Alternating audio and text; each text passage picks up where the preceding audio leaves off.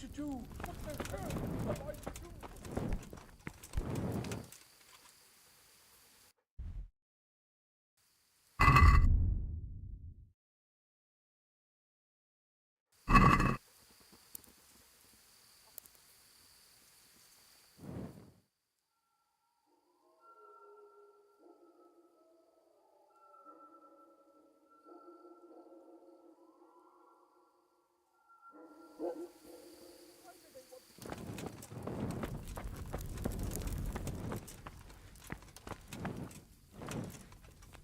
I know I know it.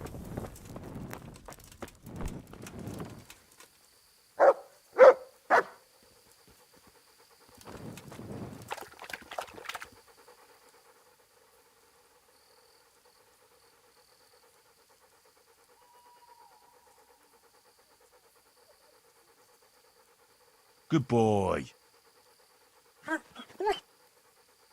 That's my boy.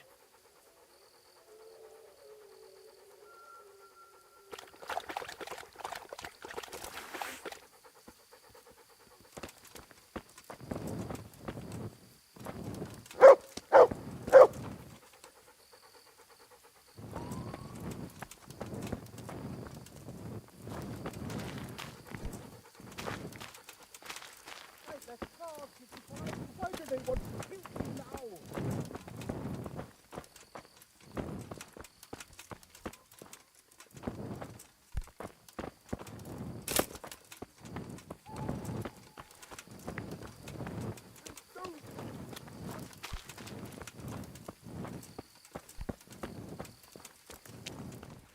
Hey!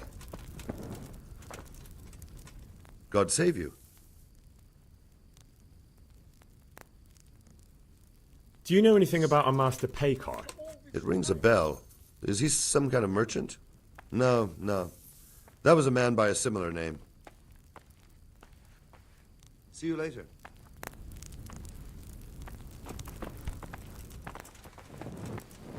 They're after me, damn it. Mother of God!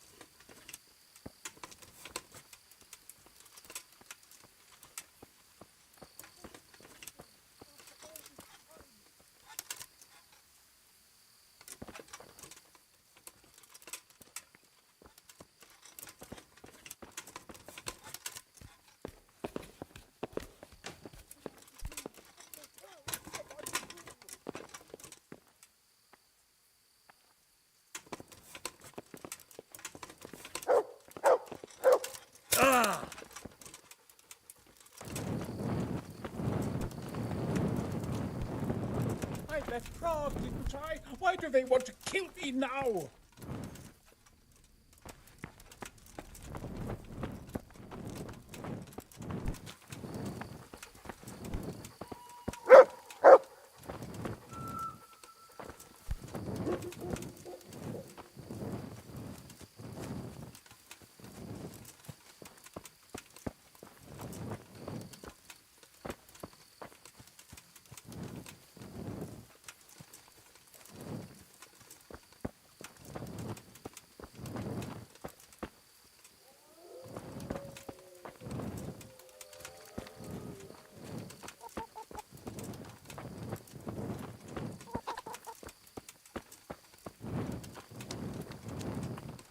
Hey!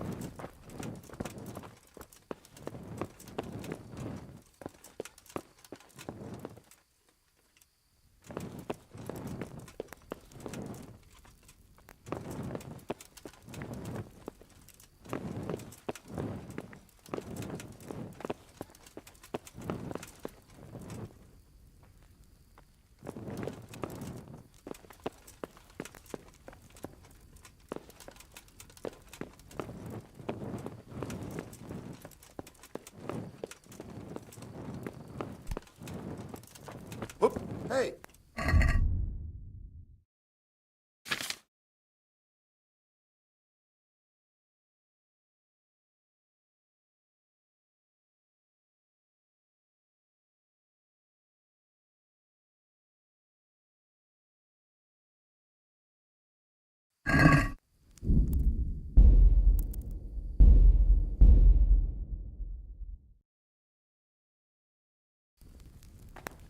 They're after me.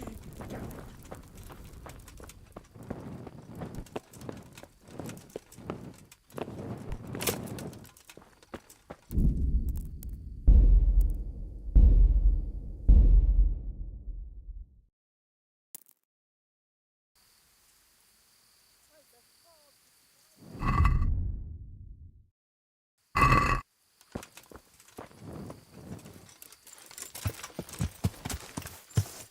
Yeah.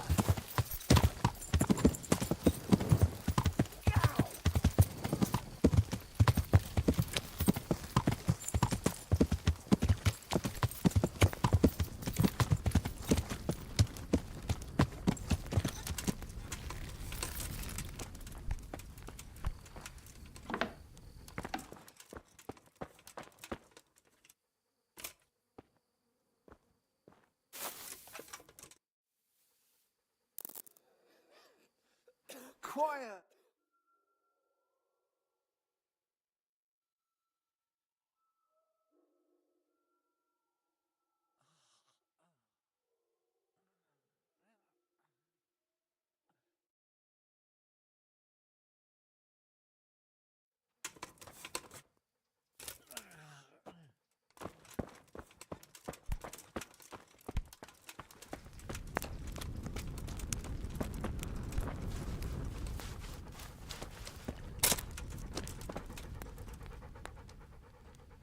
That's a good boy.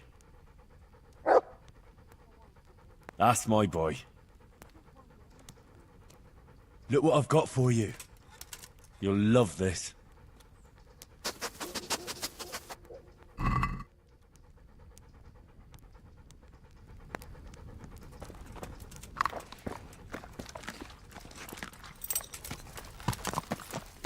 Yeah.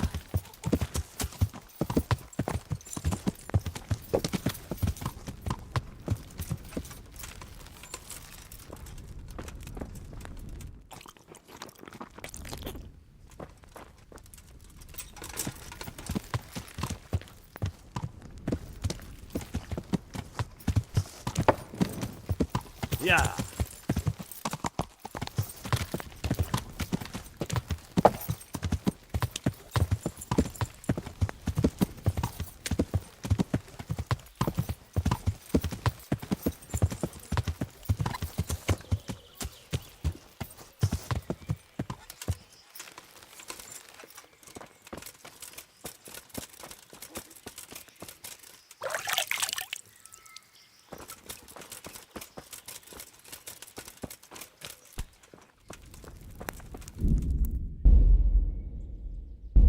They're after me. Damn it.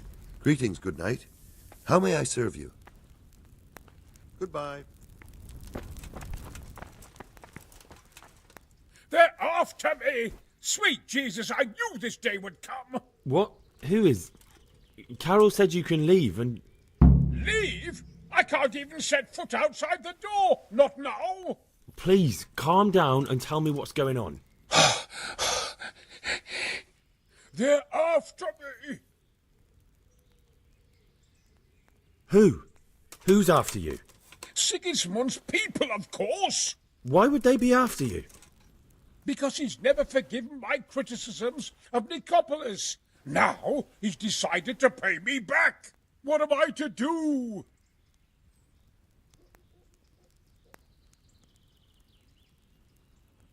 What makes you think someone's after you? When I was on my way to Sassau, I saw Baron Pekar in Kosterlitz. He was with Sigismund on the crusade, as was I. Now I've been told he was seen at the local tavern. And a stranger's been creeping around the gardens here late at night. My God, there are signs someone was trying to force the door. They're after me, Henry. The Lord preserve me. They want to kill me.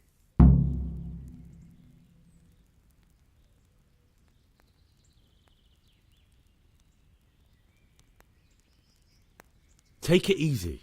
If someone's after you, I'll see to him. I'll have a sniff around the town or lie in wait for him. I don't know. What if he sneaks past you? He won't, I promise. I'll hide in the garden, and if anyone starts creeping around after dark, I'll catch him. You will, won't you? Good, good. And be sure to hide well. If he sees you, he won't come.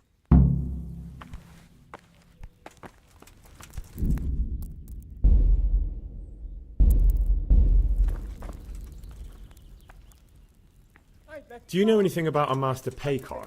It rings a bell. Is he some kind of merchant? No, no. That was a man by a similar name. Take care.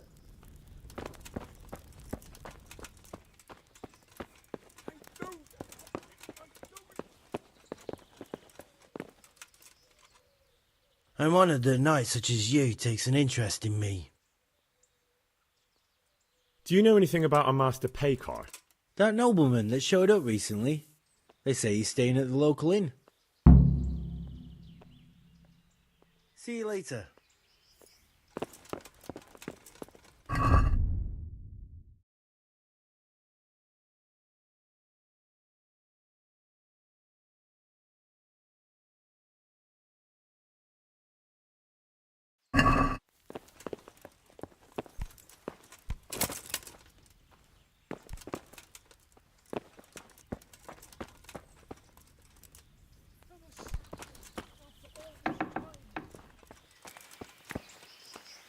God save, what can I do for you? Do you know anything about a Master Paykar? That nobleman that showed up recently. They say he's staying at the local inn. See you later.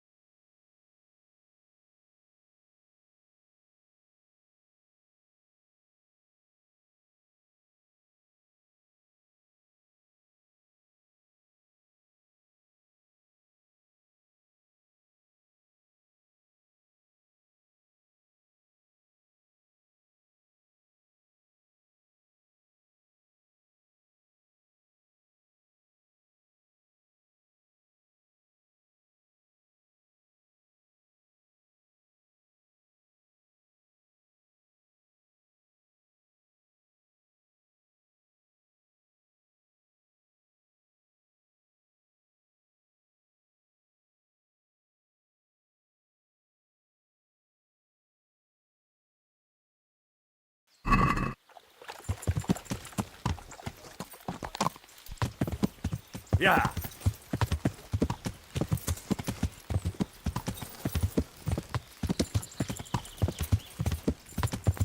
Yeah.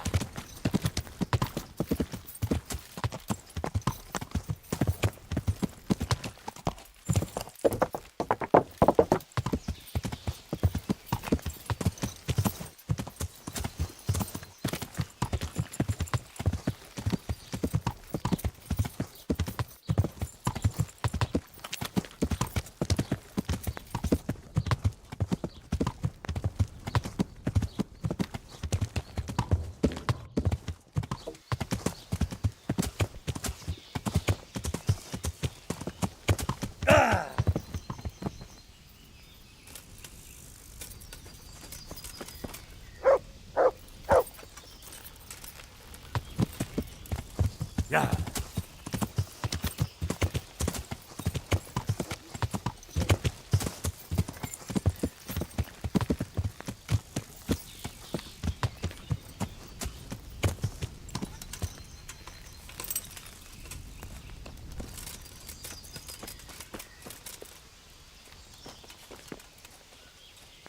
I hope I can be of help to you, Knight. Do you know anything about a Master Paykar? I'm afraid not.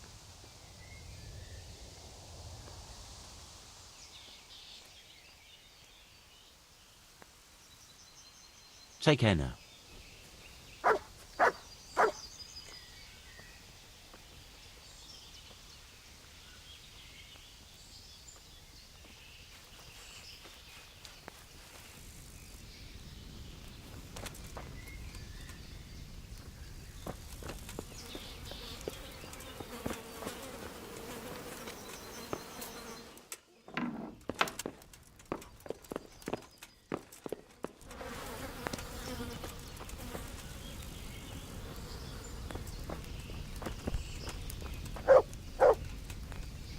God be with you.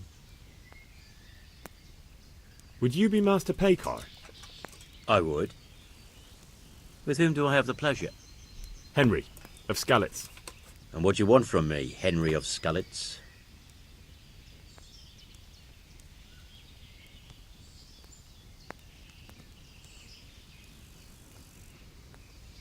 To ask why you've come to Sasau.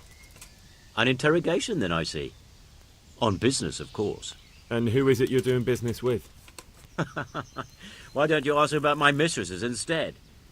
My trade partners are my own private concern.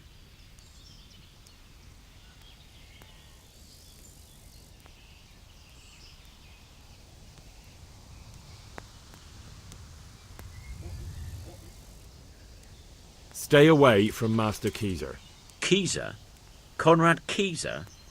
Why should I want anything to do with him? So he doesn't need to worry about you? Worry? Good Lord, no. Why, we were friends.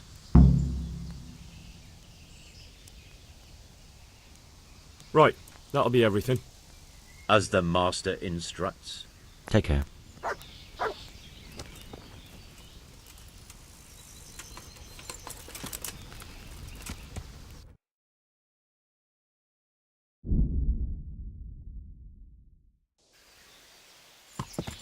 Yeah.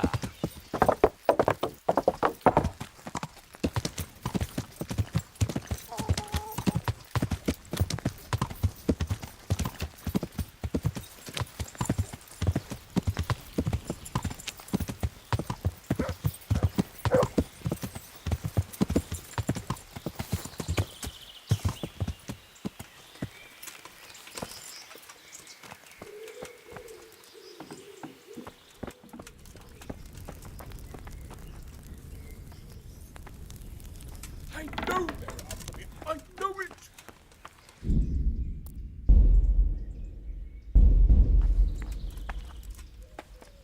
Look out.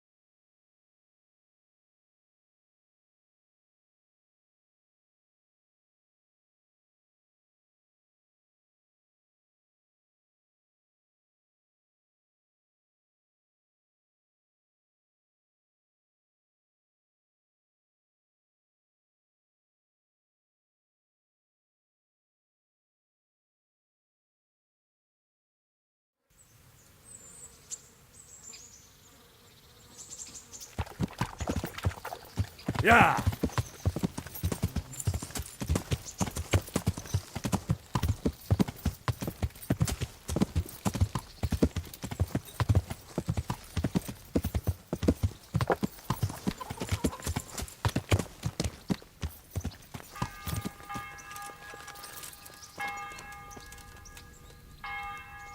Greetings.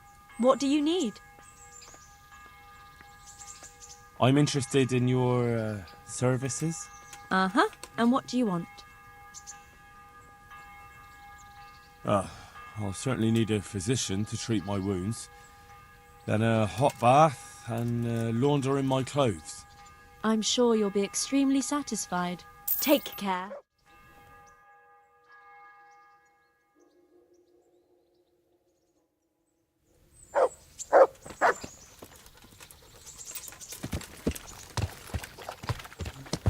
Yeah.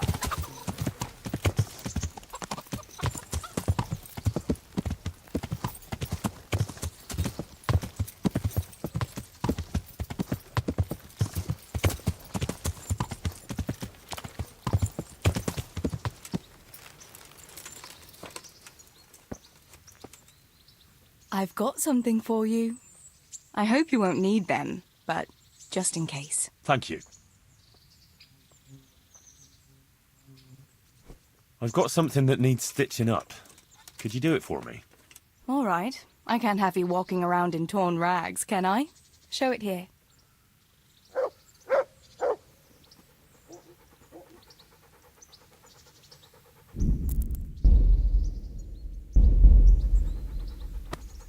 If I didn't know you, you'd have given me a fright in that armor. Wouldn't you like to take a stroll somewhere? I'd love to.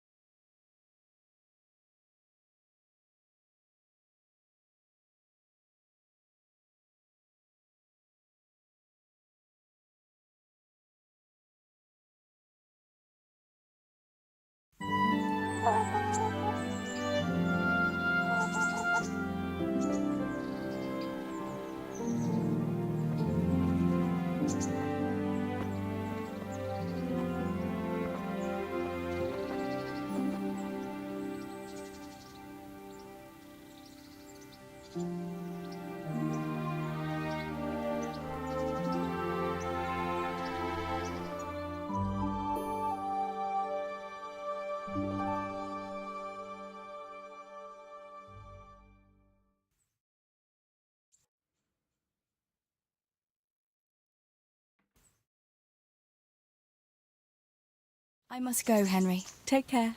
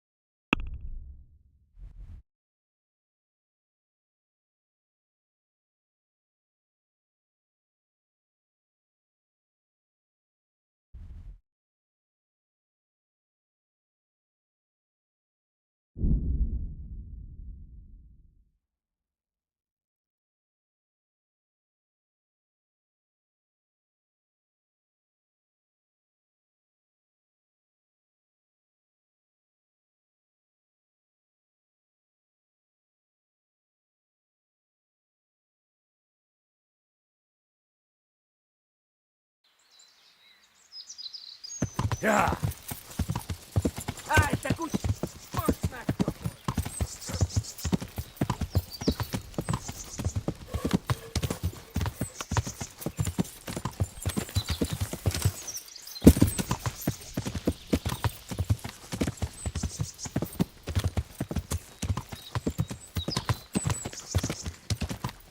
Yeah.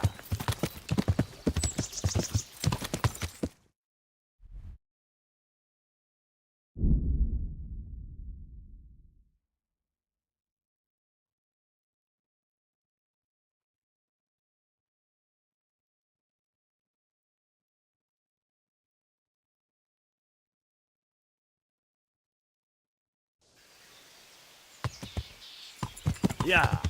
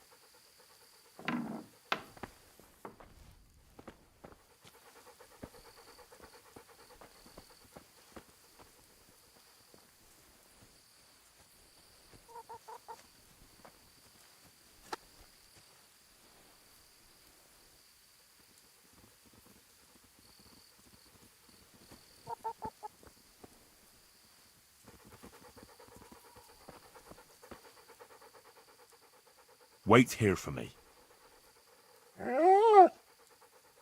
Stay.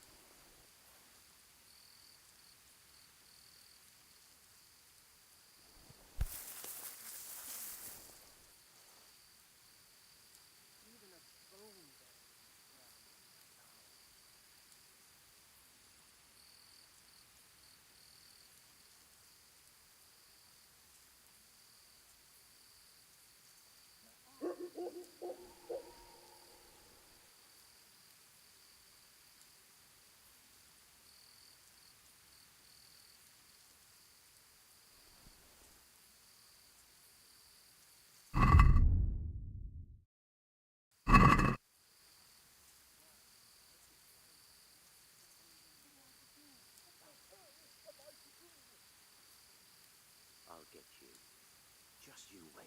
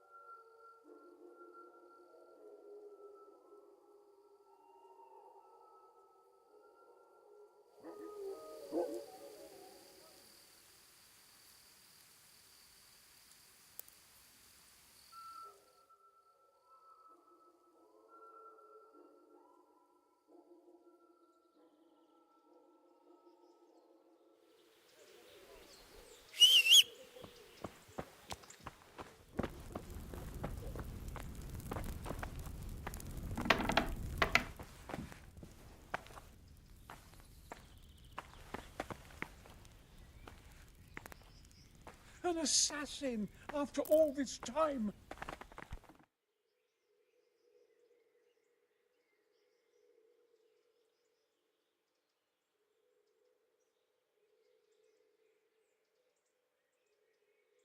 To me, damn it.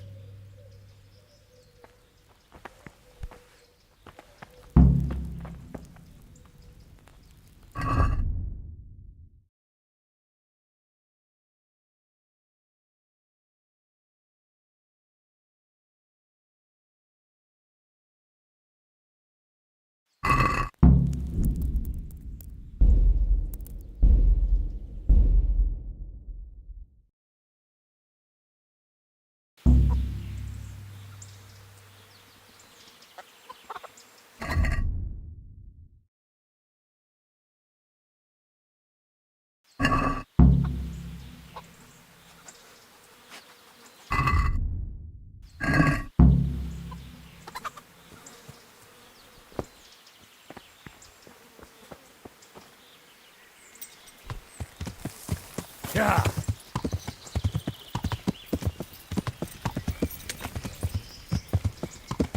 Yeah.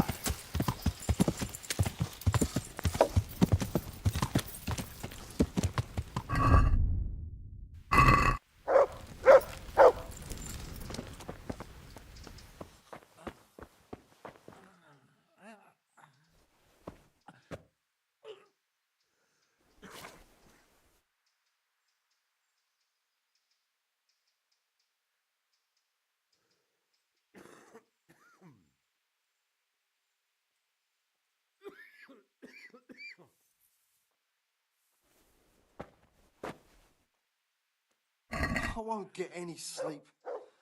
I just won't get any sleep.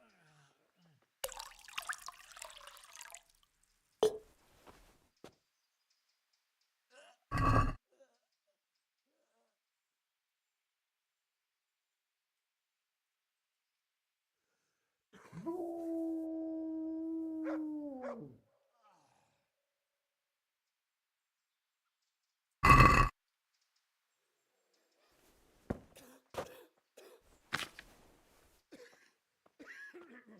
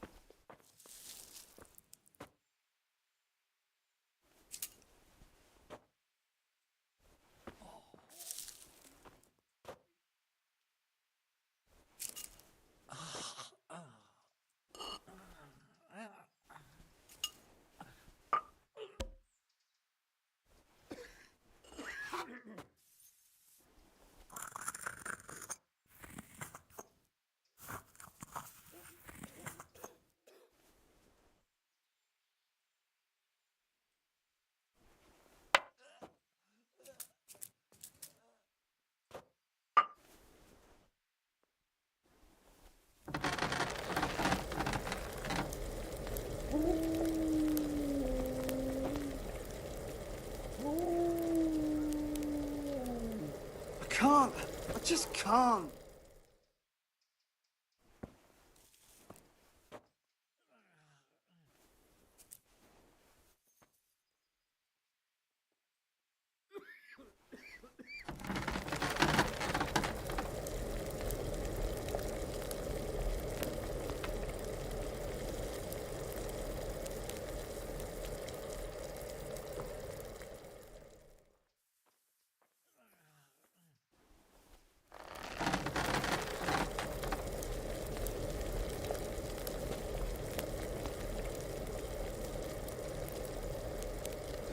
I can't sleep again.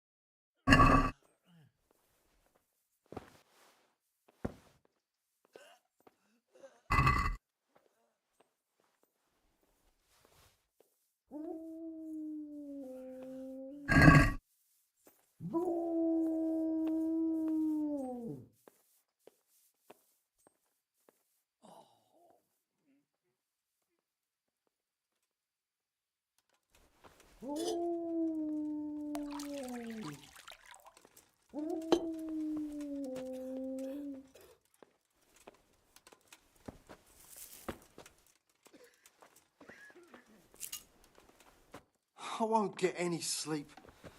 I just won't get any sleep.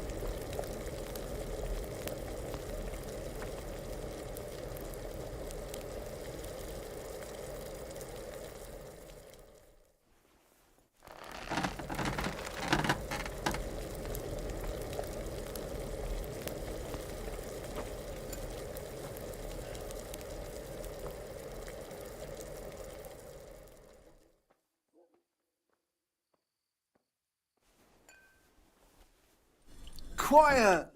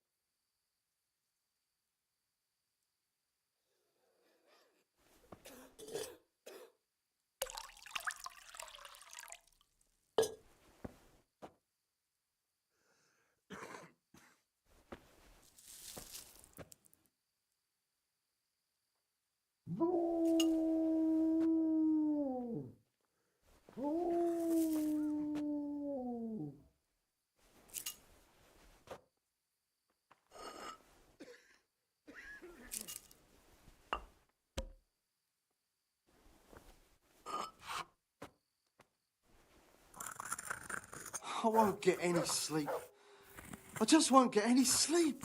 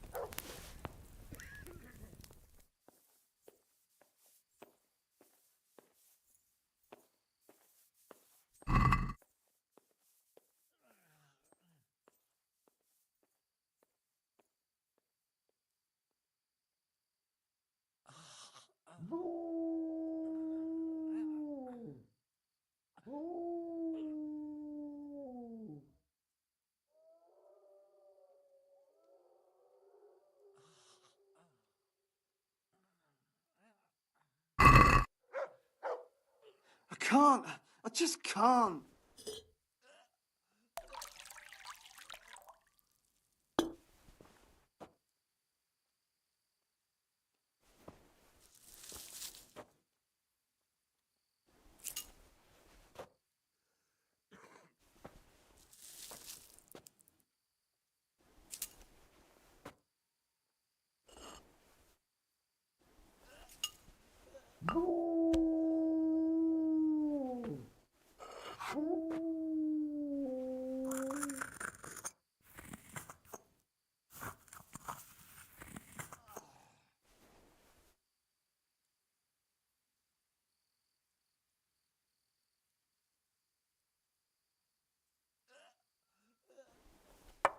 I can't.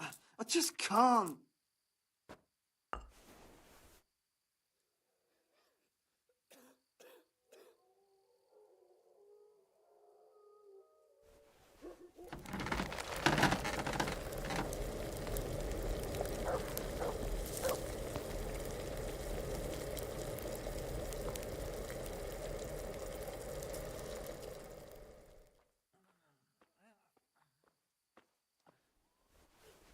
quiet.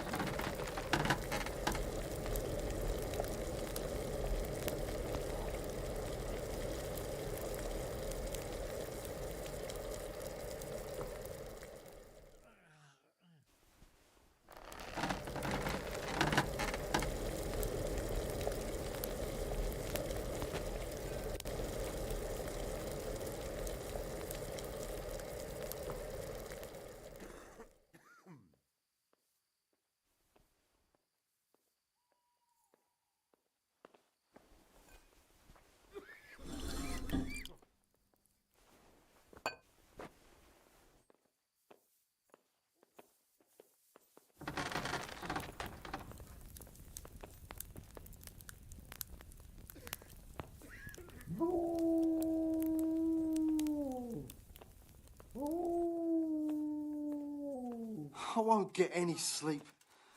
I just won't get any sleep.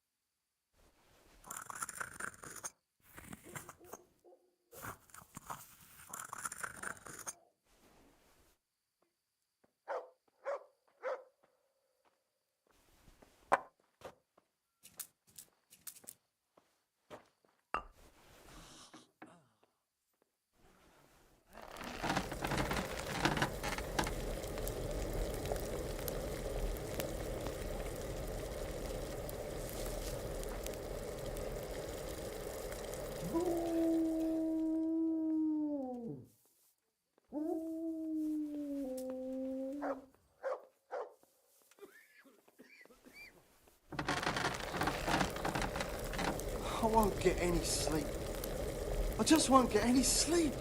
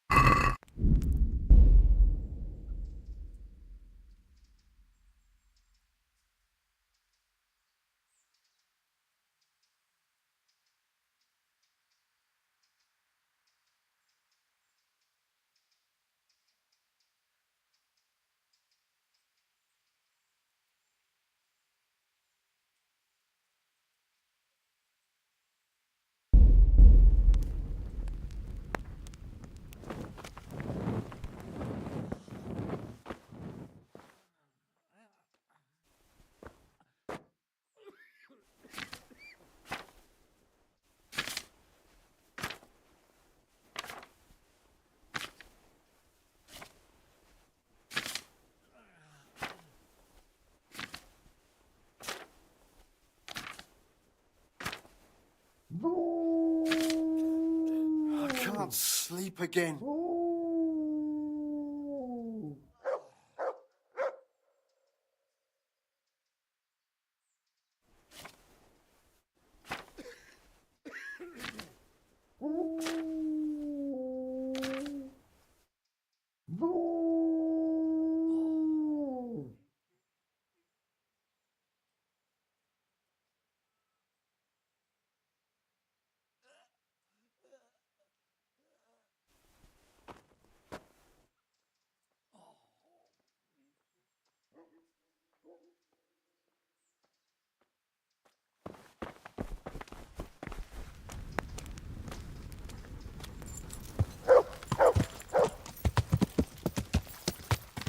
Yeah!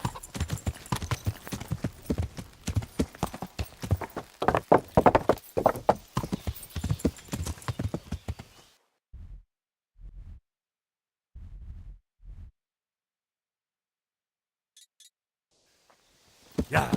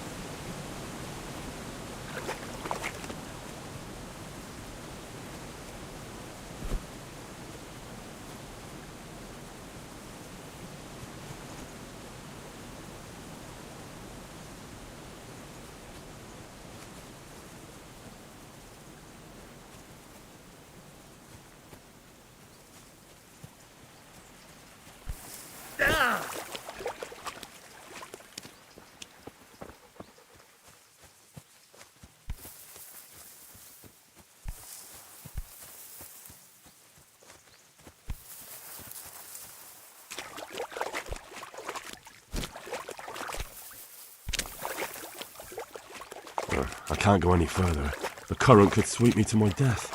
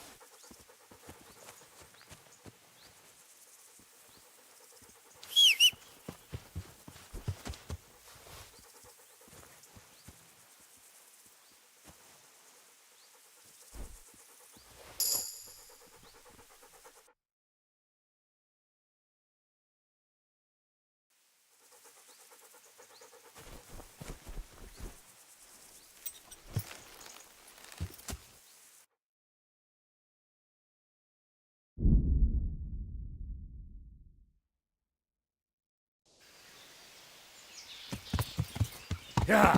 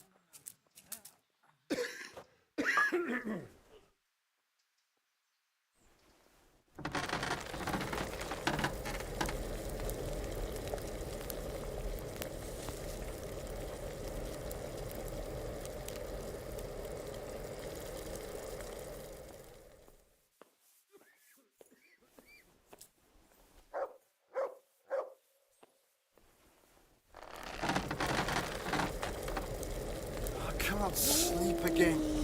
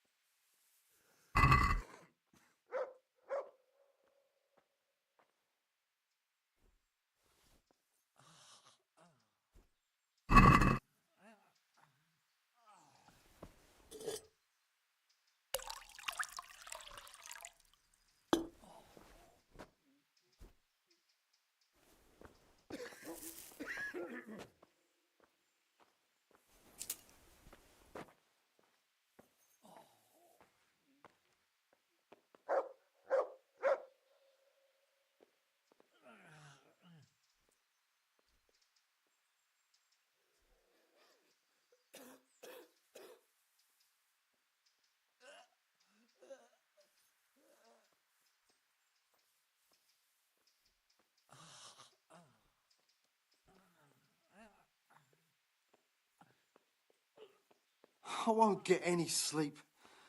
I just won't get any sleep.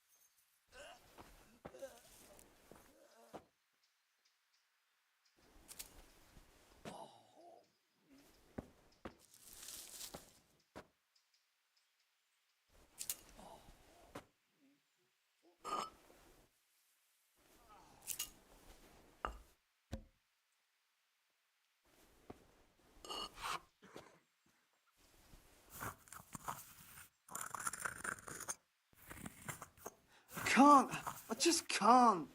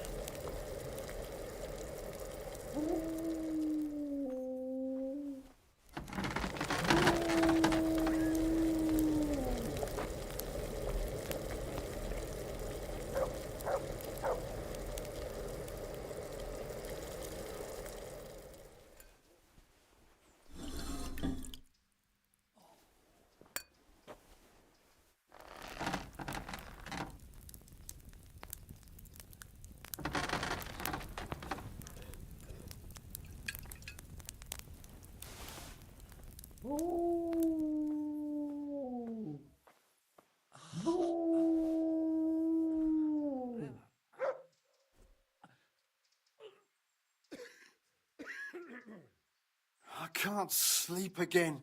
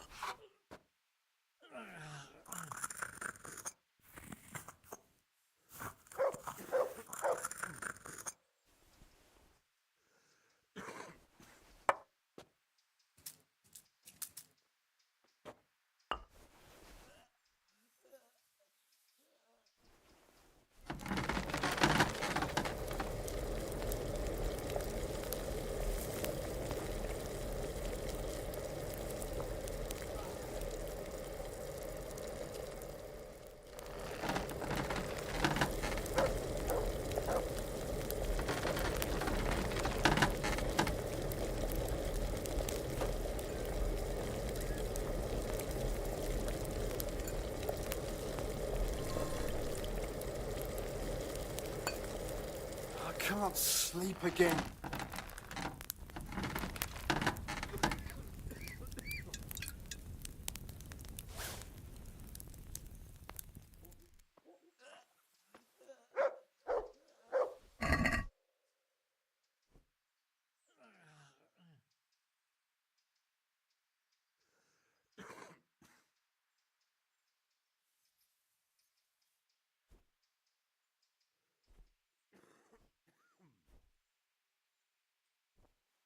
I won't get any sleep.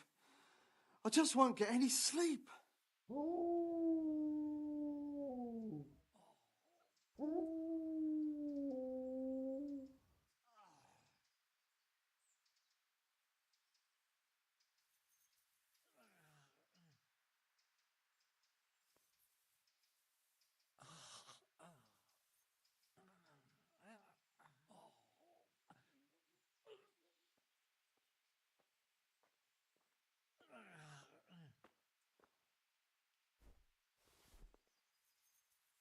I won't get any sleep. I just won't get any sleep.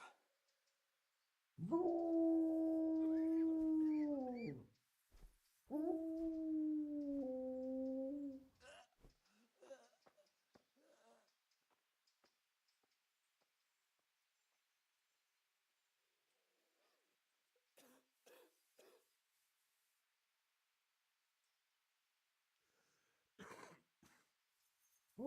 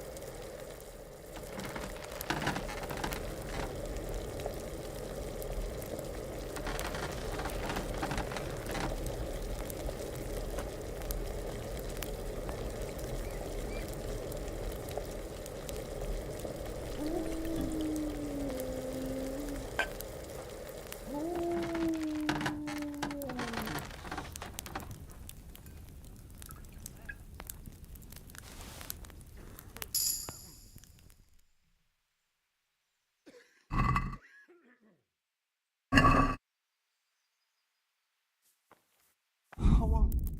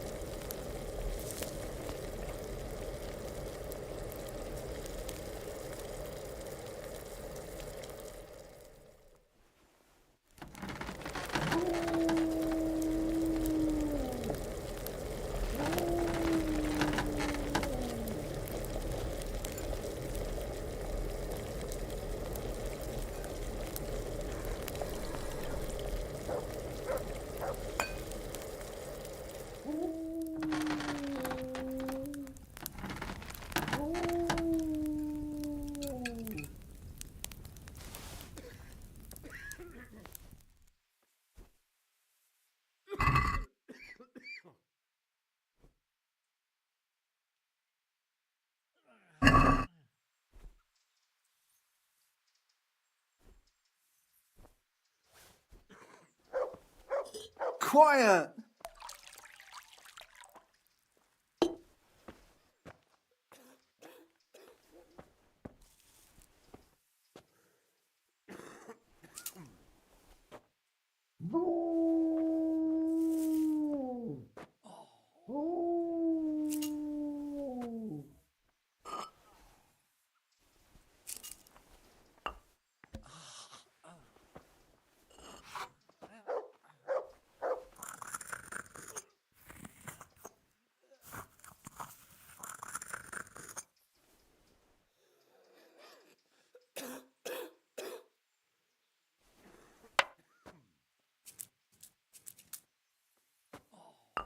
I can't. I just can't.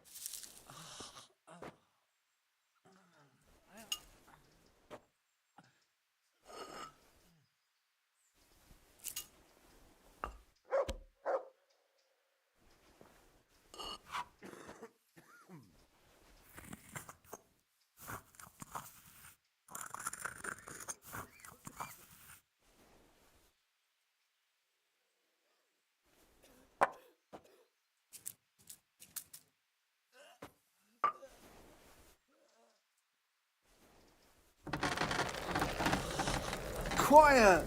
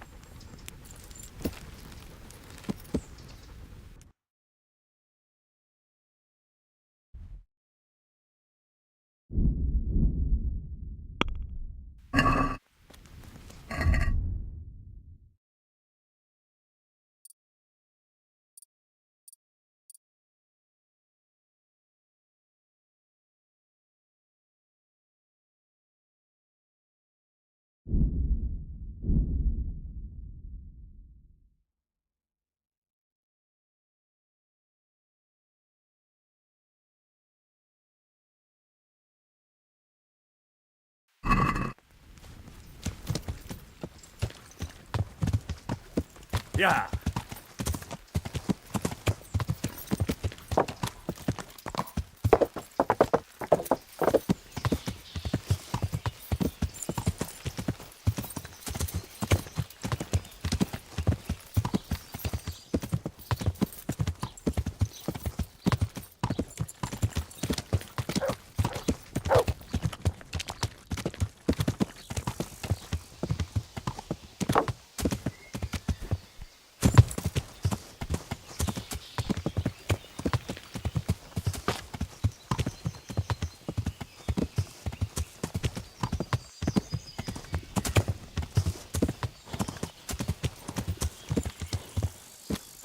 Yeah.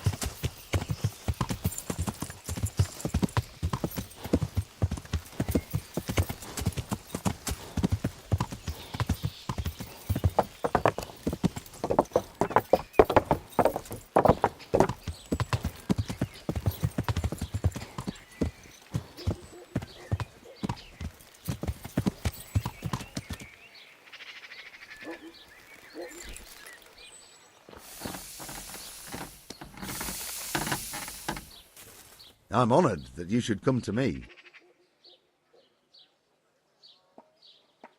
Do you pull teeth? Oh, it doesn't give me any pleasure, but someone has to do it. Well, I have a customer here. Bring him in.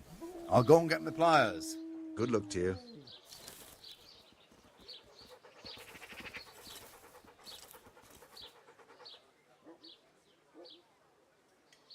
Take care now.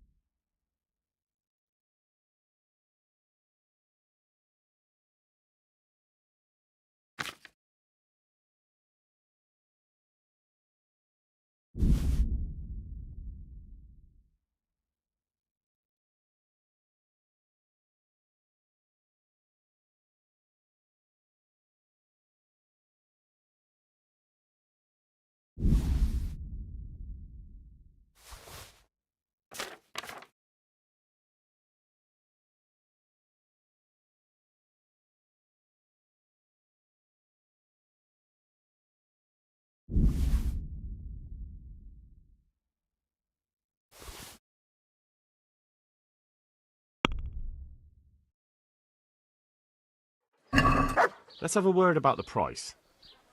Why not?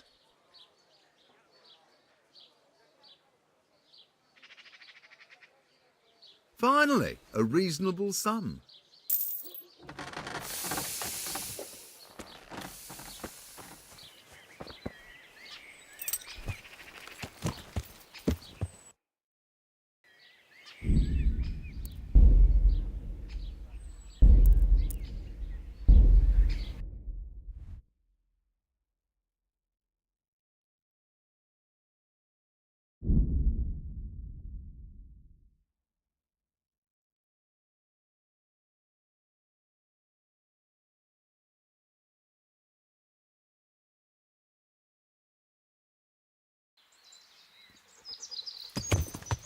Yeah. Fucking come on then. Yeah.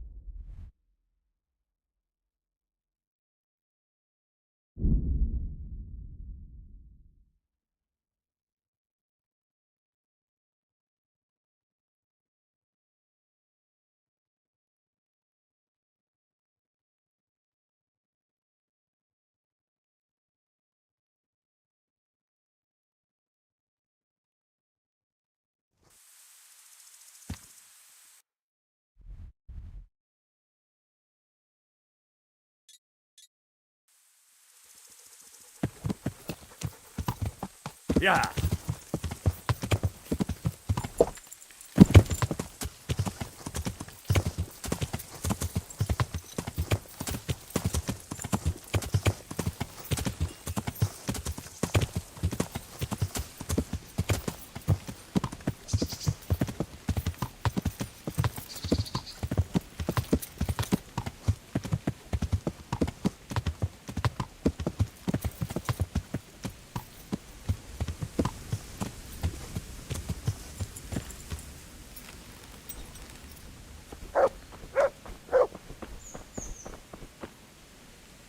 My humble greetings. How may I help you? Take care.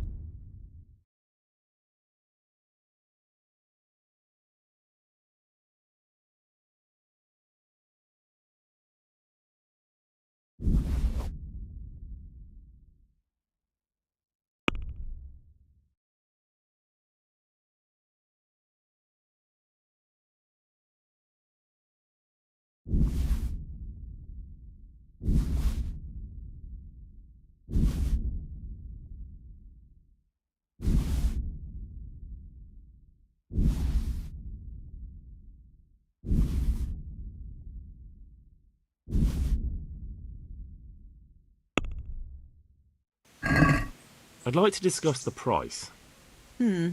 All right, so.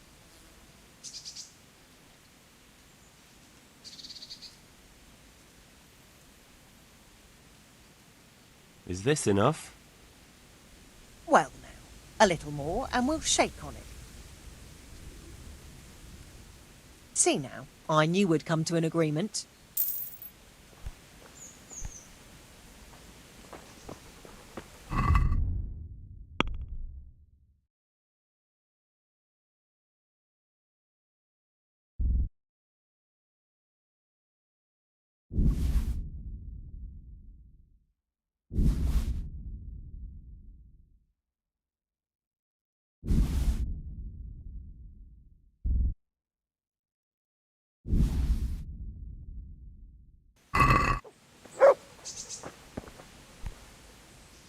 Take care.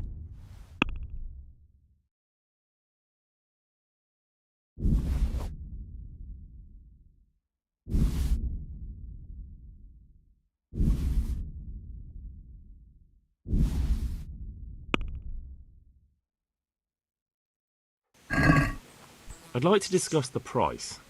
Well, we can try it.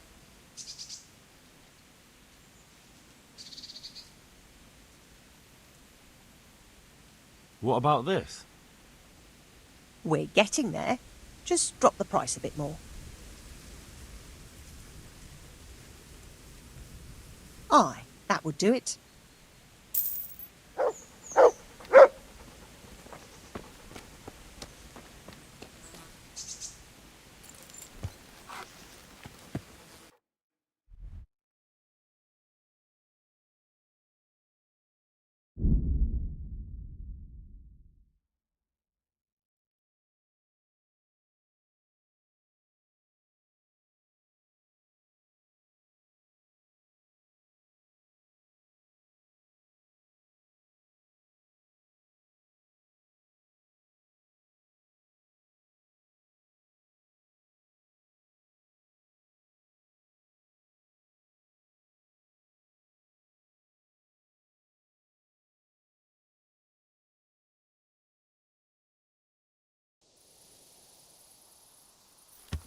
Yeah.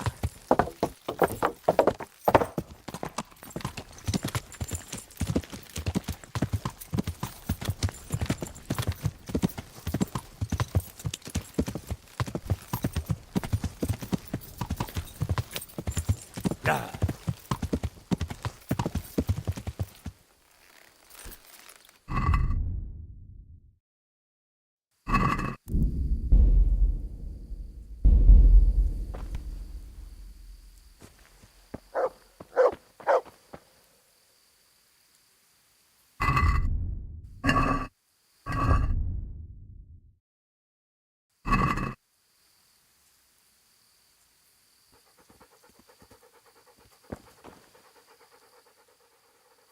Wait here for me. Stay.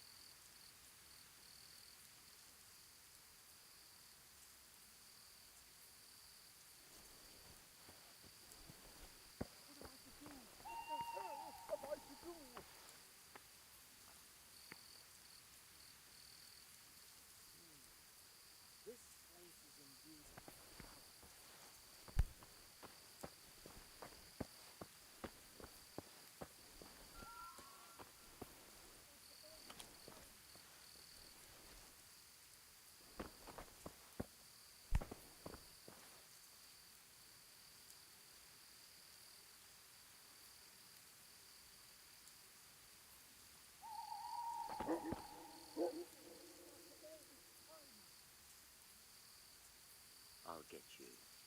Just you wait.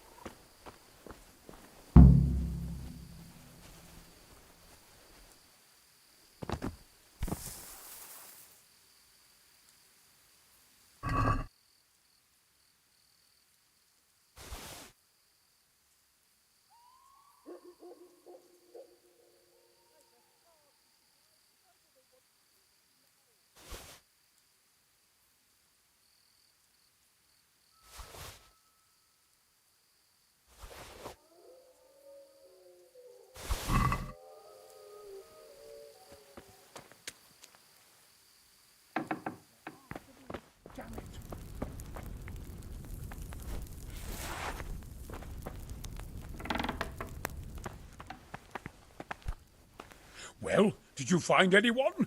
I did. And? He's dead. He was an assassin, all right. Lord have mercy. Was it Pekar? Yes. I saw him all too clearly. So they are after me. I knew it. Sweet Jesus, there'll be more. I need to hide away somewhere. Come to Talmberg. You'll be surrounded by a whole garrison there. Yes. Yes, I suppose that does make sense. Thank you, Henry. I'm in your debt. We'll meet at Talmberg.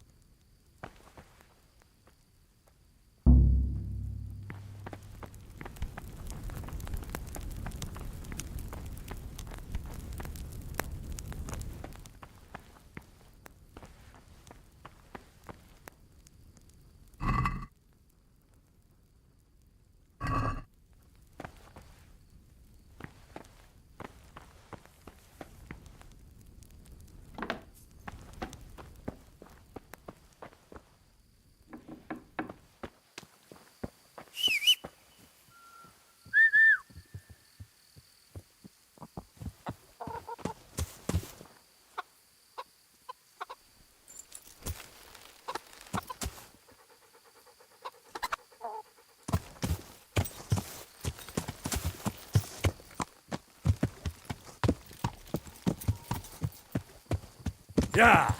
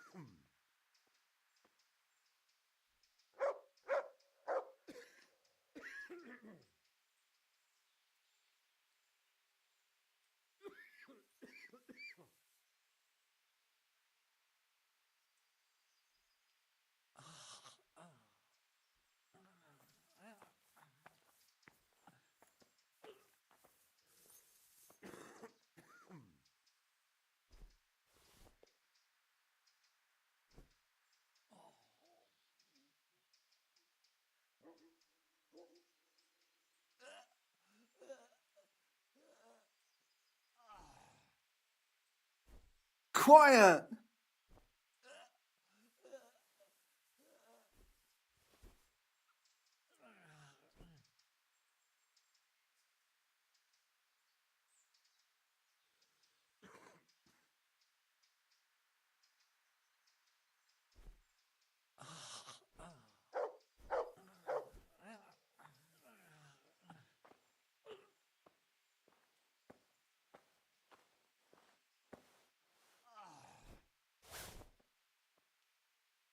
I can't sleep again.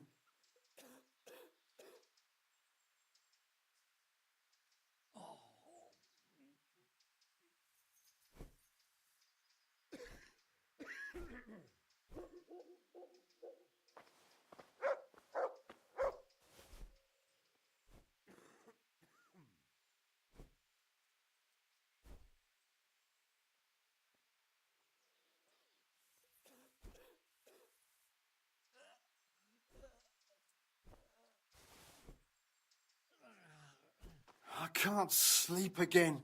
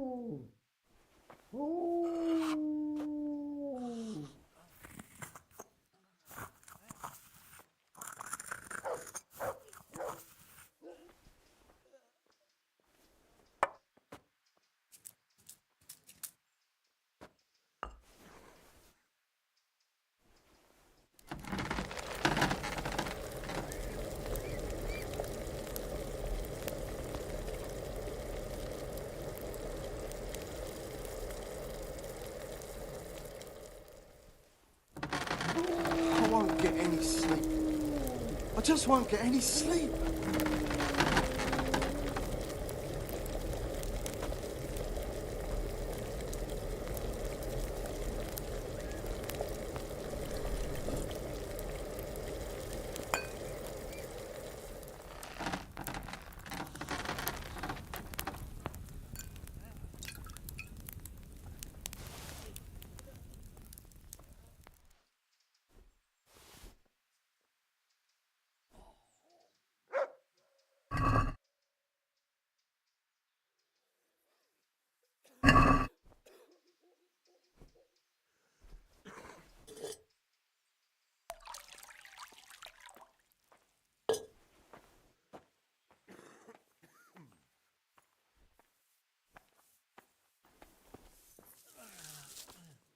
I won't get any sleep. I just won't get any sleep.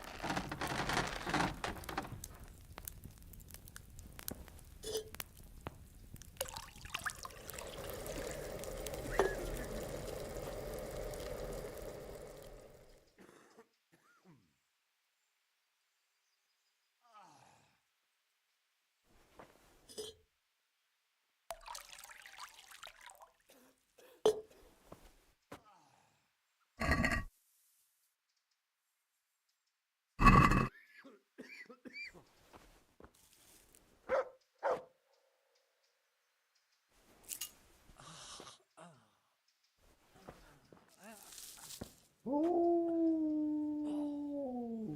can't sleep again.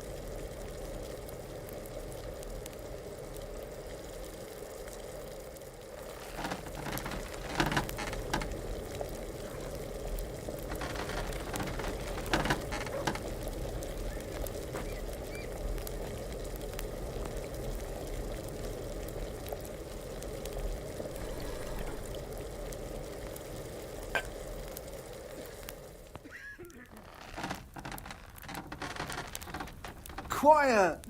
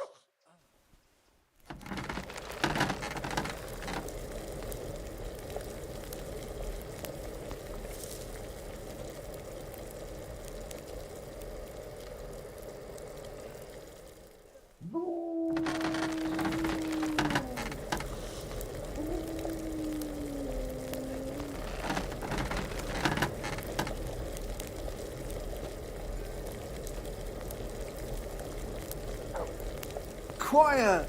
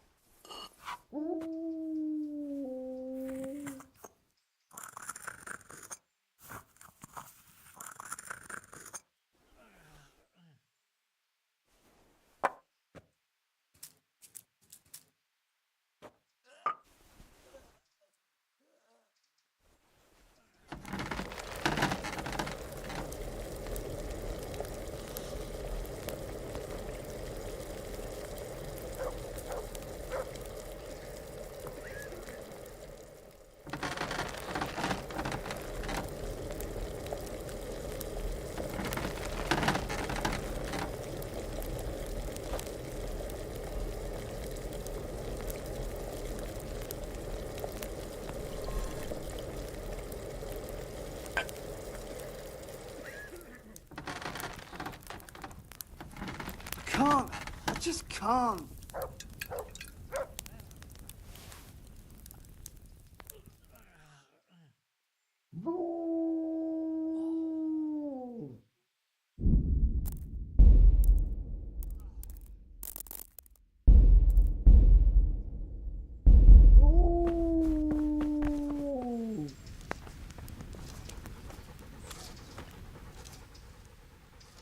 That's a good boy. That's my boy. Look what I've got for you. You'll love this.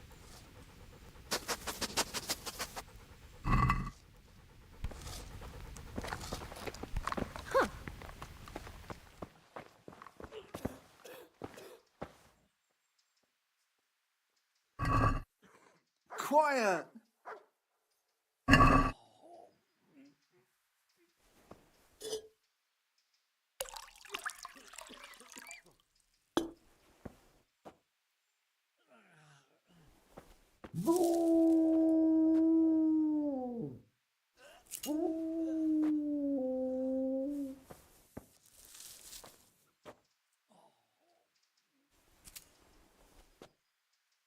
I can't. I just can't.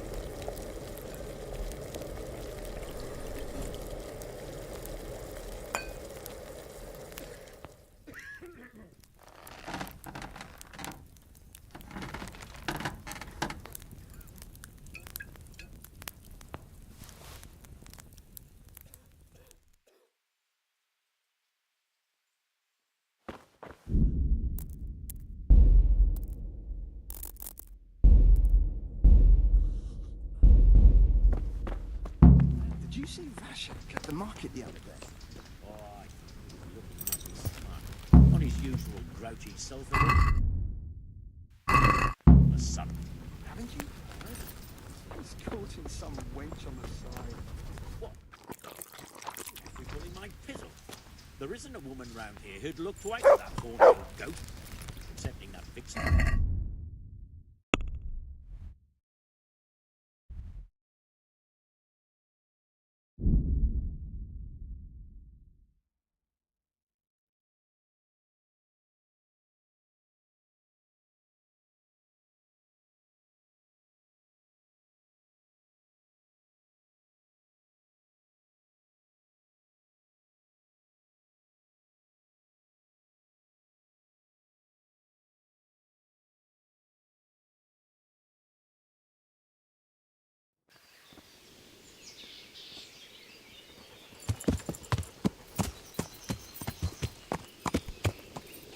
Yeah.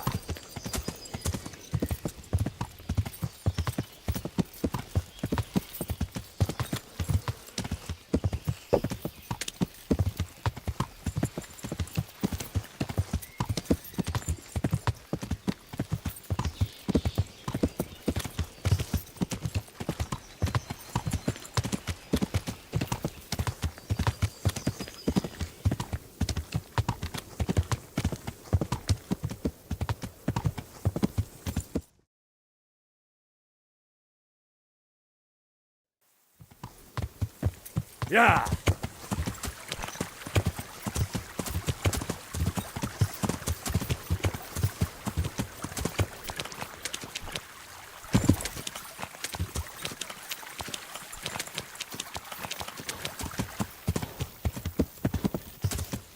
Yeah.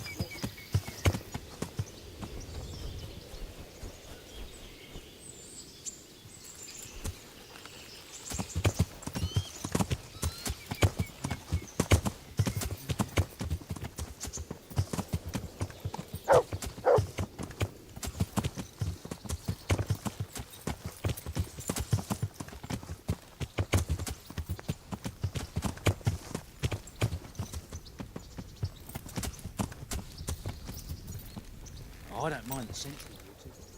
Better bashing you over the head. Of course. God be with you. May the Lord watch over you.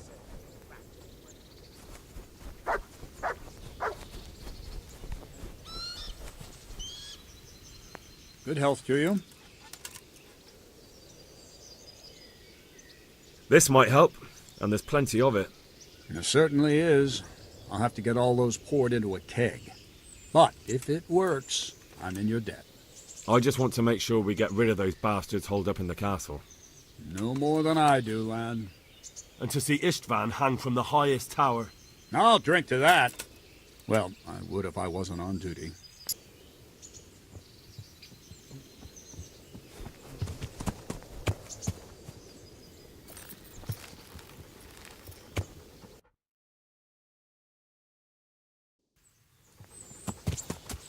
Yeah.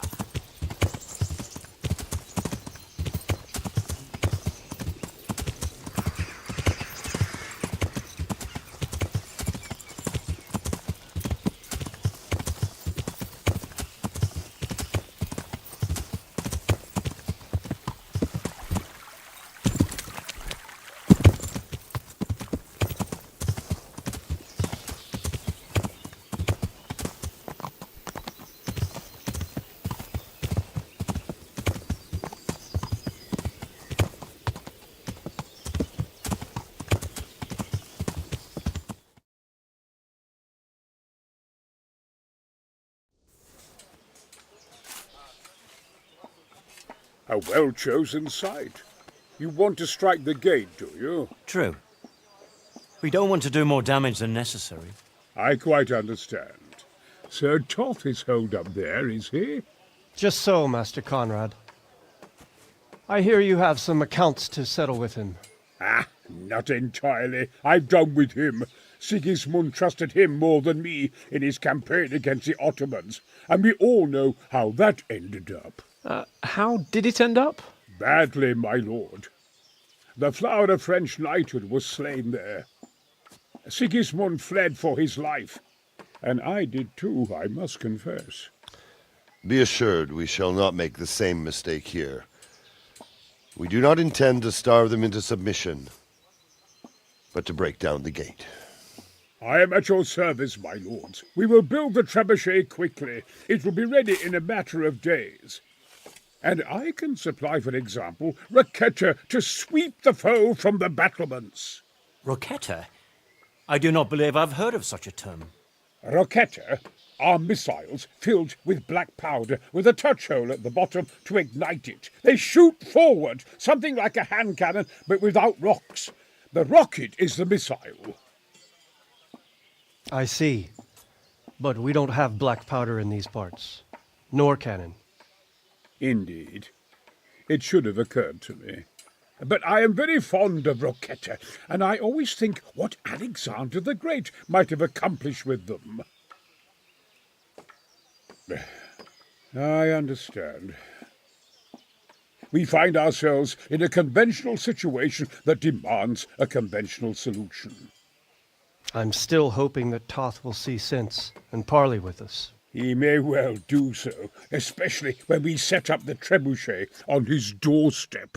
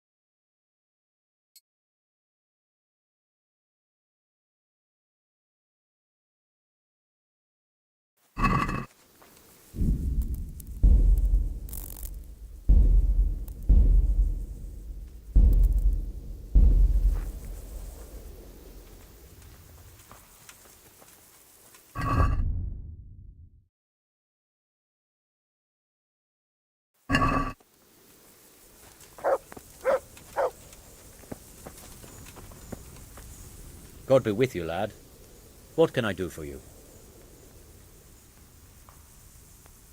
I came to an agreement with Conrad. He's already here. You wouldn't believe how clever that fellow is. Now we really will build that trebuchet. That I guarantee you. Glad I could be of service. I'm truly grateful to you. And the men will be too when the assault starts. Fine work. You've certainly saved many lives. I probably shouldn't, but go and have a look in my trunk. You might find something there you can use. Thank you. Good luck then.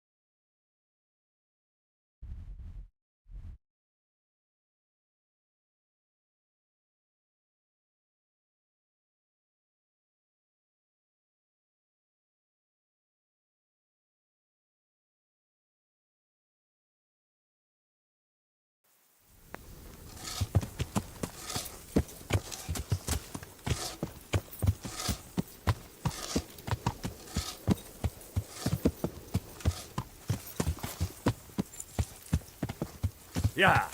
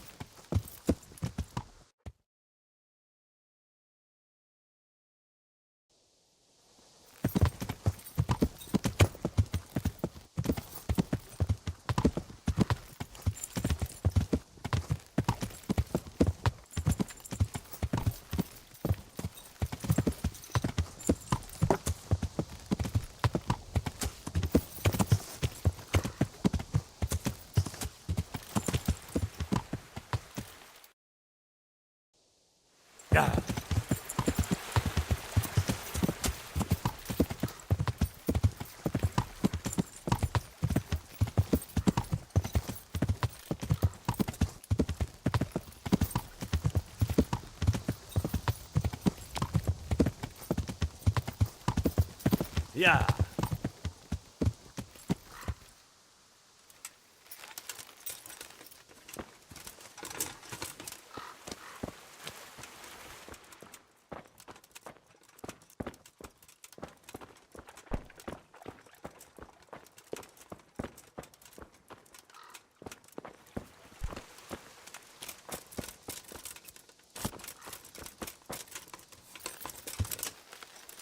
Yeah.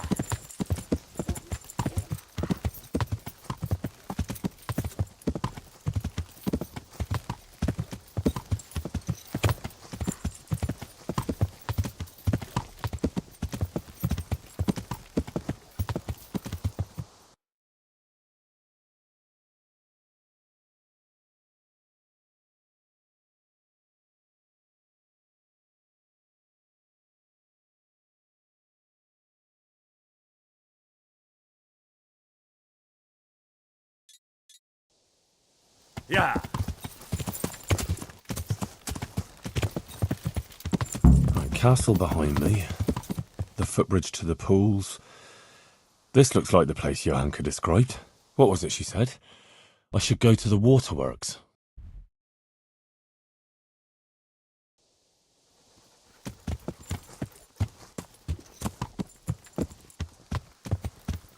Yeah.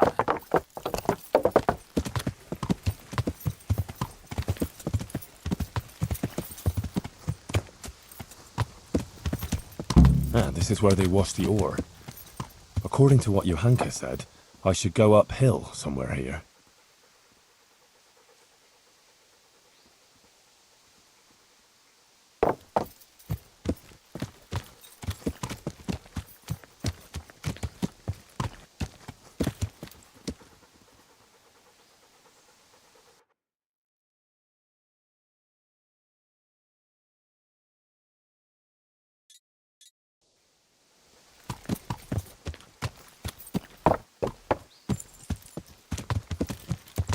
Yeah.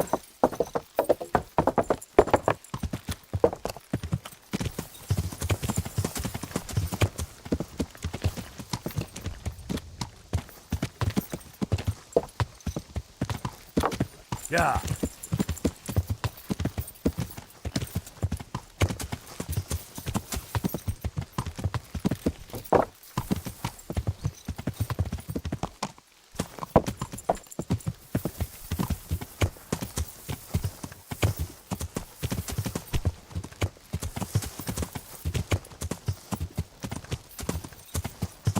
Yeah.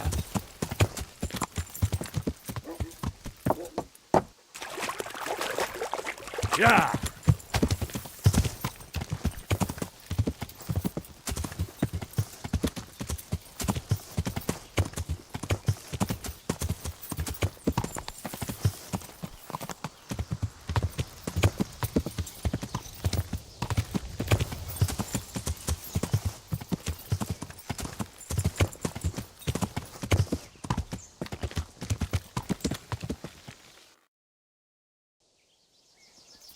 Yeah.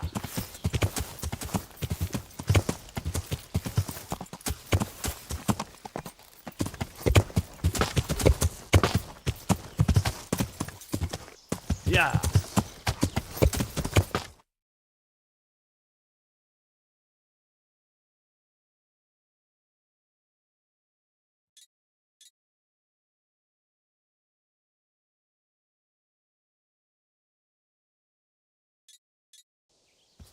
Yeah.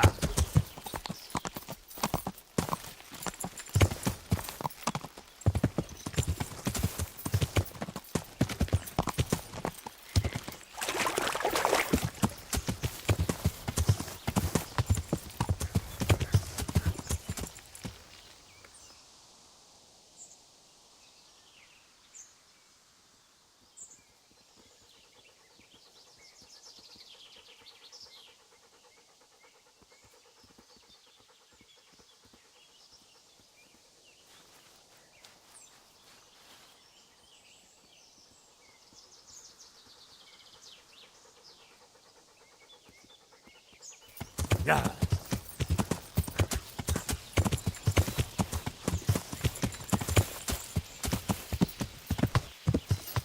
Yeah.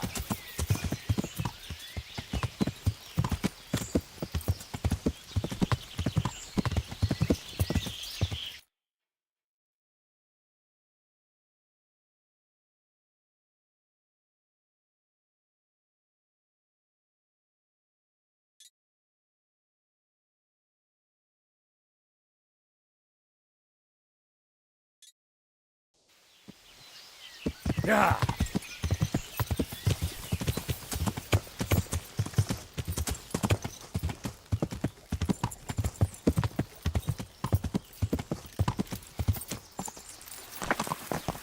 Ah, there's an entrance up there. Could that be it?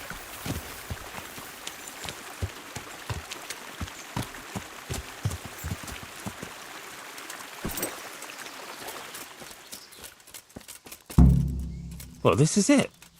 I thought it was supposed to be a big cave. Oh, maybe it's bigger on the inside.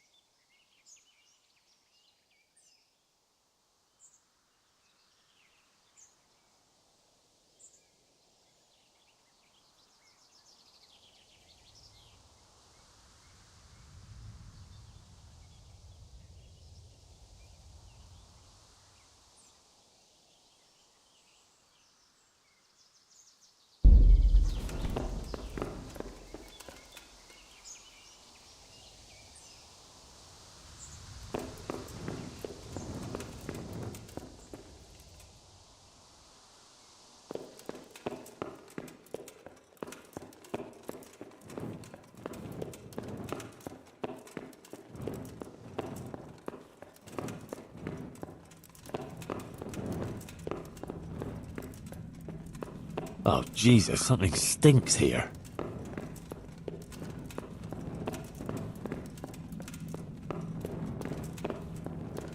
Oh, fuck. Jesus Christ. He was only a boy. How in Christ's name did they get here? A shaft leading to the surface. Maybe some... He looks like he was well healed, judging from what's left of him. Maybe a merchant who took a shortcut this way to avoid paying customs?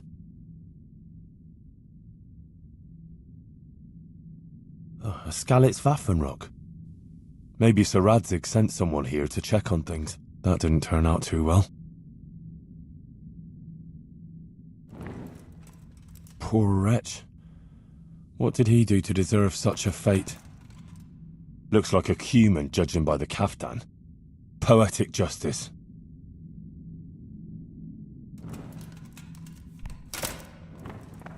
I better not go in any further. I might drown.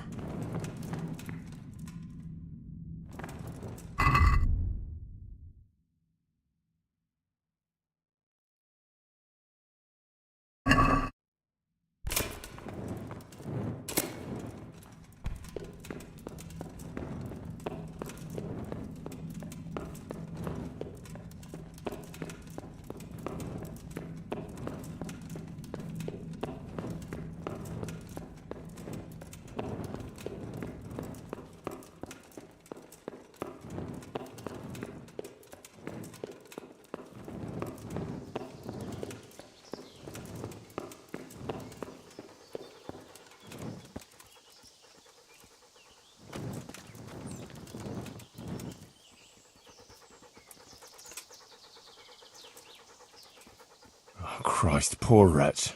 No doubt he wanted to raise the alarm about the raid on Skalitz, but those bastards got him.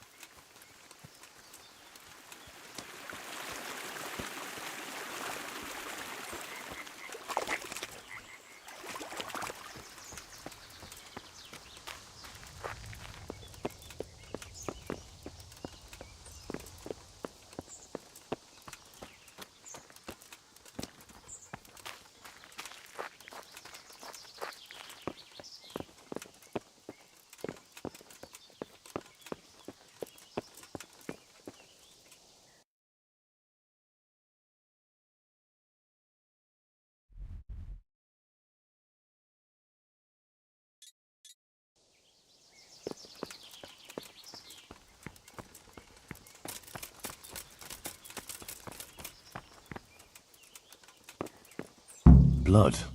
A lot of it. And it's been here quite a while. Something's very fishy here.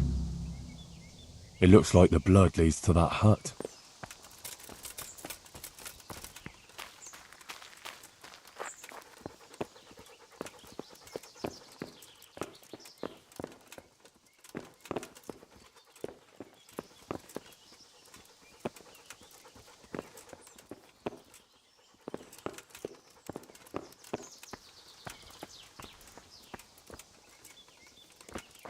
That's odd. It looks like someone is living here. This is very fishy. All those corpses down below.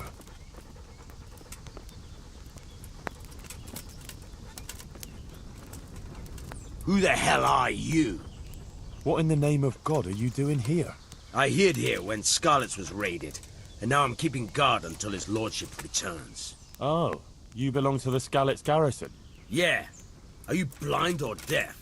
You thought there was no one here and you could come and loot the place, did you? Well, you thought wrong, you thieving magpie. And you'll answer to cold steel. Wait, just a minute. I'm from Skalitz, and I know all the guards. I never saw you there. Then you can't be from Skalitz, or I'd remember your face. Oh?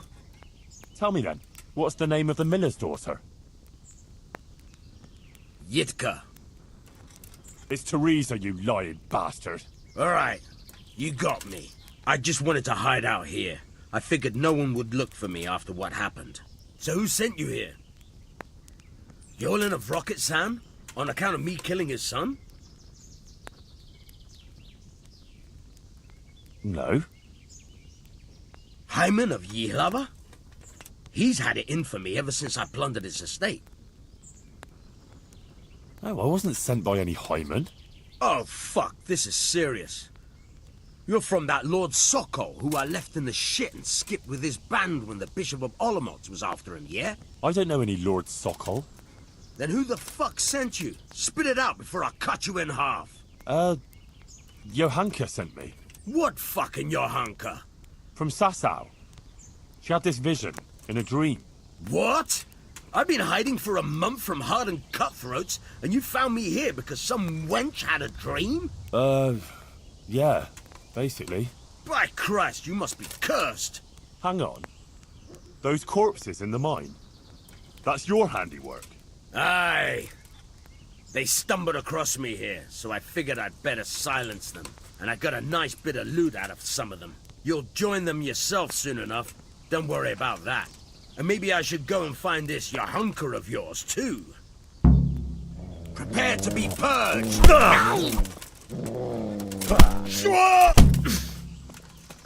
God!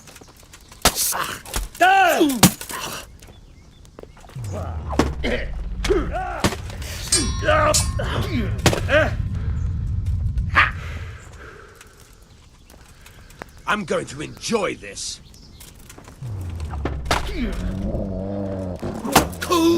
Ow! The peachy!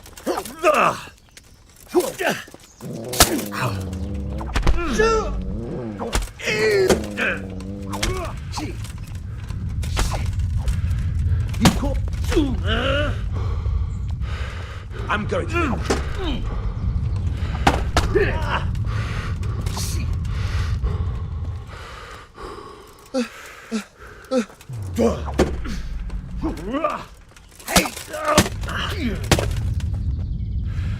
Oh dear. Did that hurt?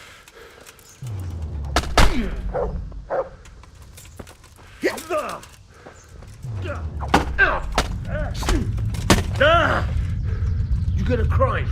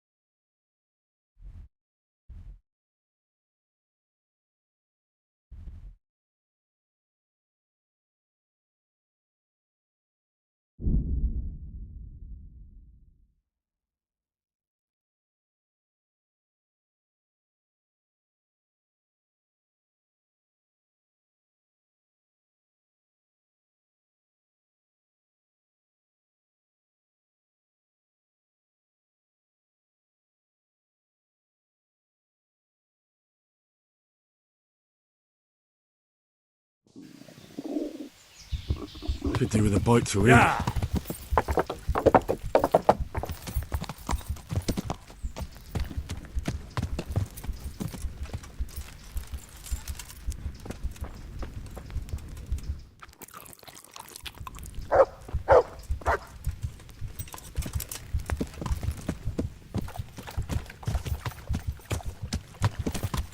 Yeah.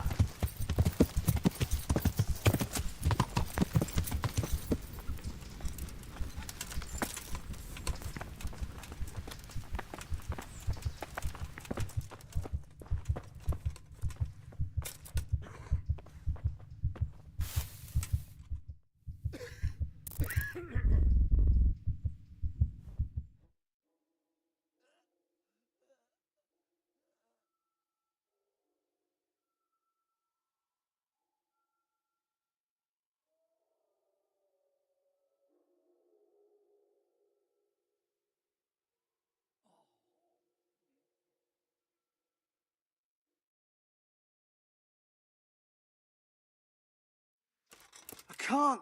I just can't.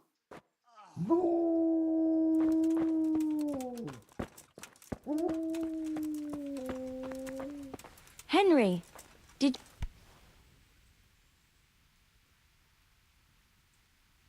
I was in that cave that you dreamt about. Oh? Tell me, what did you find there?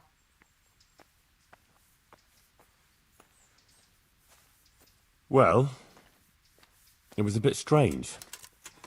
No cave, no hellfire, just an abandoned mine shaft. Although at the end of it, there was quite a nasty surprise. What was there? Dead bodies. A lot of dead bodies. All murdered. God have mercy. There was this fearsome warrior up above the shaft. He murdered a lot of people and threw their bodies down the shaft to hide them. He went for me too. He fought like a demon, but I overcame him in the end. His reign of terror is over. Mary, Mother of God. Thank you for going there, Henry.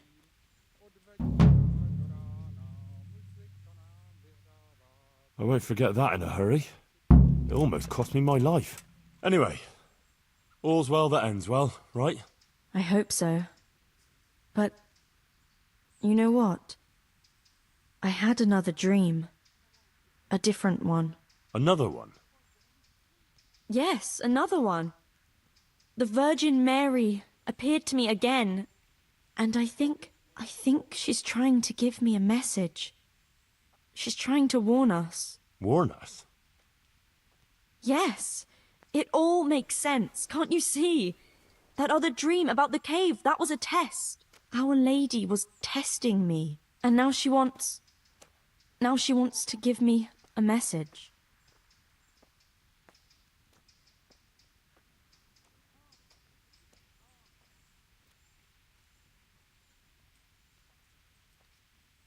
What message are you talking about? I'm not sure exactly what Our Lady wants to tell me, but I think I should tell the people. All of them. I can't just keep this to myself. I don't know. It sounds a bit presumptuous. No, it all makes sense. Mary, Mother of God, heard my prayers. I prayed every evening that she would heal Matthias, and she answered my prayers. First she tested me, and then, when I passed her test, she appeared to me again. Now I must do her will, and pass on her message. And when I've done all she's asked of me, then she will heal Matthias.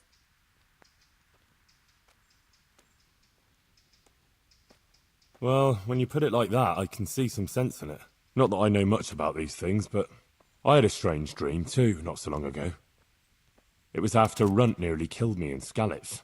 I was back there again, in the middle of all that slaughter.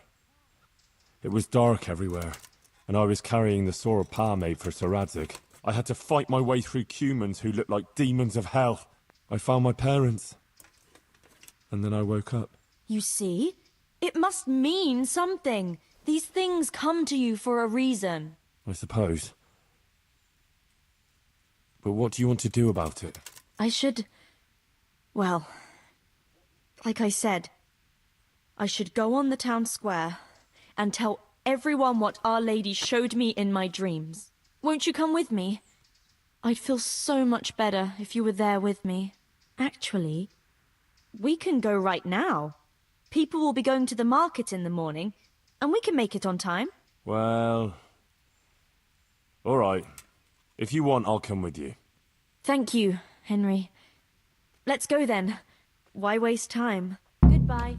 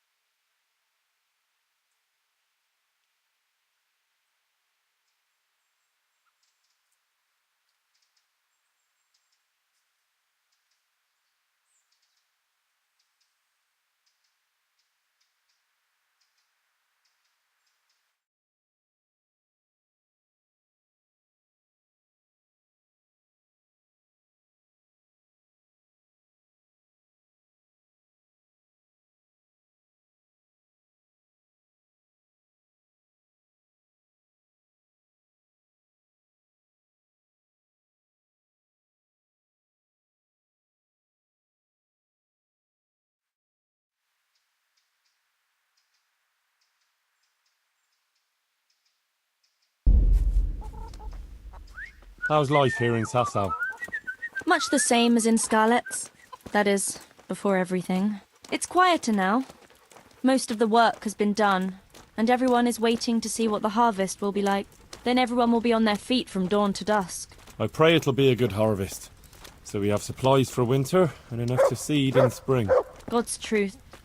A couple of bad harvests and we'd be in danger of famine. Well, let's hope it will be good.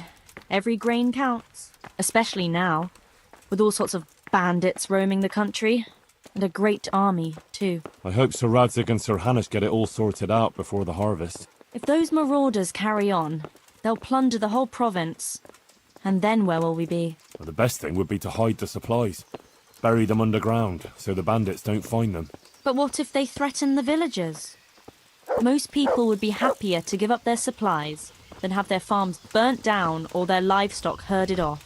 Livestock can be hidden in the woods.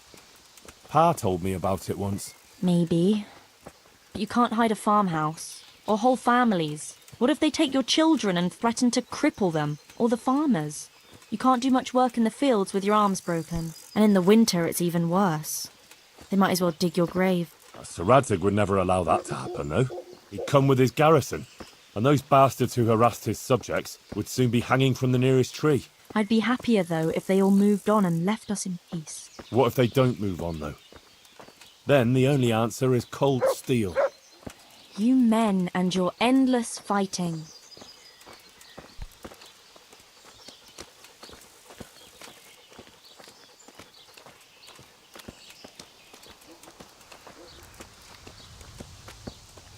How are things with the infirmary? Did they give you a bit more coin, at least? Unfortunately not. They said there'll be no more until St. Havel's Day. But that's still a long way off. I know.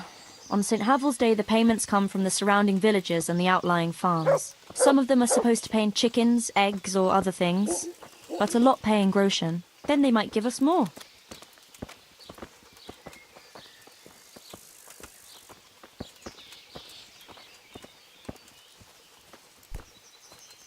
Since we're going to the market square, I could buy some meat at the butcher's. You buy that often? I thought you said you had to save every groschen you can. That's true, but you wouldn't believe the things those monks think up. How's that? You know they're forbidden to eat red meat. It's a sin. Saint Benedict forbade it. I didn't know that. Neither did I until recently. But that's not all. The thing is, they have an exception to the rule. They can eat red meat if they're sick, so they recover faster. Then, it's not a sin. So some of them are always coming along with all sorts of ailments. So they can lie around in the infirmary and eat meat. Of course, the monks have precedence, so I have to go to the butcher's. And then there's not enough money for other things. Well, You learn something new every day. I've even heard tell that there was a monk who tried to keep pigs in a pond at one time. Why on earth would he do that? To prove they're water creatures. The monks are allowed to eat water creatures, you see. Not only fish, but even beavers and the like. That's good. I'd never come up with something like that. And how did it end up? I don't know. Maybe they drowned. That's good, though. I must remember that one.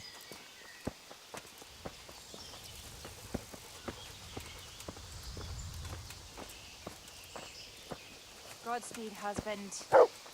Take care. And Tell come me, home soon. how is I'll pray for your it safe being in the return, service of as Sir always. Radzig? Well, I was surprised he took me into his service after I lost his sword, but it all made sense to me when I found out that actually Sir Radzig is my father. What? Yeah, really. I still can't quite believe it myself either. I'm his son. His bastard son, that is. See, he and Ma... well, it doesn't matter. Anyway, he left me to my father, my other father, Martin, to raise me, see? I see. I suppose. And what does that mean for you now? I'm not quite sure myself. We'll see what happens. My word. That's quite a story. So now you're Sir Henry of Scarlets. Nah, I don't think so. Not for now, anyway. But to you, I'll always be just plain Henry.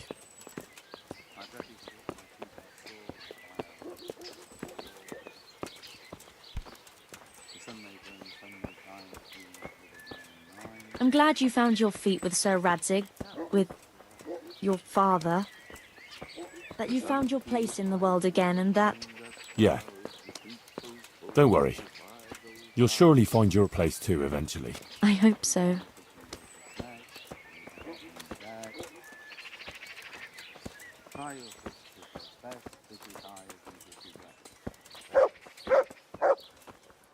Listen, when she visits you, the Virgin Mary, what does she look like? Like I said, like that picture above the altar. She just appears in a kind of golden glow, in a blue cloak. And then? Then she beckons to me, and things start to appear. Pictures of all kinds. They look like the paintings in church, but moving, glowing with fire and lots of colours and this golden light. My, that's really something.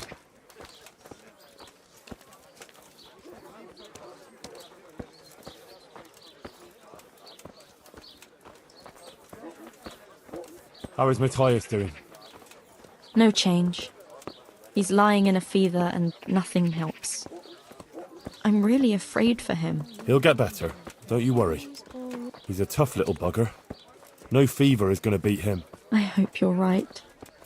Actually, it does look like his fever is dropping a bit, but maybe that's just wishful thinking.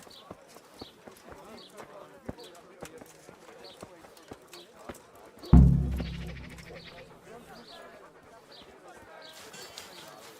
I've never done anything like this. I don't know how. They'll just laugh at me. No. No.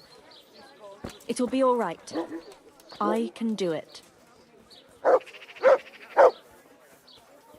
Maybe I should talk a bit like that charlatan. He knows how to make an impression.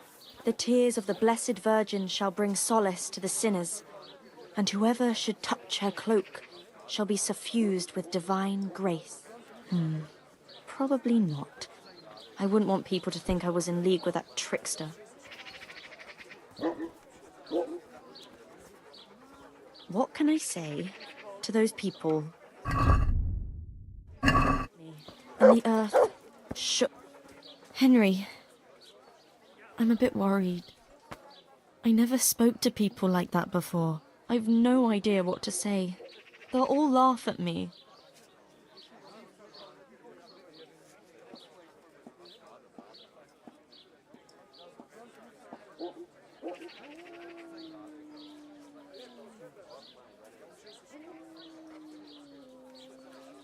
Don't worry, you can do it.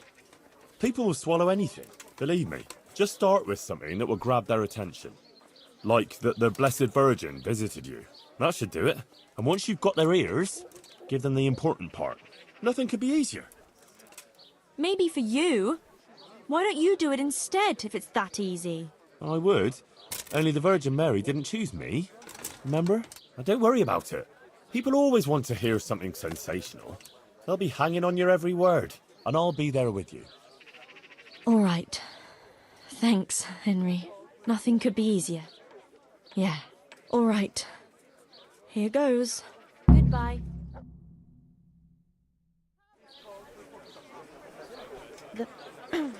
The Virgin Mary. The Virgin Mary came to me in a dream. And she showed me things. Things I've never seen before. A great city. A great and beautiful city it was. Great and beautiful. With many, many spires. Tall spires. Golden in the sunlight. And around the city was a mighty wall. All this she showed to me.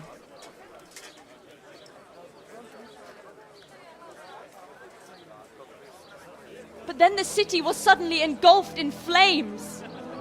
The earth began to shake and the gate burst open. Holes opened up in the ground and from them beasts of hell leapt forth. They broke down the walls and stormed the city through the broken gate. And the beasts hunted down all the sinners. They sank their fangs into their burning flesh and tore them to pieces mercilessly. And the sinners screamed and tried to flee them, but it was in vain. But then Our Lady appeared. Mary, the Holy Mother of God.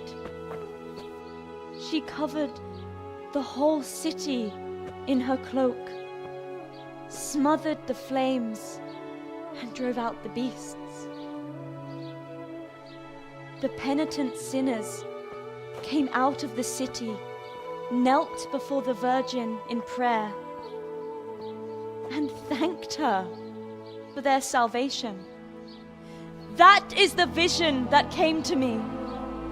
And I believe this message was not meant for me alone. It was a warning to us all. We are those sinners, and we must once again build those mighty walls. Not from stone or wood, but from virtue and love for our neighbor. And whoever has sinned and acted unrighteously must repent and change their ways.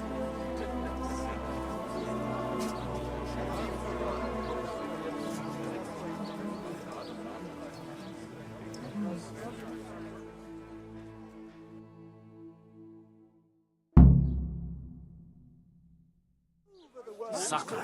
That lass doesn't hold back. Isn't she that lass? But there's truth for Brother Nicodemus. The girl was right. Annie, your father, baby. Johanka? Not now.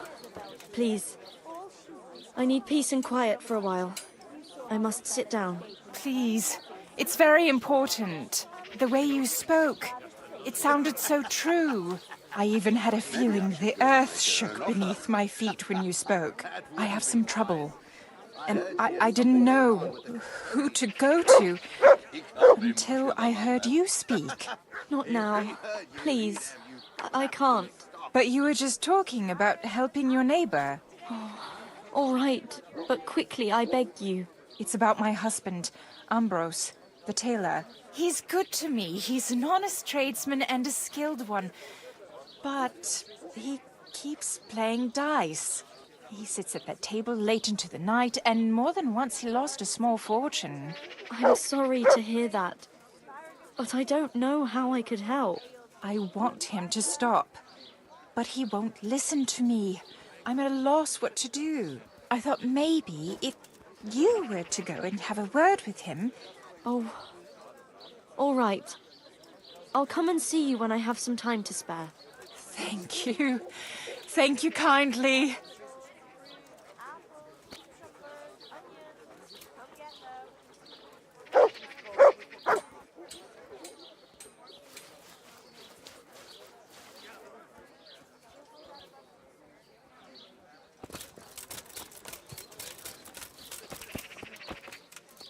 My word, Johanka.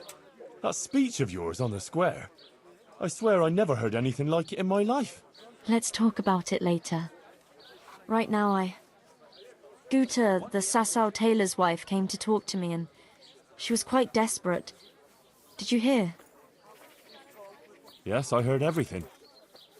So give her some advice then. But I don't know what to tell her.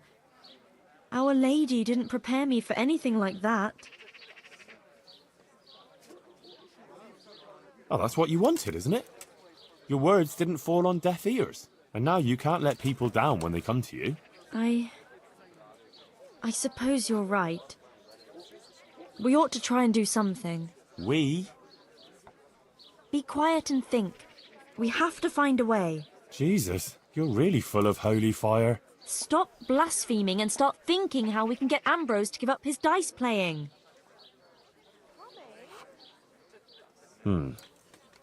Supposing Ambrose were to lose enough to make him regret it. If he were to lose something really important. Mal was used to scold me by saying, one day you'll go too far and then you'll be sorry. That's it, Henry. Ambrose has to realise for himself how he's harming others, and most of all his wife and himself. Thank you. Glad to be of help. But I can't go anywhere. Never mind playing dice in taverns. I've too much work to do. But you could. All right, I'll see what I can do. Thank you, Henry. Go and see the tailor's wife and sort it out with her. I have to go back now. Goodbye.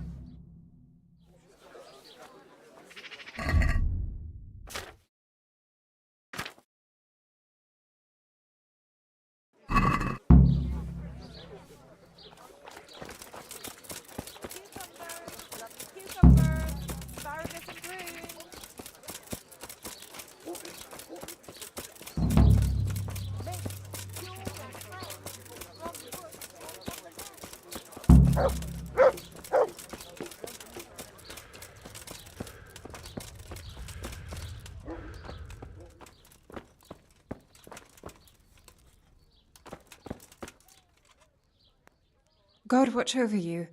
Good night. Especially in these dark times. Can I do something for you? Johanka sent me. She asked me to help you with your trouble. She did?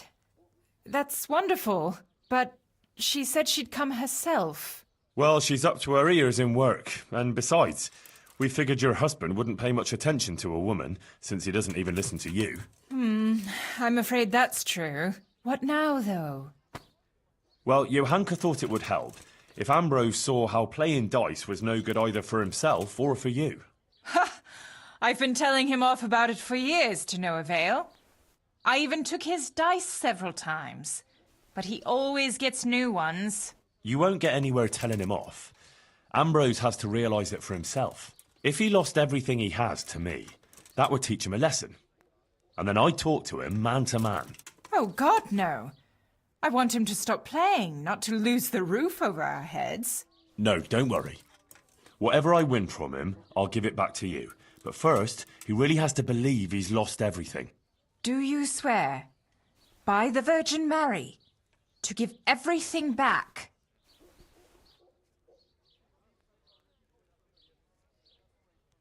I swear I'll give back every last groschen, as the Virgin Mary is my witness. Very well, then. If you think it'll help, take him for everything he has. Where can I find Ambrose? He's not here now. He's getting ready for a trip to Kuttenberg, on some business or other. No doubt you'll find him at the inn. You'd better hurry if you want to catch him. He said he wants to leave soon. Do you think he'll want to play with me? Well, he promised not long ago he'd quit. But I'll believe it when I see it. He'll keep playing, especially when he's had a drink or two. And if he's feeling lucky, he'll lose his head entirely and play till the early hours. All right. Thanks for the advice. God be with you.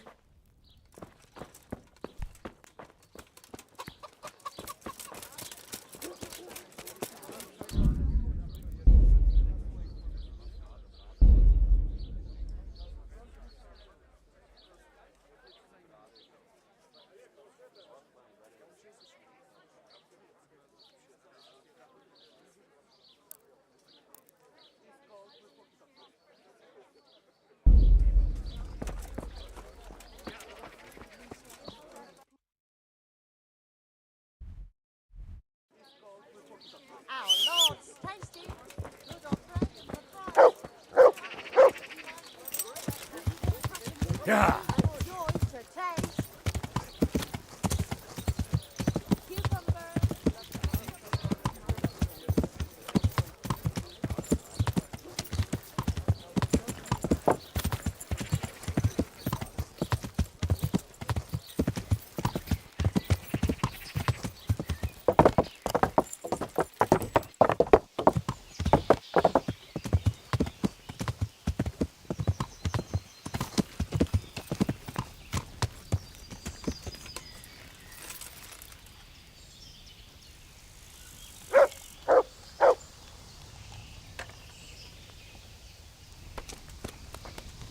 Pull me an ale.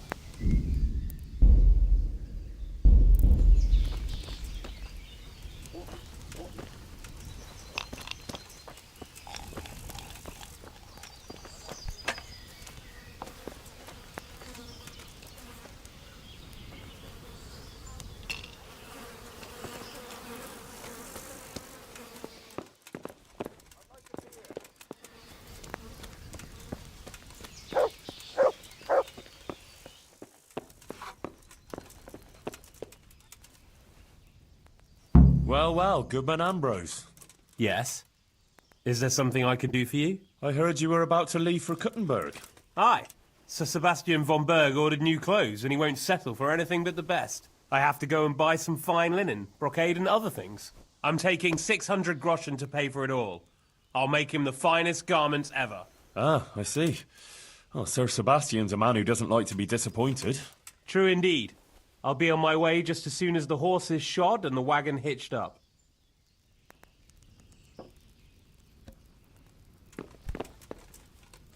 God be with you, good sir. Let's have a drink together to pass the time while you're waiting, eh? On me. That's kind of you, lad. Farewell. Good health. May it serve you. You look like a fellow who's been around. Tell me, what's going on in the countryside? Are the roads safe?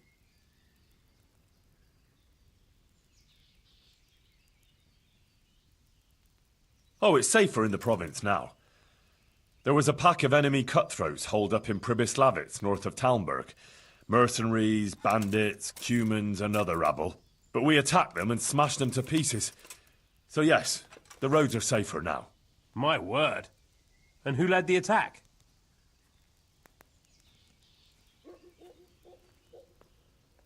Sir Radzig Kobyla, the royal hetman. Let's drink to Sir Radzig. Yes, to the bold Sir Radzig Kobyla. My pleasure.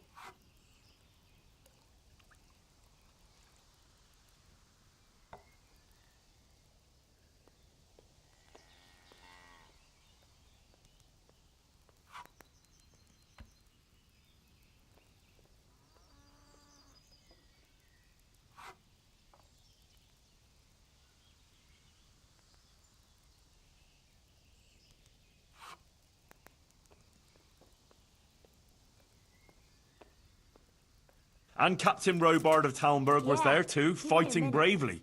We must drink to him too. To the brave Captain Robard.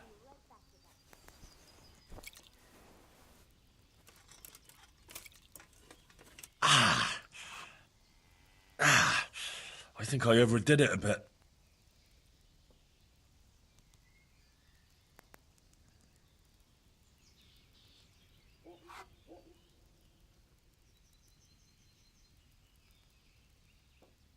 Well, there was a band of brigands on the rampage in the province. They attacked the stud farm at Neuhof, killed old Smill, the owner, and torched the stables. So it's true then? I heard some talk about it, but I thought it was exaggerated. Maybe I should take an escort with me.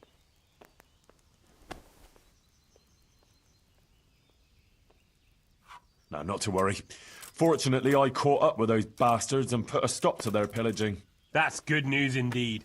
Let's drink to your accomplishment. It was no easy matter, I can tell you. They were cleverly holed up, but they weren't smart enough for me. Ha! To my wits! Ha ha! To your wits!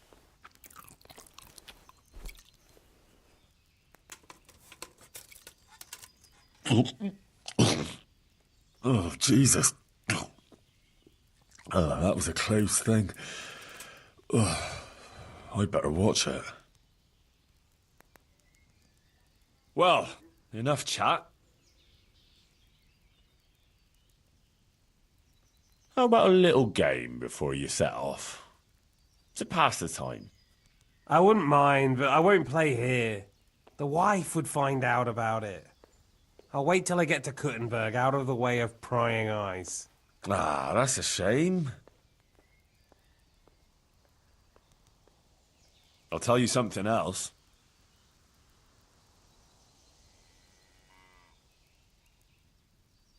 Sigismund's hordes attacked Skalitz, razed the castle, pillaged the whole area, and slaughtered a lot of people.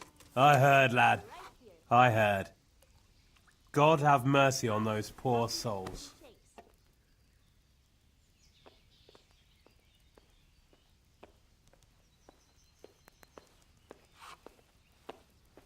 They didn't get everyone, though.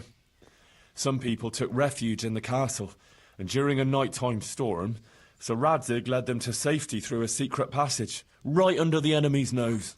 That was smart. And brave. It certainly was. Let's drink to Sir Radzig.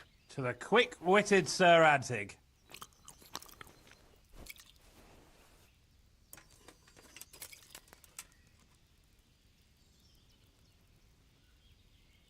Did you hear what happened in Merhayed? No.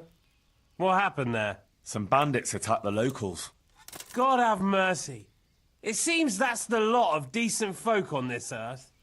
Some fucker thinks he can take what he wants by the sword, and there's damn little you can do about it. Ah, but the villagers weren't such an easy mark. They stood up to them and put up a fight. They even managed to take one captive. Good on them. That's what those bastards deserve. But it didn't end with that. Some pestilence broke out, and people thought it was the plague. God have mercy on us. It turned out it wasn't the plague, though. Those murdering bastards poisoned the wells there. The low-down whoresons. They ought to hang. The lot of them.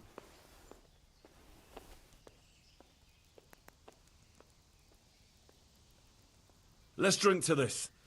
May all the whoresons get the end they deserve, whether by blade or by rope. May they die screaming. And while they live, may their mouths turn into arseholes. That'd save us all a lot of trouble. You'd know right away who you're dealing with.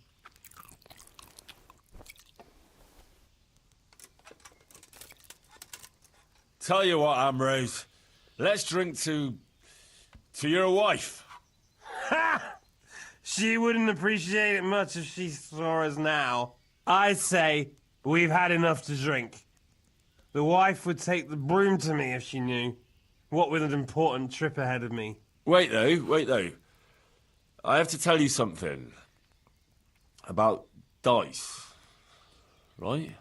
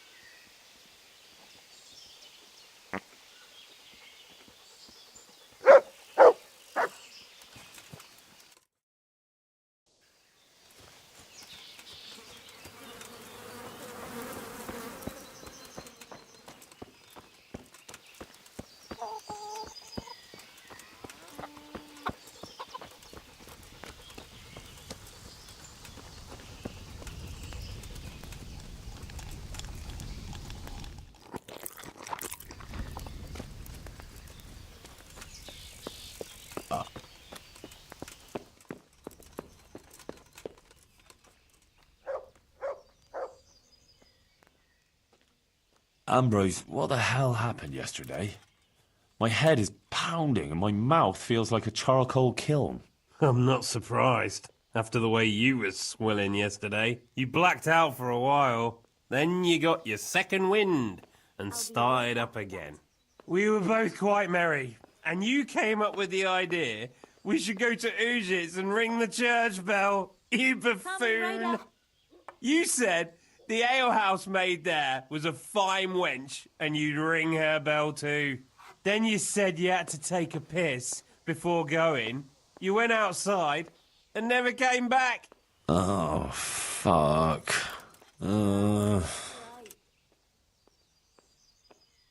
Hey, Ambrose.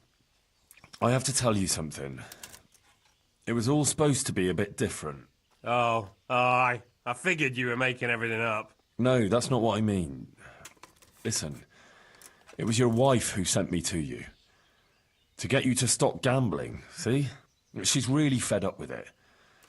But it's up to you. You should quit. For her sake, for your own sake. What? The pair of you were plotting against me? She doesn't understand. And neither do you. Whatever I lose, I'll win back later. I've got it all figured out. Those poor bastards in Kuttenberg won't know what's hit them when they see how old Ambrose rolls them dice. But Ambrose, listen. I don't want to hear another word about it from you or from Guta. Oh, shit. Goodbye.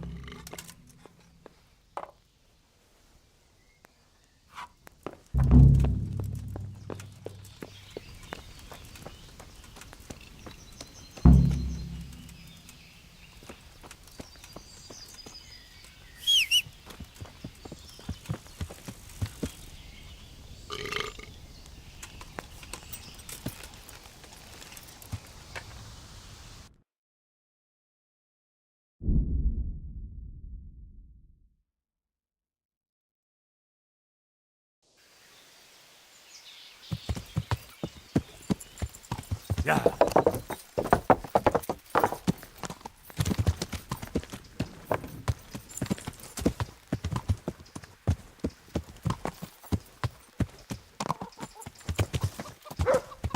Henry, how did it go with the tailor's wife and her trouble? For the love of God, what have you been doing? I went to see the tailor's wife, like you wanted. Oh, and how did it go? It looked promising to begin with, but then Ambrose dug his heels in and wouldn't listen to reason. That's a shame. But I'm sure you did everything you could. Maybe in time he'll come round. Thanks for trying, Henry. How are things going otherwise? You wouldn't believe what happened. One of the bathhouse wenches came to me. Oh? What does she want? She said she wanted to find a different job. Something more virtuous. She said she decided to change her life after listening to me on the square. See what you're capable of? Our Lady didn't pick you for nothing. You help everyone around you. I think you're really great, Johanka. That's very sweet of you, Henry. Thank you. If only there were more like that, though. How do you mean? I mean, more people who want to find a better, more virtuous life. If only we could help them to do that.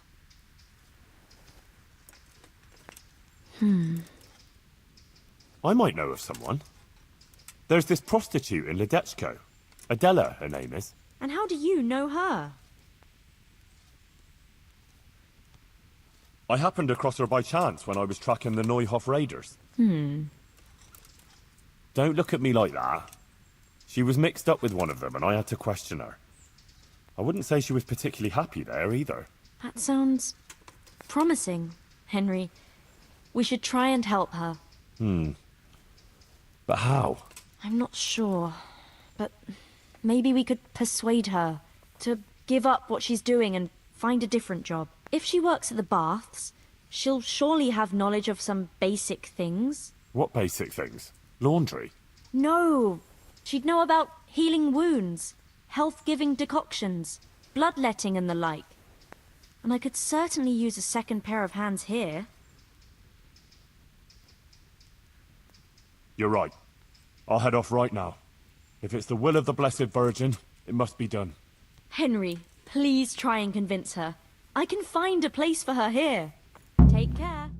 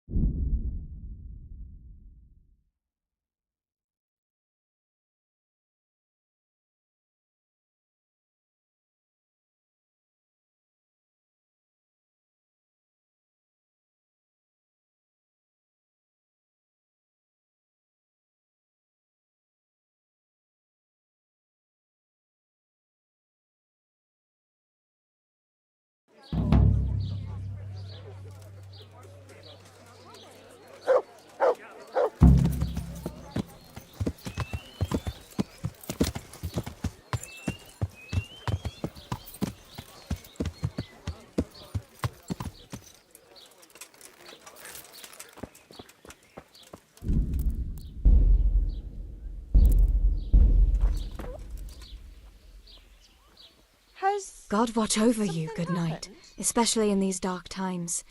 Can I do something for you? Goodbye.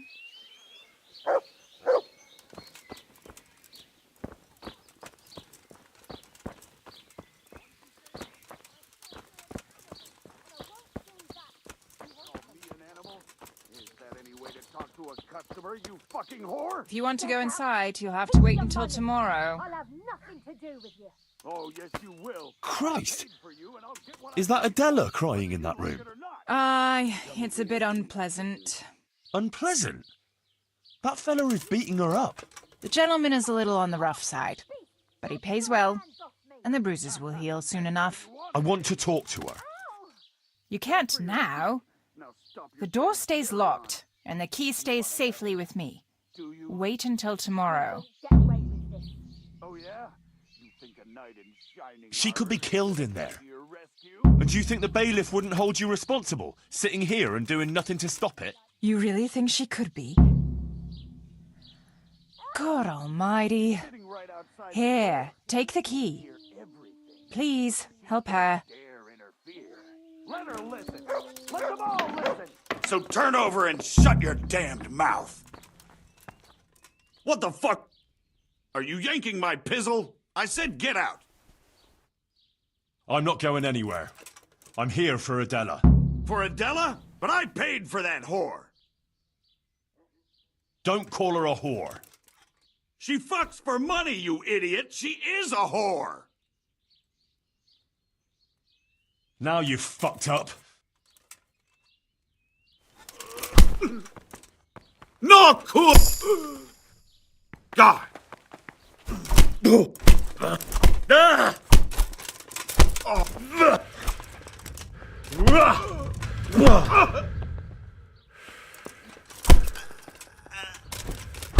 Why did you have to get mixed up in it?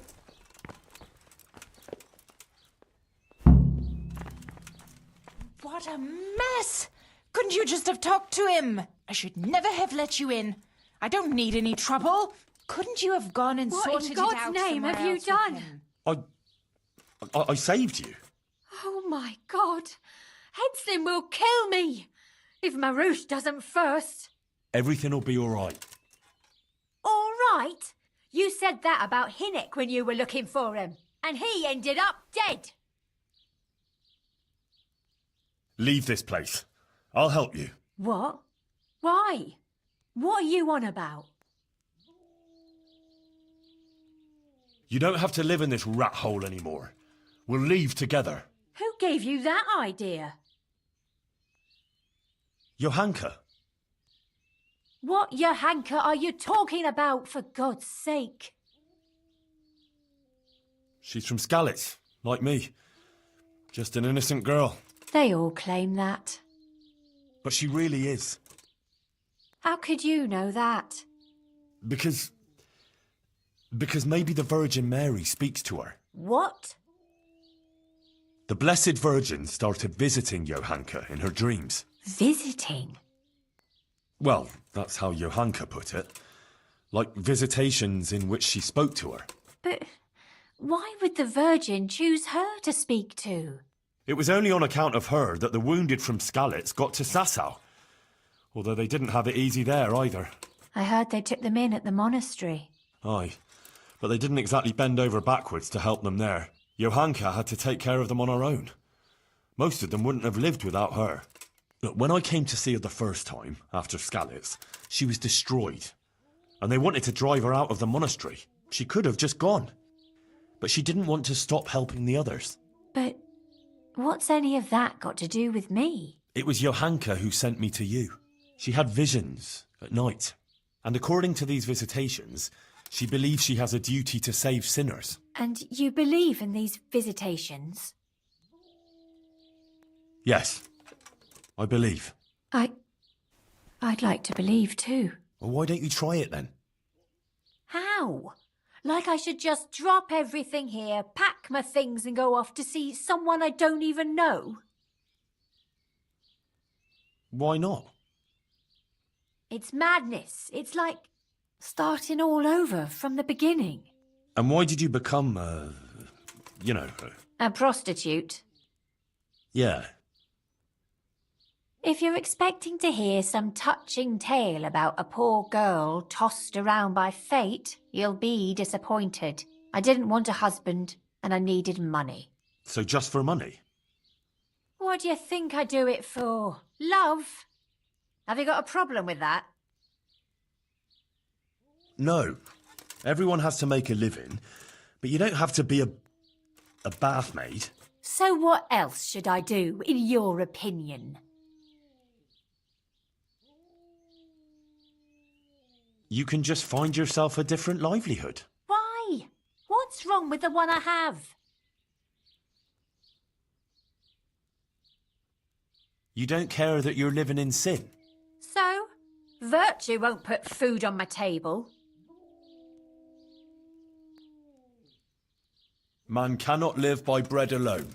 I'll wager you've never known real hunger. Oh, I have. Believe me. But I never sold my soul on account of it. I wish I had that kind of will. I'm not sure. I don't think it's all that bad here.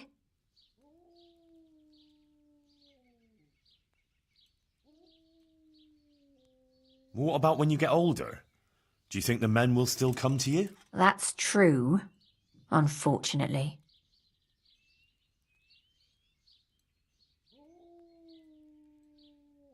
You can't go on like this forever. You could catch some nasty disease. What do you know about such things? I've seen plenty, believe me. Maybe too much. Oh, sorry. I try not to think too much about that. Well, maybe you should. The apothecary in Rattay could tell you a lot about the ailments people come to him with. You know, you might be right about some things. So you'll leave it? But how? Where would I go? What would I live on? Wouldn't you like to help in the infirmary at Sasau Monastery? Would they let me? You're a bath maid who knows something about healing. They'd be glad to have you. But where will I live? Well, there, of course. It's modest, but you'll have everything you need. I'm not used to much anyway. See then? I reckon you've nothing to worry about. All right.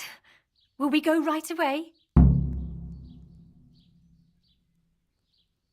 We can go right now. Come on then. All right. I'll just say farewell to the girls and pack a few things. Mother of God, I'm all in a flutter. To pack up and go, just like that. You're doing the right thing. You'll see. God be with you.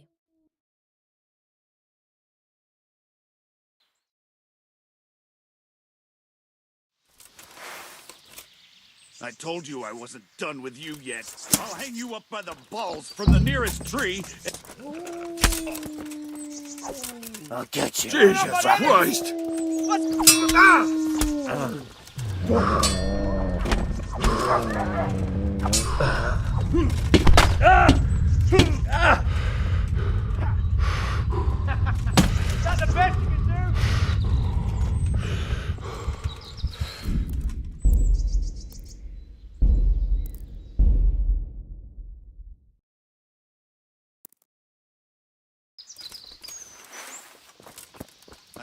You're in the wrong place at the wrong time. I'm gonna enjoy this.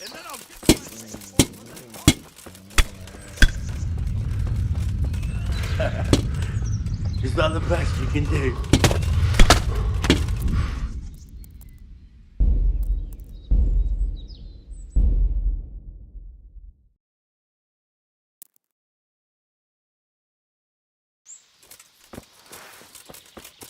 What do you need to? Tired of life, are you? Come here, Lily Liver.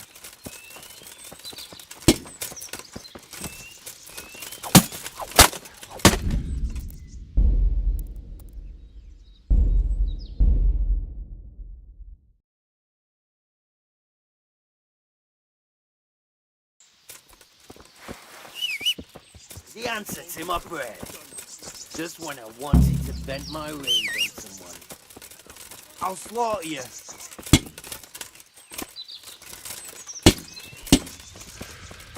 What's the matter? Come on.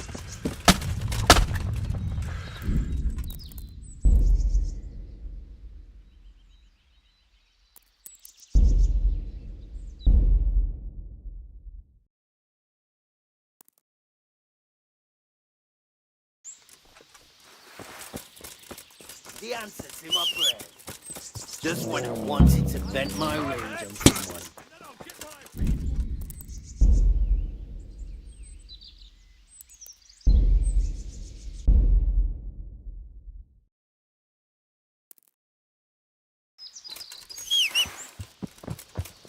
You're in the wrong place with you, yeah.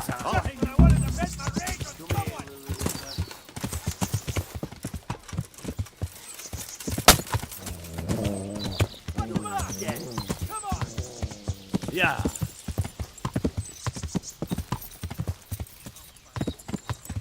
You'll get what for.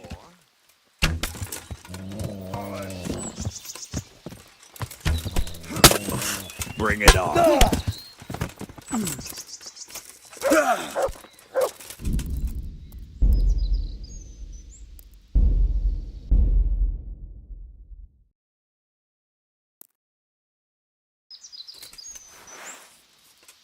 I told you I wasn't done with you yet. I'll hang you up by the You're in the wrong place at the wrong time. And then I'll get my pay for that. River.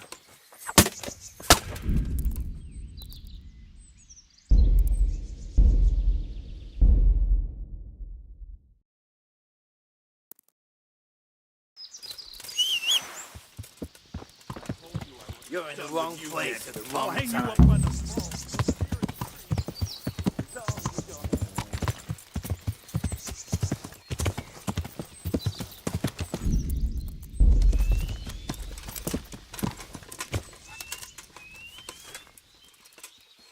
Is that the best you can do? Yeah.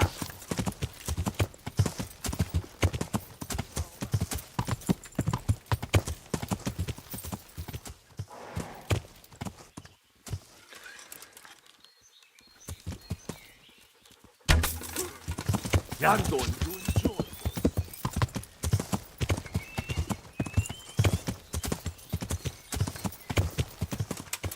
Bring it on. Yeah.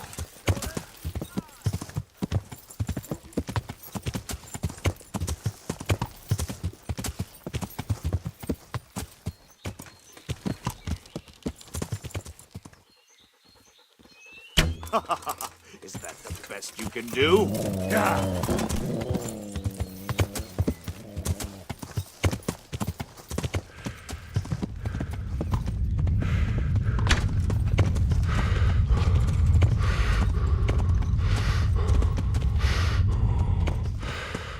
You'll get what for.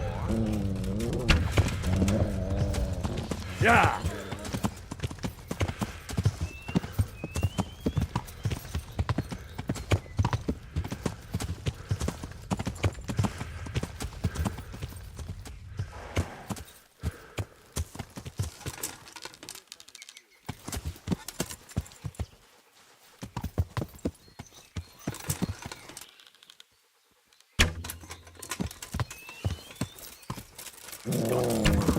Yeah.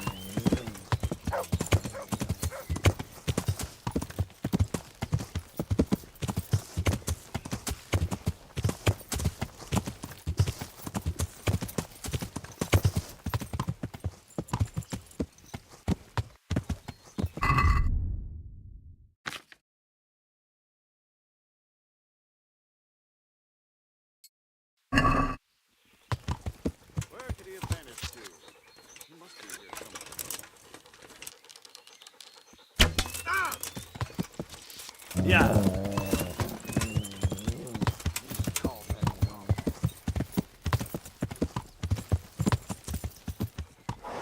Yeah.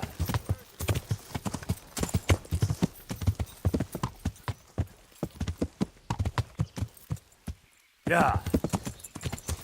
Bring it on. Yeah.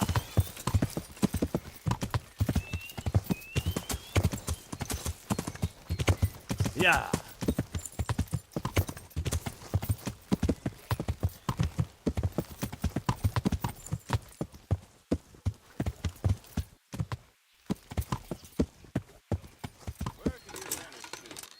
He must be here somewhere.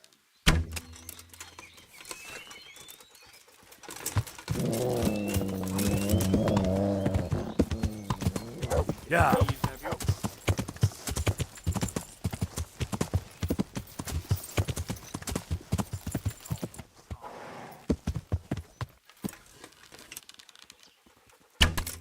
Yeah. Yeah.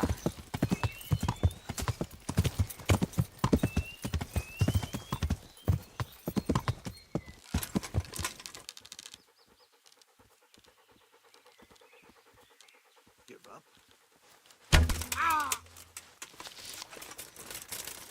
Yeah. Is that all you got?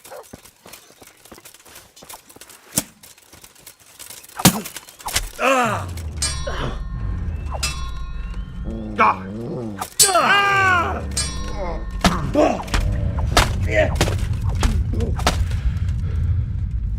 You're going to cry now. Oh dear. What?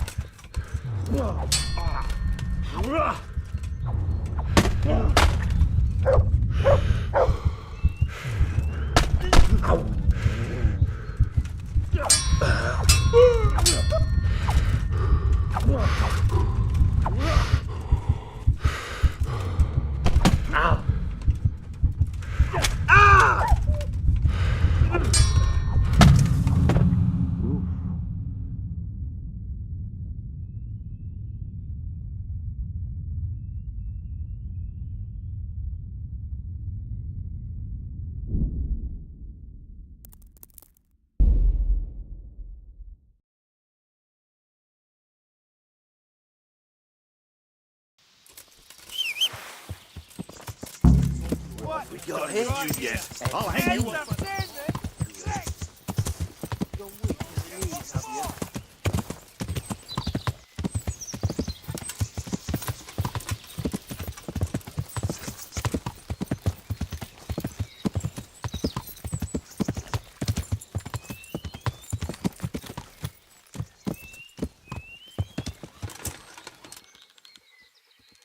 You're dead.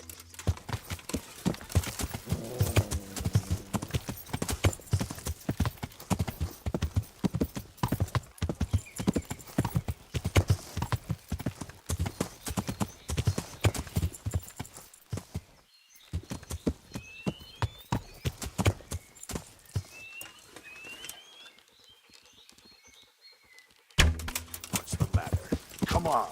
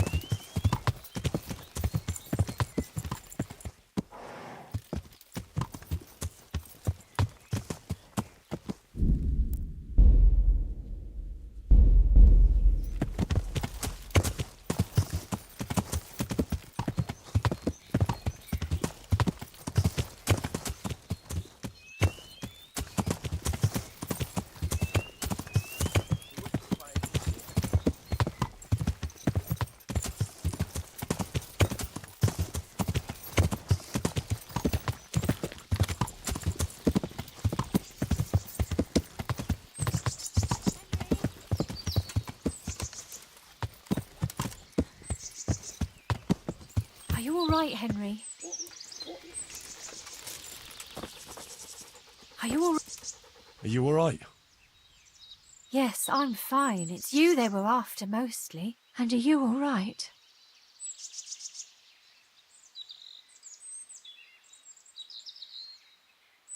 Just a scratch or two. Those idiots didn't know who they were taking on. Good. The sooner we go, the better. I don't want to stay here any longer. Let's go then. Good luck then.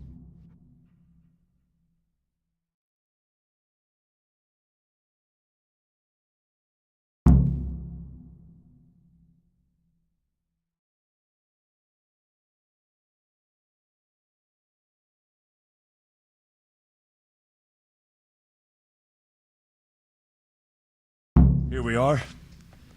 Give it a while and you'll be happy here. Believe me. Oh, Henry. I'm starting to have a good feeling about this. Maybe I'll really find happiness here. I'm sure you will. Johanka will take care of you. She's very good at that. You know, you're the first one to do something for me, without expecting anything. And I don't have anything to give you, unless...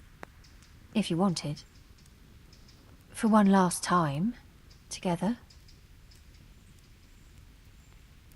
You don't have to thank me, and you certainly don't have to offer your body to anyone.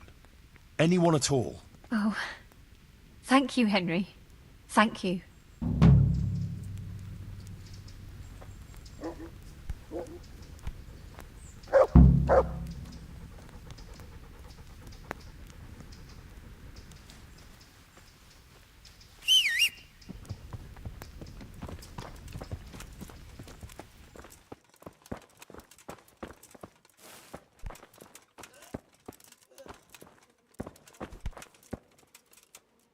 Henry, how are you? I went to Ledetsko like you asked me. And? How did it turn out? You were right. Turned out well with Adela. I persuaded her to leave her trade and find a more virtuous job. She's here for you. That's great news. I promised her you take care of her, and I brought her here. She'll help you take care of the sick and injured, like you wanted. You did a great job, Henry. Thank you. Of course I'll take care of her. We can't let her down now. And how are things going here? Much the same as always. There are always wounded and sick people. I'm on my feet from morning till night. But Matthias is better. I'm glad about that. There's these troublemakers, though. Troublemakers? Aye. While you were gone, some thugs came here and kicked around the gifts that people brought. Then they vanished before the guards got here. Oh?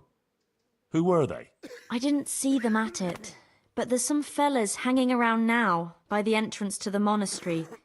Maybe that's them? And whenever I go into town, they take liberties with me. Take liberties how? Did they hurt you? No, they just make all sorts of offensive comments on account of me speaking on the square. And when someone comes to see me, they make trouble for them. So now, almost no one wants to come here. Maybe you could have a word with them? Shouldn't the custodian deal with that? It's his job, right? Well, it is, but I don't want to ask him for anything. I don't want to feel obliged to him. I'd rather sort it out without him. Fair enough. May the Lord watch over you.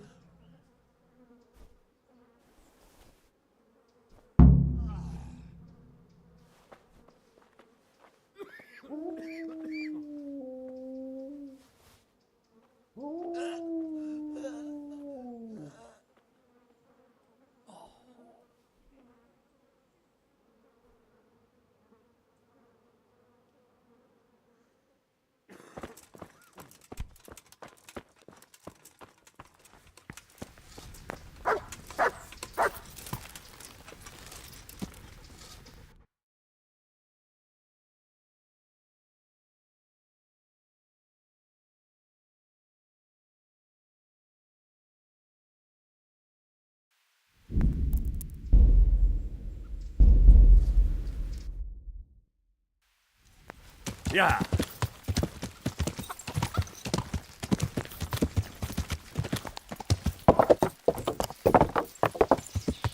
Johanka's a shameless wretch and a sinner. She's lost her mind and doesn't know what she's saying. God be with you, my good man. Don't play games with me. Begging your pardon, but I haven't a clue what you mean. Who sent you here? Sent us? No one but the Holy Spirit and our Christian duty. I see. Well, my Christian duty prompts me to give a bit of coin to those in need. What do you say? Are you in need?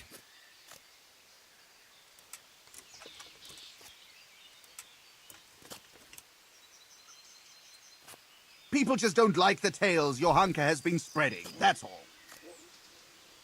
Get the hell out of here and leave Johanka and everyone else here in peace. Got it? Ah, we'd love to oblige, but we really don't feel like going anywhere. Sorry.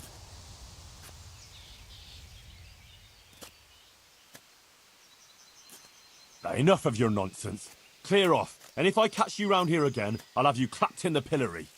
Good sir, surely you wouldn't pillory simple fellas like us just for wanting to earn a groschen. We'll be on our way, and you'll overlook our little intrusion, all right? Get going, and don't dare come back. Aye, we're going.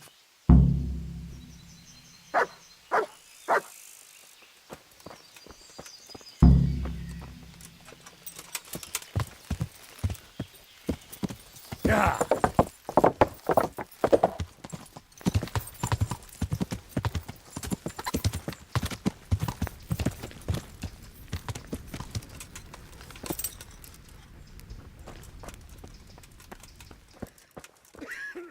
I dealt with those troublemakers. They won't be coming back in a hurry. Thanks, Henry. I thought they'd never go. You didn't say anything about it to the custodian, did you? He knows nothing about it.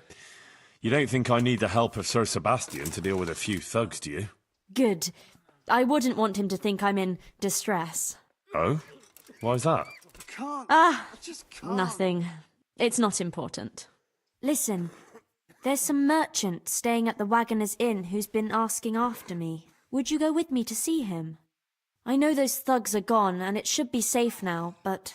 Of course I'll go. It's only a stone's throw after all.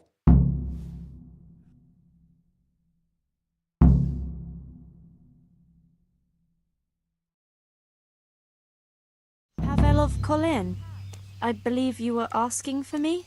Thank you for coming, Johanka. I hope you're not offended by this meeting place. I apologize, but I feel a little confused in your presence. It's your preaching.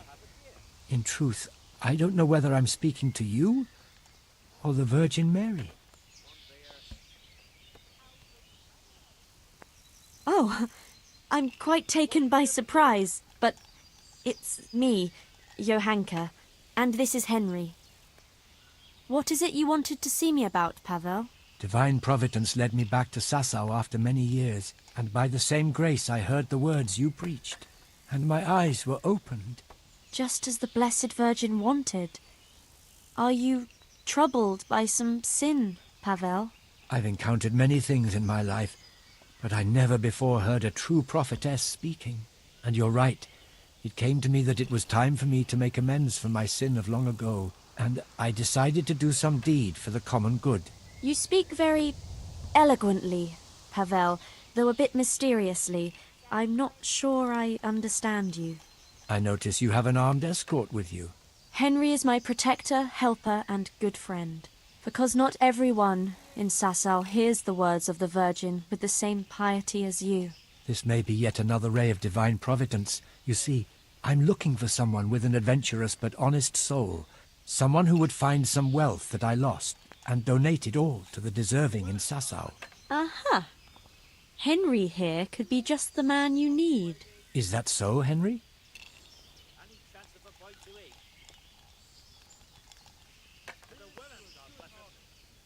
You won't find a more adventurous soul in these parts. You speak boldly. That pleases me.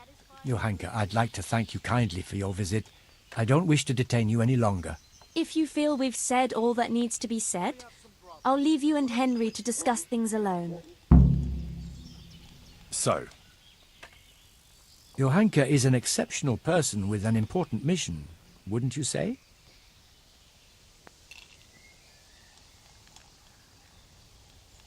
I'm glad people see her that way, but I just try and help her as an ordinary friend who's concerned about her. A job like any other, is it? Anyway, what is it you want help with? It's like this. In the last year of Emperor Charles's reign, I came here to Sasau to close a profitable deal, but it didn't turn out entirely as planned, and I was obliged to hide some of my money in the woods near the town. Who would even imagine that in the ruins of an old settlement lies a real treasure trove? I tried to go and recover it myself, and I can be glad that I didn't pay for that attempt with my life, as you've probably noticed. Yeah, I've just noticed a few scratches on your face. A merciless battle with a squirrel, was it? The truth is even more absurd. I simply lost my footing and tumbled downhill. No doubt another divine sign that I ought to leave the search to someone such as yourself.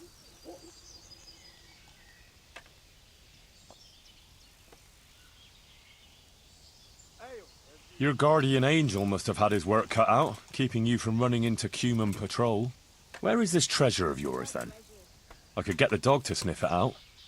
I'll describe the way there. You can enter the woods between the quarry and the marshland. You can see the spot from here. There's a small stream that flows into the river. Following it upstream seems simple enough, but actually it took me a long time getting up that slope. As I already said, I tripped and rolled quite a way down, after which I considered it wiser to abandon my search. As if that weren't enough, I lost my hat there. Well, maybe it'll still be there.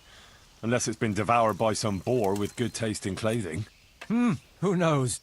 If you should find it, you're welcome to have it. As you can see, I've already got a new one. Anyway, at the point where I fell, there's a forest track that joins the stream. If you follow it closely, and you'll need to keep your eyes peeled, you'll come upon the ruins of a settlement, and in one of those ruins, the money is stashed. Right, quarry, stream, path, ruins. I should be able to remember that. And I should bring the treasure to you. Actually, I'd rather you made the donation for me. I'm in no shape for running around now. Just come back when you've found it, or not. Meanwhile, I'll give some thought to who we shall donate the money to. Agreed? How could I refuse a pleasant stroll in the countryside? I'll be happy to go and look for your stash. You are indeed an adventurous soul, Henry. As I recall, I hid there not only a large amount of groschen, but also something else. Nothing valuable, just a dagger which will be rusty by now. Please bring that to me too, as a memento. Good luck, Henry, and thank you. Can you tell me again precisely where this treasure is? In the woods by Sasau. I can't say quite precisely. It's been a long time since I hit it, and my own attempts at recovering it ended as they did. Most of the way you have to go uphill along the stream that flows into the river next to the Sasau quarry. After a while, you come upon a forest trail that joins with the stream.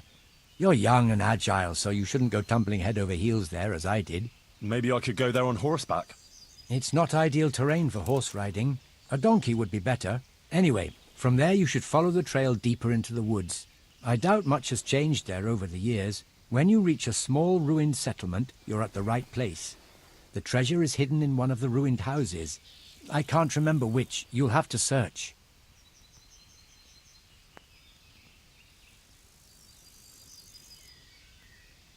When you were talking about donating the money for the common good, what did you have in mind?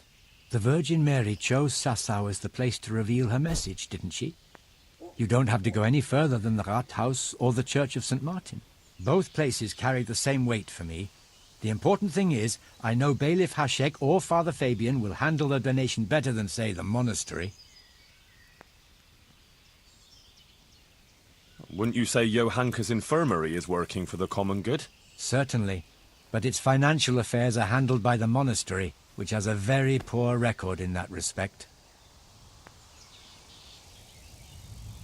then you can go and explain to Johanka and the wounded yourself that they'll suffer on just because you're worried the monastery will build more scaffolding for your money.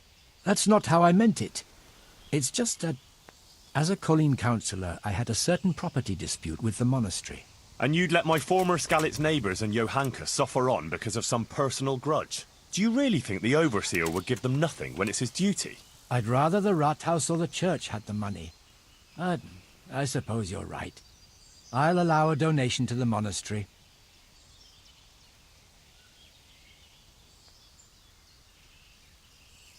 Well, couldn't you just donate some other money? It seems peculiar, I admit, but this treasure has more than a monetary value. It's the embodiment of my guilt, as Johanka said. We are those sinners, and we must rebuild those walls. That's why it must be this money, even if it were only 1 groschen.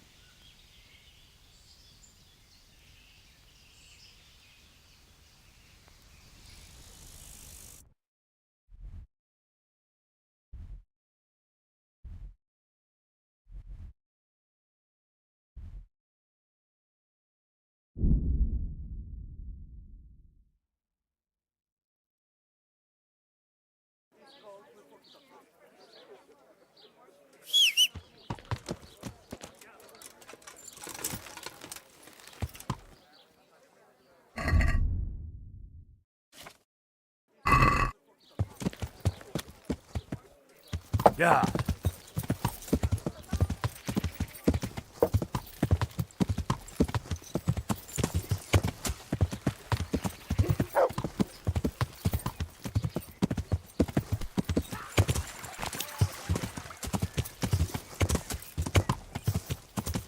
There's the quarry, and there's the marshland. Now, where's the stream? Yeah. Yeah.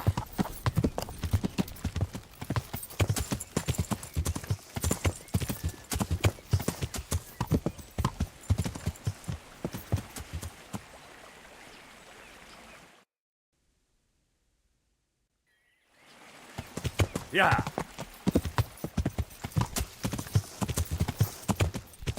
Here's the stream. I've got to follow its course upstream, deeper into the...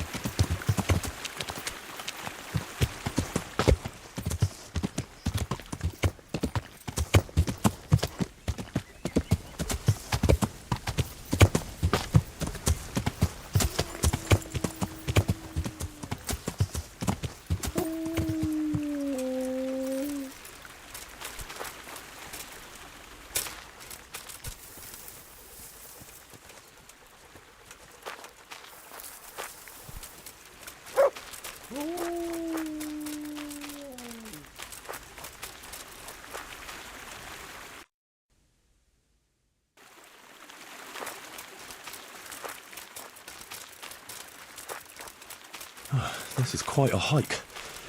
No sign of a path yet. It must be further on.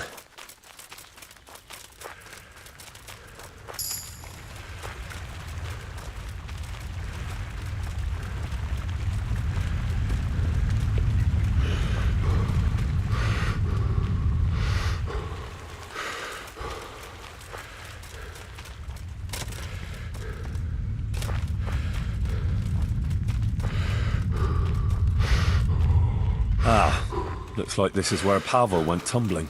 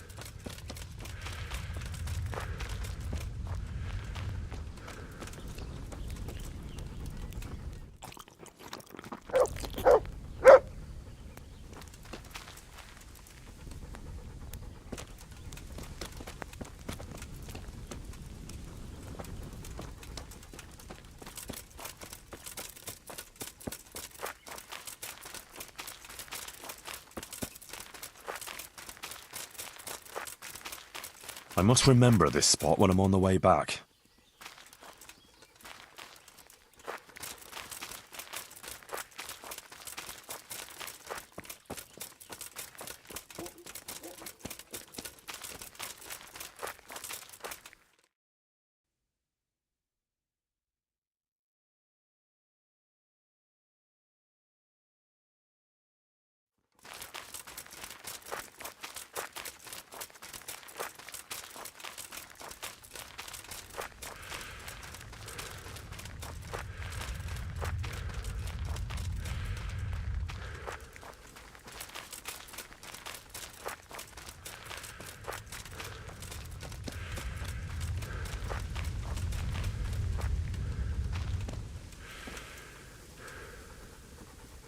What's happened here?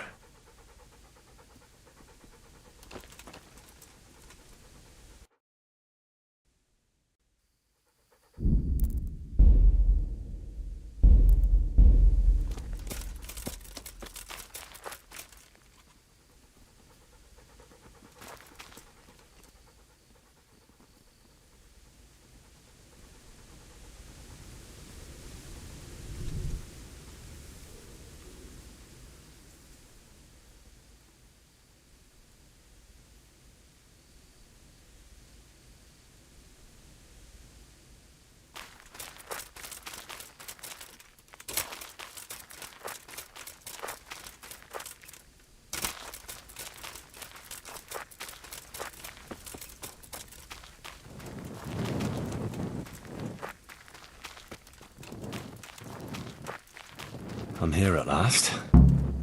I'll have to comb the whole place.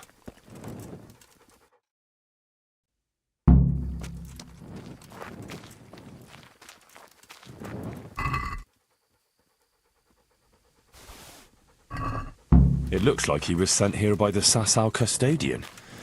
I should tell him about it. Who's this then?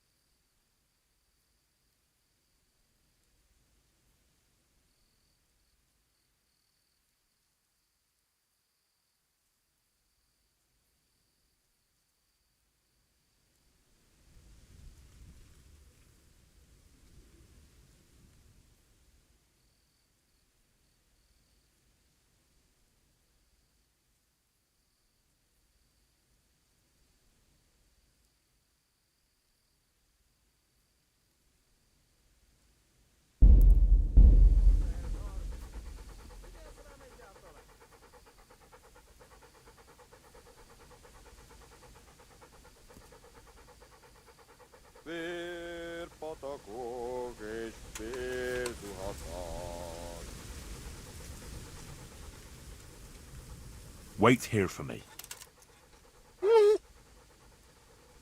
Stay.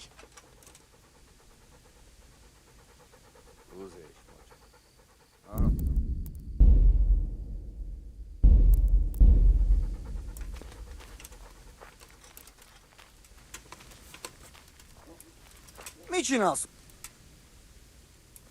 Leszarás. És pont mikor kedvem lenne valakiből.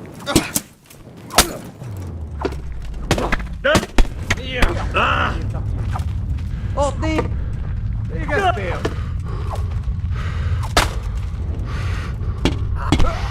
Kurva élet!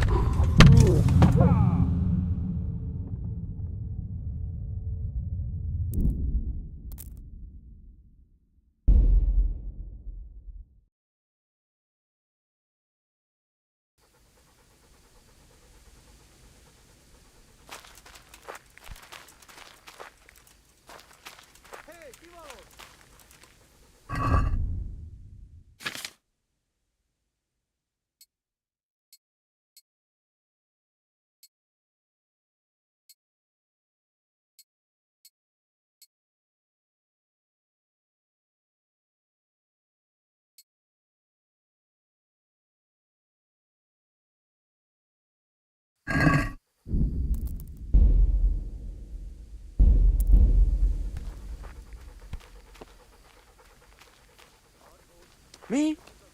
Nicsak. Mi bújt itt elő? Hé, mit csinálsz ott?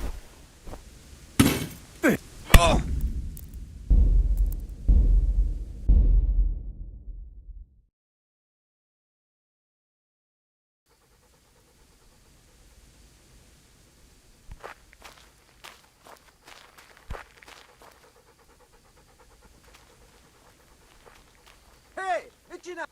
Mi a szar volt az?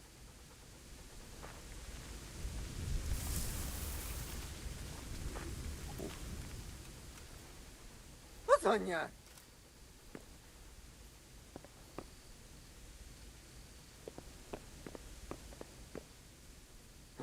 Mi volt az? Csak valami állat.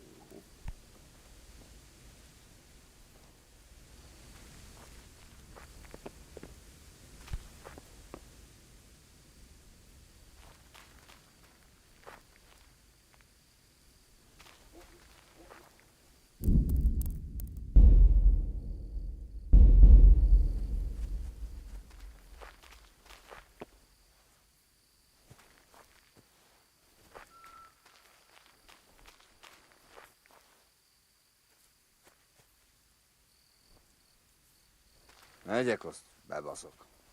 Mi más lehet itt? Mi volt ez a hang? Az anyját!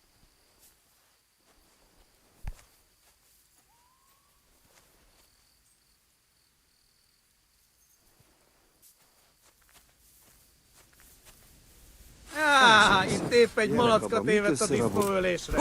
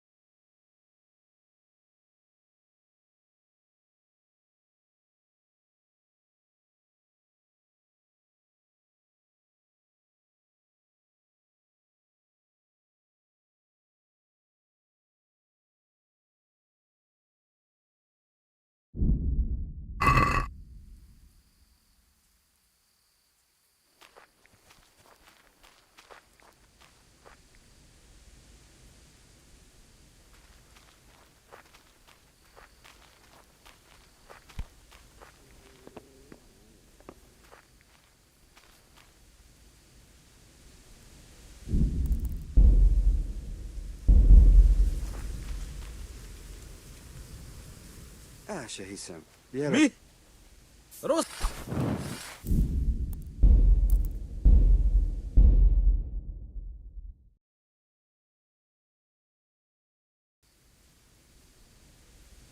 Hé! Mit csinálsz ott?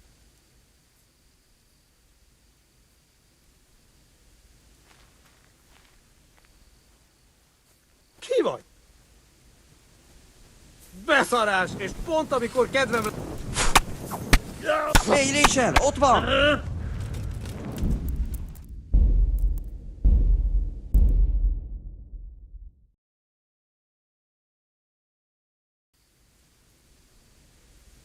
Mit csinálsz ott?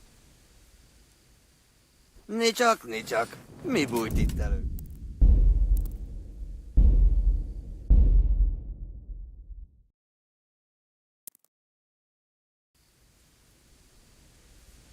Mi folyik ott?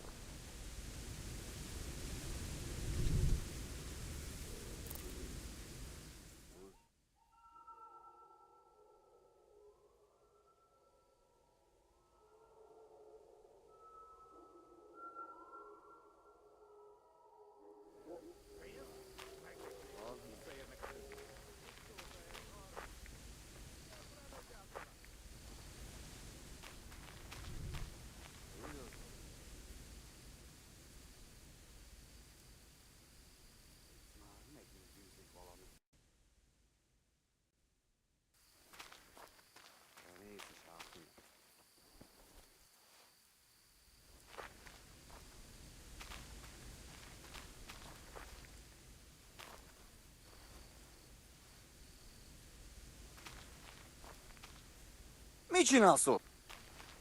Beszarás. És pont mikor kedvem lenne valakiből kiverni.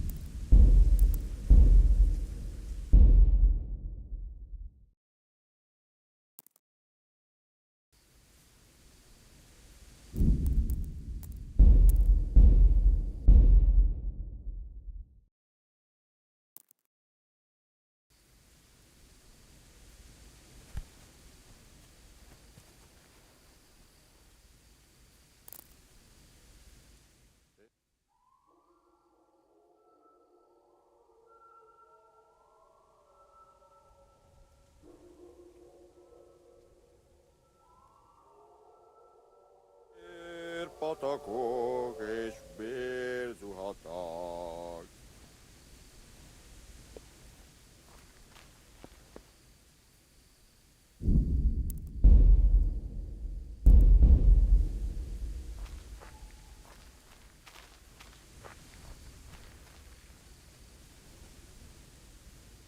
Úgy az nem kell.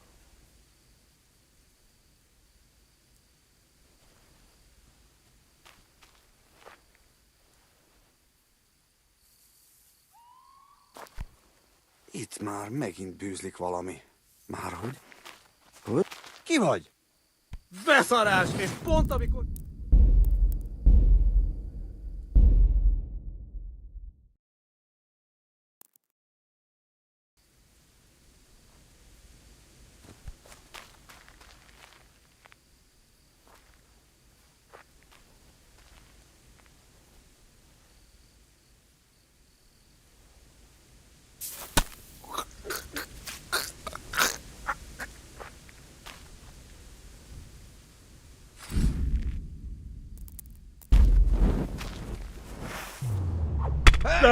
Hey!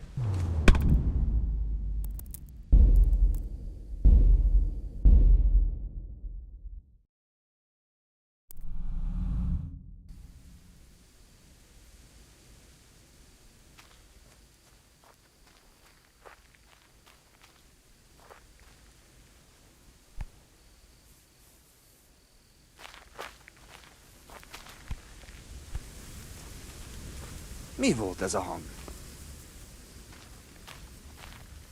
Beszarás, és pont amikor kedvem lenne valakiből kiverni a lelket. Nem lehet messze. Kibaszott gyilkos. Ott mi? Látjátok? Ott az a gennyláda.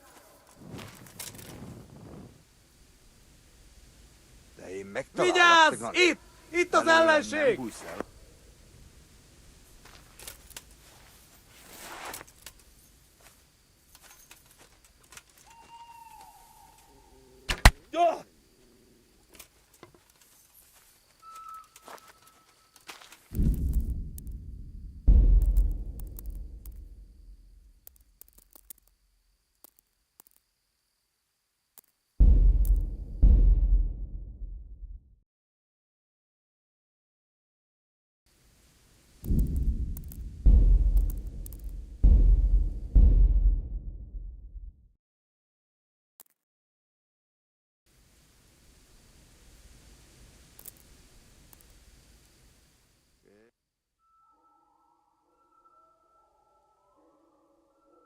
Rossz helyen vagy, rossz időben.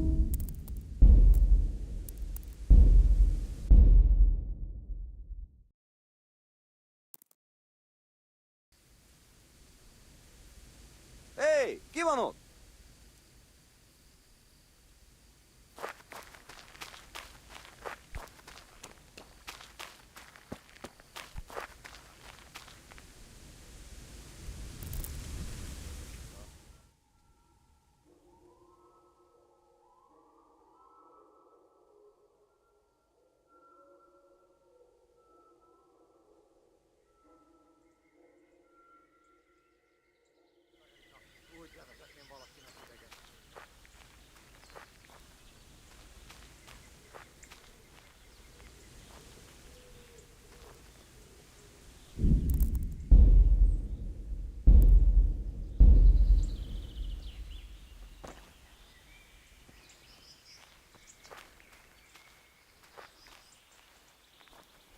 Kibaszott, másnapos se.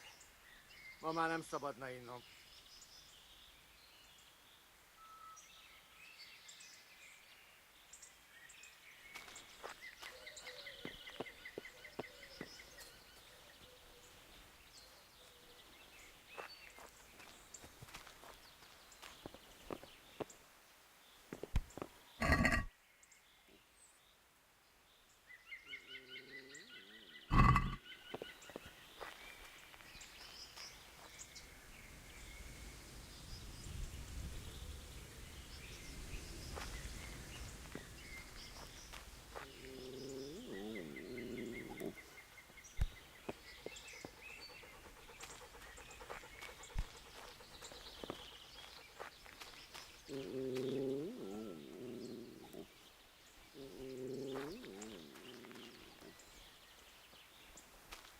Hé, mit csinálsz ott? Itt épp egy malacka tévedt a disznó.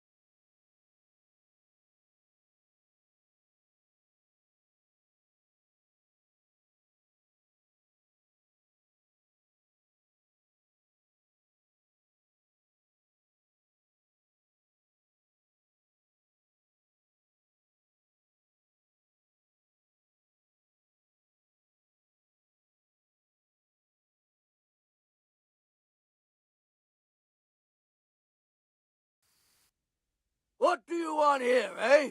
This is my room. I'll kick your ass out of here. Is that the best you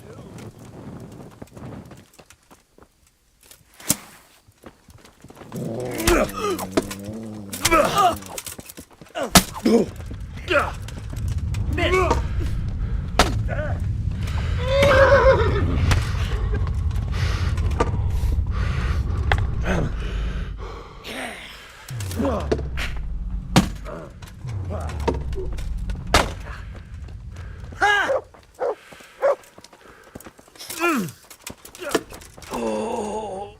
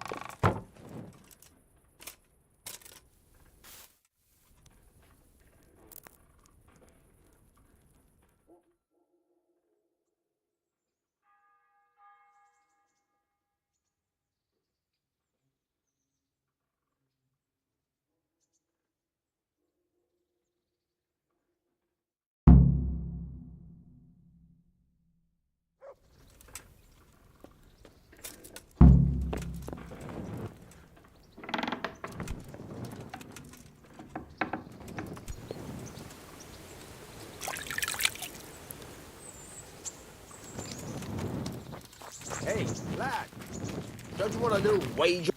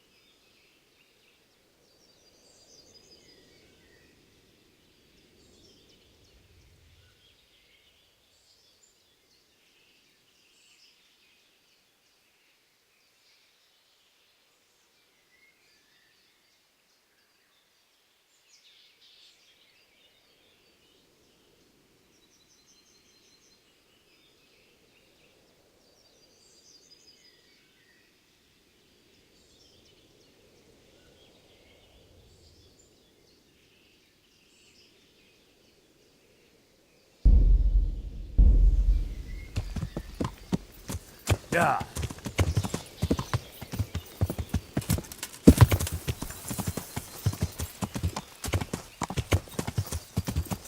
Yeah.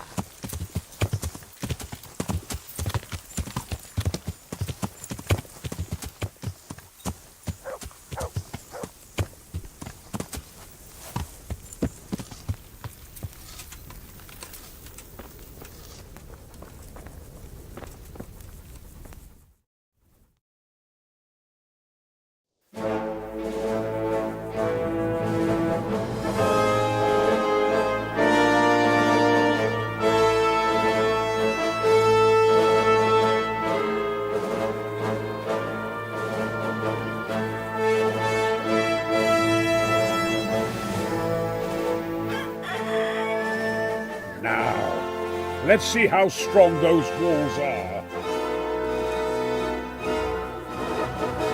Let it rip!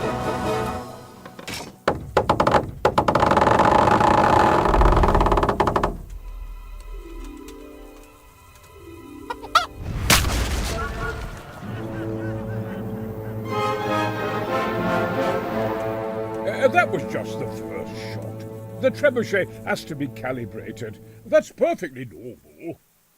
I'll have the range in no time.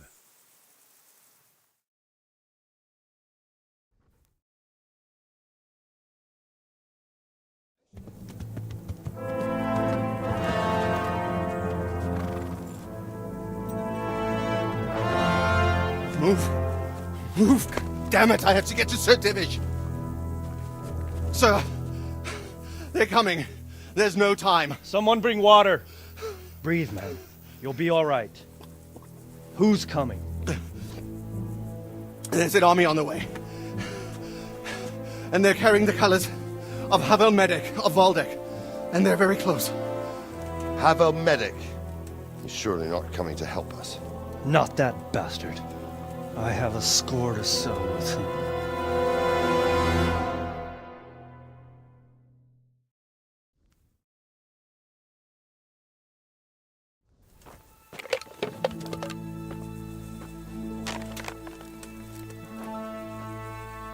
Gentlemen, Toth's reinforcements are about to descend on us. That swine. How many men? We don't know exactly, but there are many, and they will probably be here by dawn. So soon? How is it that we knew nothing about this before? The whole land is in chaos. It's a wonder we can find out anything at all. If they attack from the rear... We'd be finished, just as Toth has been planning. A sneaky weasel. He's been one step ahead of us the whole time. Not this time, though. What are you thinking? Robard, how do you think the weather will be tomorrow? Well, sir, if my joints don't deceive me, and they rarely do, it'll rain. It'll rain buckets. Here. We'll make a stand here, I and Radzig's men. You will wait until they charge us, and then strike them from the rear. Here and here. If we succeed, we'll have it over and done with before they notice anything in Townburg. It might just work. But we'll have to leave someone in the encampments in case they do come out of Talberg. A few men will be all I need. Well, that depends on whether you can hold out. We don't even know how many there are. We will hold out. I'll give the orders to my men. We will be ready.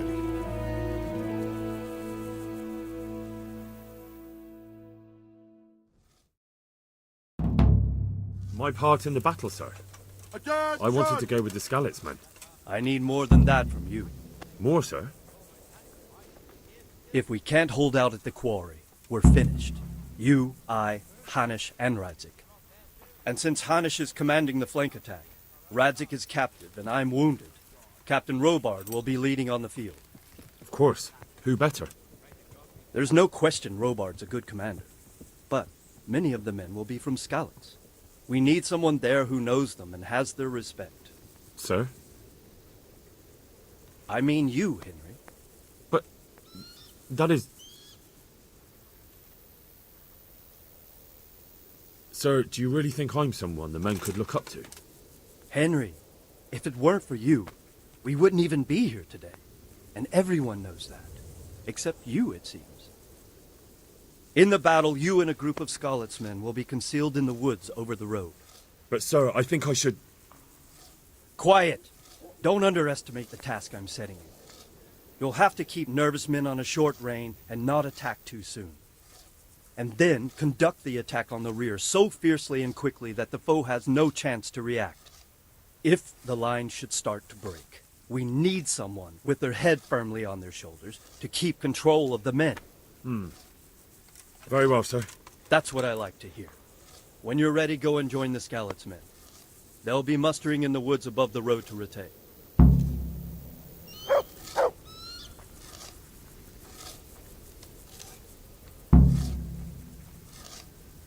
If you thought you'd be spending the whole siege sitting on your arse playing dice and swilling ale, you were sadly mistaken.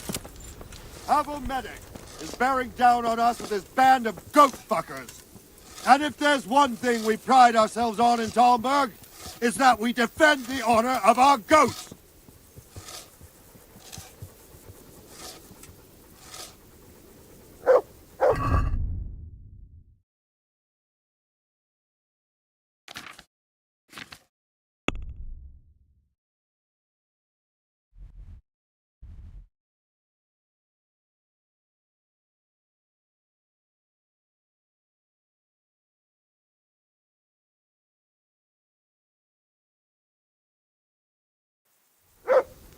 All right, now to business.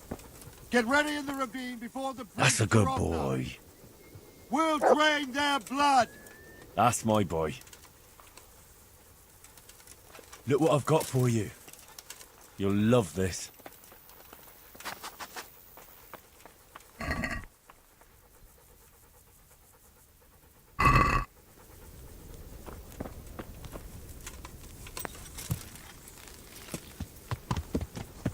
Yeah.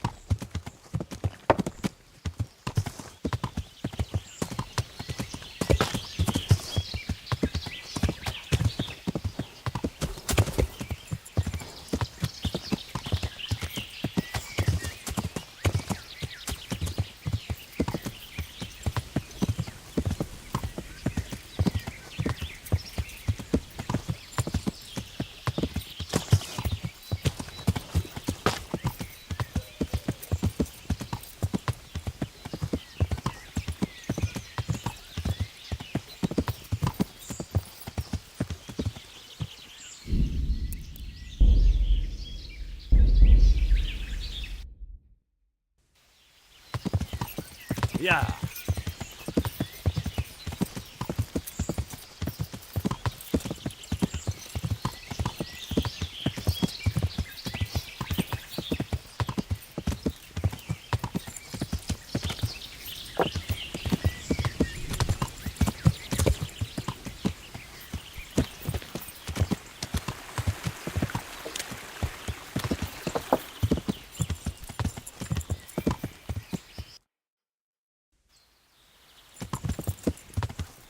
Yeah.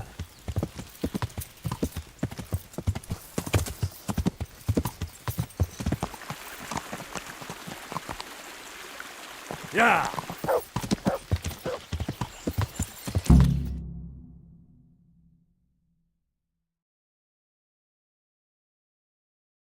Ho! Ho!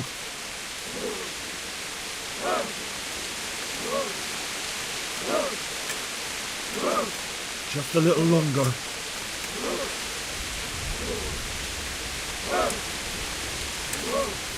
Not yet.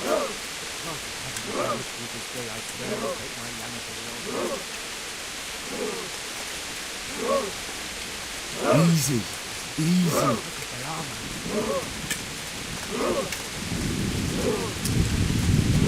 Easy.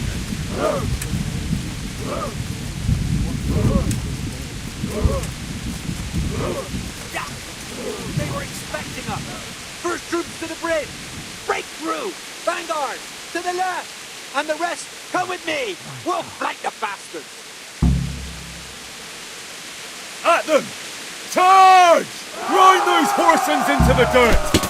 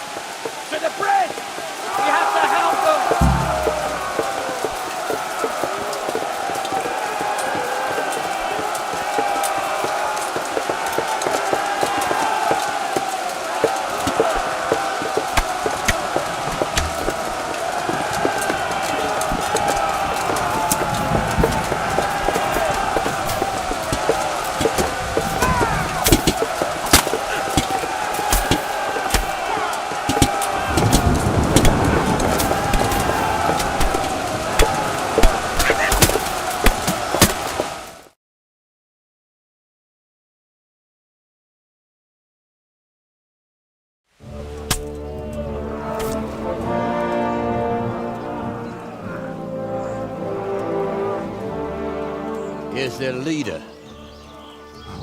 What? This boy? You should show a little more respect, Divish. You'll need it when you kneel before Istvan. Oh, now the pup shows his teeth. Istvan, you say? Not Sir Istvan? Or Lord Toth? Just how intimate are the two of you? I know him. He's Eric, Toth's captain and right-hand man. Finally, some good news. Shackle him and guard him closely. Those bastards want to destroy our trebuchet.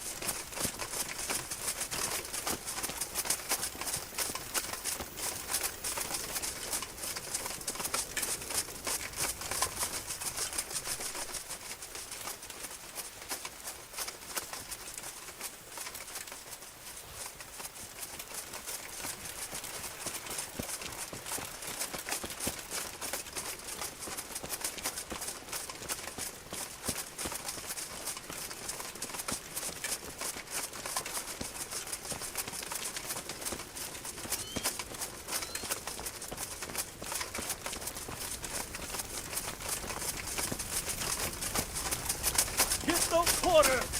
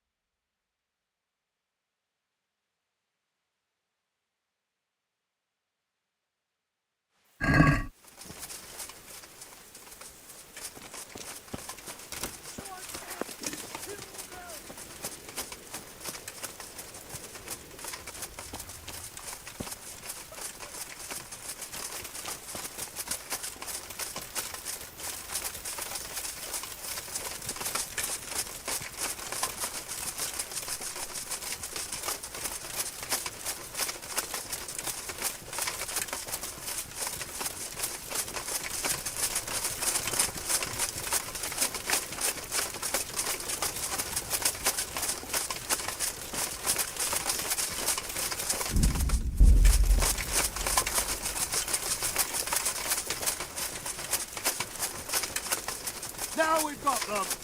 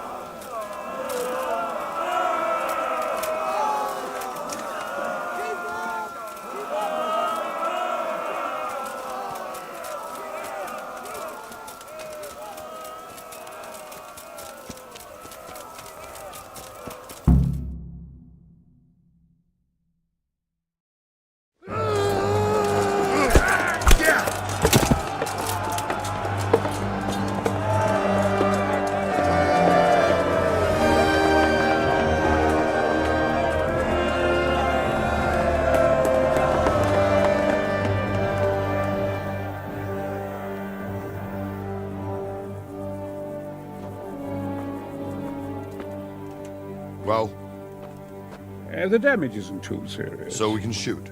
Not just yet. Sir, what are we waiting for? You've heard his threats, Robard. Do you want him to kill Radzig and my wife? We have to consider all our options. And it would be a shame to destroy the castle, too. But how do we get that rat out of there? Sir, I might have a solution. What about exchanging hostages? He was the captain at Vranjik, and he brought Istvan's reinforcements here. He seems to be on very, intimate terms with Toth. He might be able to tell us something. And he might even be as valuable to his lord as Lady Stephanie and my father are to us. You're your father's son, by God. You're a godsend, lad. You're right. We'll interrogate this whore, son, and then decide what to do next. Come to my tent when you've rested.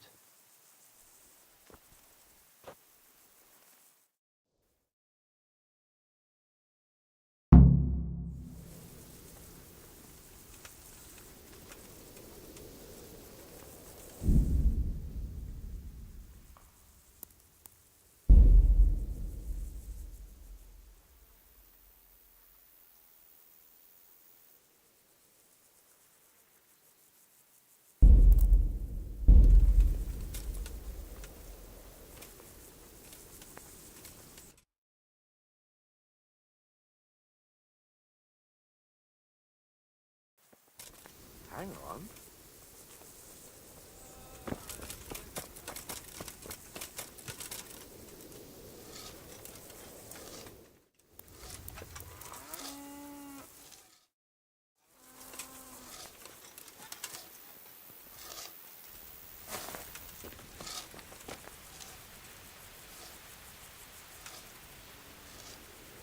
What do you think? An inn? Get the hell out of here! God be with you. What do you think of Master Keezer? He definitely knows what he's doing. And all that wild talk of his, rockets and such like. I'd almost let him try it out, but on some other castle. Do you think there's any truth in it? I've never seen such weapons used, so I can't really judge. But if his ideas worked, they'd change the way we make war. He showed me some of the drawings he has with him. I don't know if he's a genius or a madman.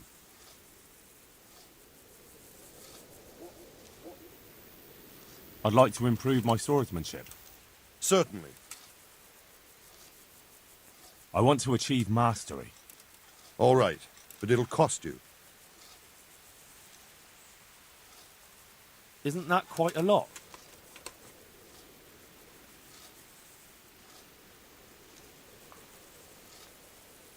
Agreed. Now listen up. Goodbye.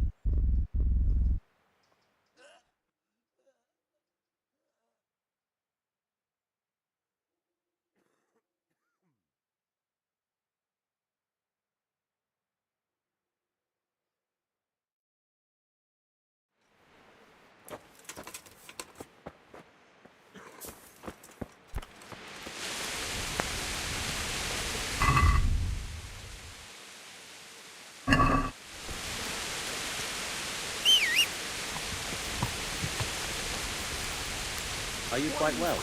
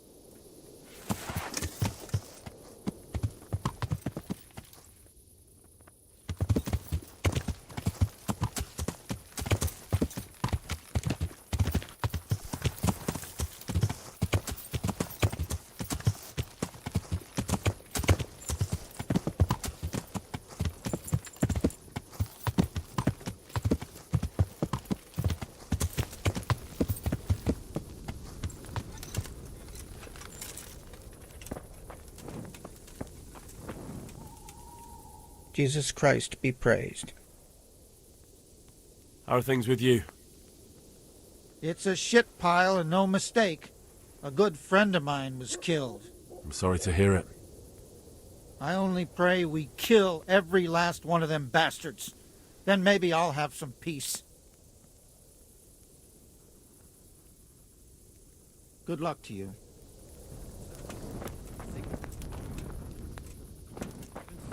Seems a bit peculiar to me.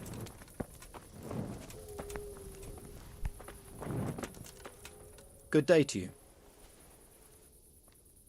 How are things with you? I wish it was all over and done with. Don't we all? Let's pray we finish it soon. I've never been in a siege, but I hear it can last weeks, or even months. God be with you.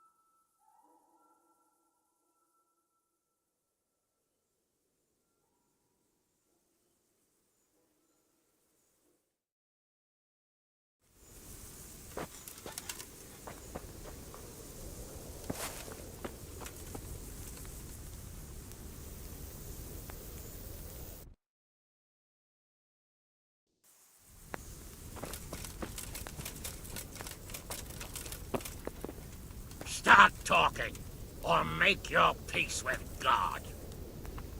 Do your worst. I won't betray my lord. Ah, Henry, just the man I want. This fool would rather hang than sing. You know more about him than we do, so maybe you can get something out of him. Well now, Eric. It is Eric, isn't it? Looks like the boot's on the other foot this time, doesn't it? Fuck you. You need to change your tone. If you start being nice, you might just come out of this alive. So now I'll ask you a few questions, and you better think carefully about how you answer them. Who is this Toth? He's an orphan, same as me. The Turks killed his parents, so he started killing Turks. Sigismund needed men like that, so Istvan ended up in his service.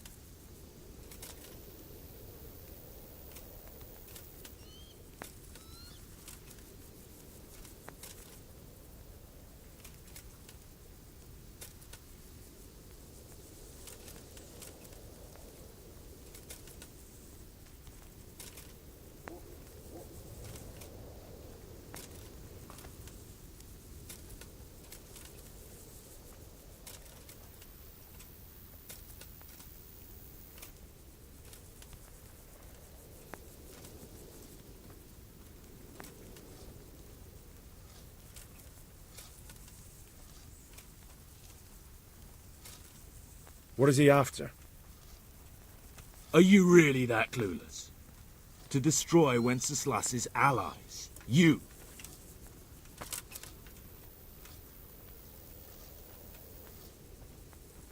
How did you meet him? What's that got to do with anything? Who does he take his orders from? Are you stupid? He works for Sigismund. How many men does he have in the castle? How should I know? There were nearly 70 of us at the beginning, but there's probably not even half left.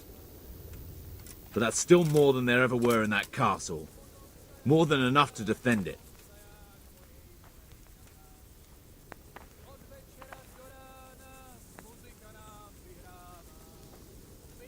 I won't waste any more time on you.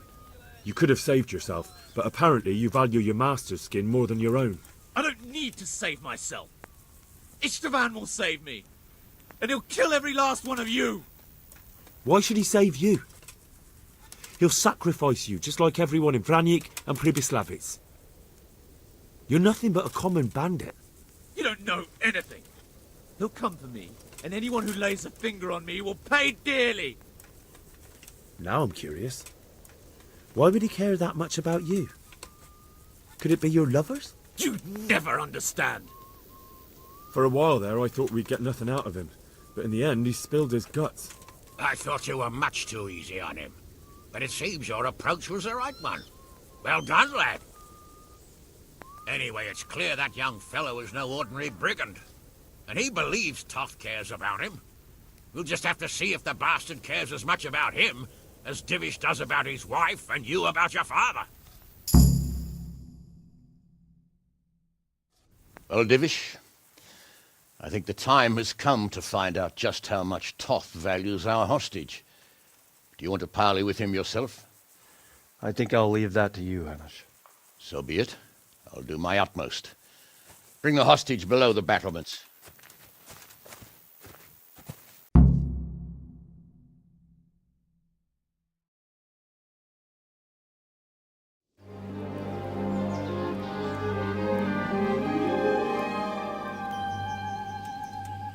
Sir Istvan!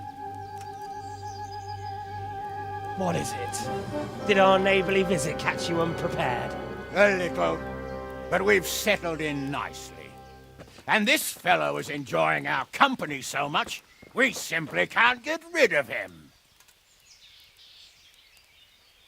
It seems we are in similar situations. Perhaps it's time to send our respective guests home. Not a chance. Do you take me for a fucking fool? Be warned. If anything happens to Eric, I'll let every manjack here have his way with this bitch, and I'll dice Kobila into goulash meat. Nobly spoken, your grace. But for all I know, you may have done that already. Divish, I'm sorry.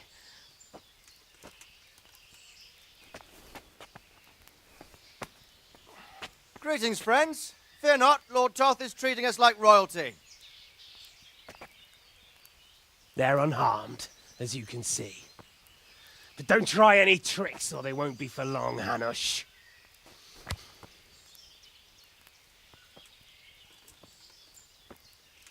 It seems your lord doesn't place any great value in you, boy. Go to hell. I'm sorry. It looks like it's not going to be that easy. Well, at least we know they're alive. I didn't expect much of it anyway. He won't harm them as long as we have this fellow.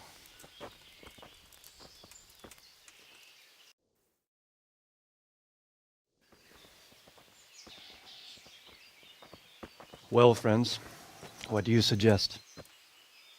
I'd say we have no choice but to attack. It's a great risk, Robard, with Stephanie and Radzig inside. I know how you feel, sir, but Toth is no fool. They are his last safeguard. He will do nothing to harm them until he is sure of victory. Would you be saying that if it were your wife inside? Or your father? Well, let me point out that we have no choice anyway. We don't have enough supplies to keep men here for weeks, while gangs of brigands and Sigismund's army roam the countryside. Toth won't agree to an exchange, and even if he did, we'd have to let him go. With all his men, he'd be a thorn in our sides till Judgment Day. Sir, a message has arrived. Oh, what is it? Margrave Jobst is approaching with his retinue and wants to speak with you. Jobst, you say? All right. What is he doing here? Who's Jobst? Jobst of Luxembourg is cousin to King Wenceslaus and Sigismund. He's the Margrave of Moravia. Only a year ago, he was collaborating with Sigismund and the League of Lords. He betrayed King Wenceslas and his ally Prokop. Now, he's changed sides, appointed himself the leader of the rebellion against Sigismund, and wants to liberate Wenceslas. Whichever way the wind blows. Nevertheless, it seems the decision is made for us. We don't want Jobst camping with us in front of our own castle like a band of gypsies. I'm afraid you're right, Hanush. All right. We'll let the men rest a while and then attack. Come to me when everything is ready.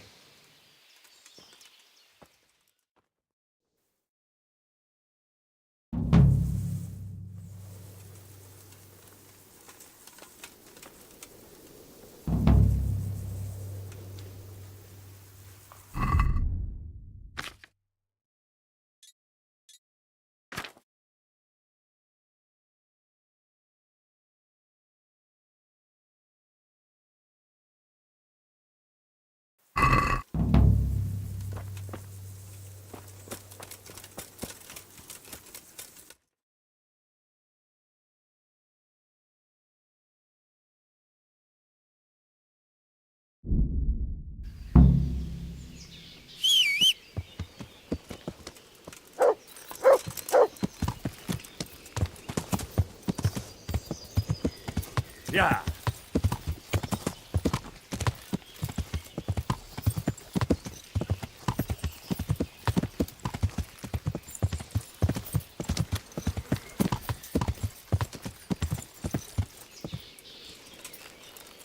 Yeah. Huh. I'm glad you came. At your service, sir. I'm about to give the order to bombard Talmberg. And since it's mainly thanks to you that we still have a trebuchet, I think you should have the honor of the first shot.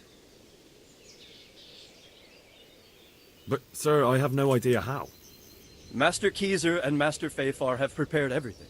There's nothing to it. The men will load the trebuchet. All you have to do is pull the lever. Well, I suppose I could manage that. Then we'll bombard Talmberg for several days. Sir Robard will explain what comes next. Good luck.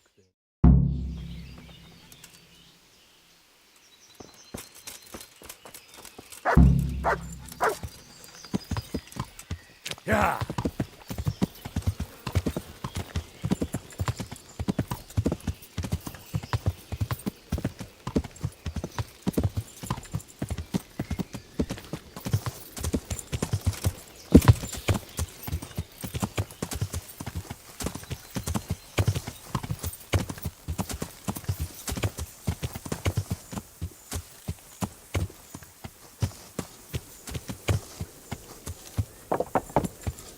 Load the trebuchet.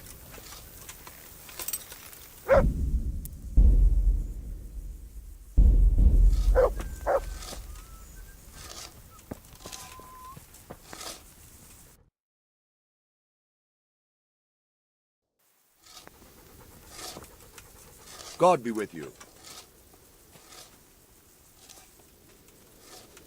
There was precious little in it, and we could have lost everything. That's how it goes in war. But God stood by us. And in the end, they're nothing but a bunch of filthy cutthroats. They're sneak thieves and assassins. But does that make them real soldiers? Well, they're apt to wait till a man nips off into the bushes to relieve himself, lifts up his chainmail tunic and stab him in the back. Personally, I'd rather face a proper soldier. Because you know just who you're up against. That's probably why Toth is giving us such a hard time.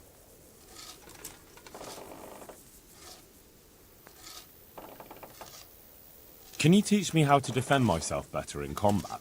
Certainly. I'd like to hone my skills. First, you have to have some skills to hone. Well, I'll think it over. God be with you.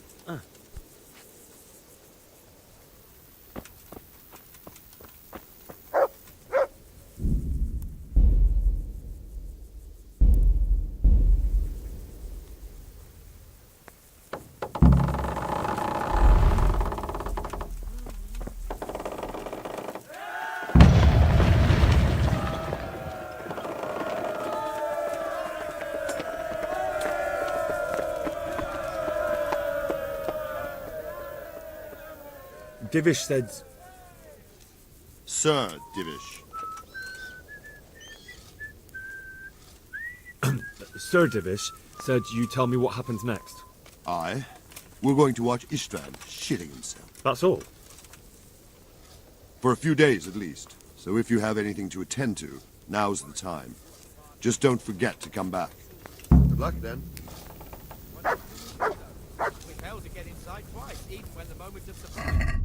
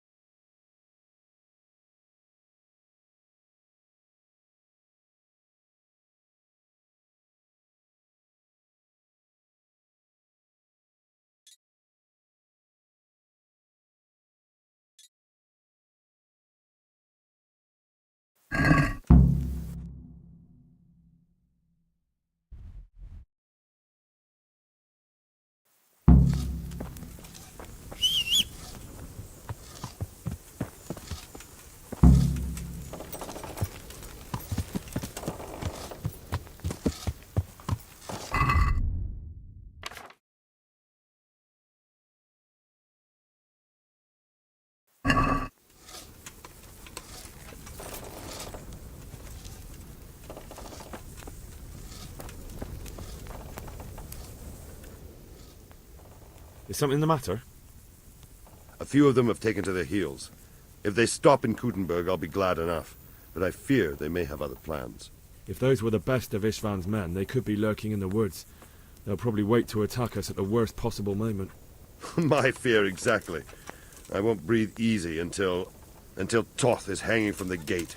But in the meantime, I'll be glad to know the woods at my back are clear. Can I count on you? Of course, Sir Robert. Would you like me to bring back their gear as evidence they're dead? That's not necessary. I trust you, Hal.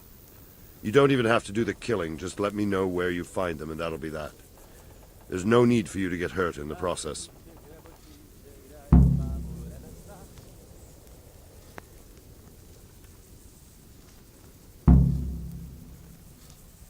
I'm here. Can't you see we're still bombarding? You came too soon.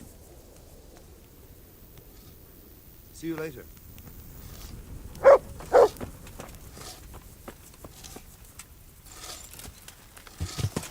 Yeah!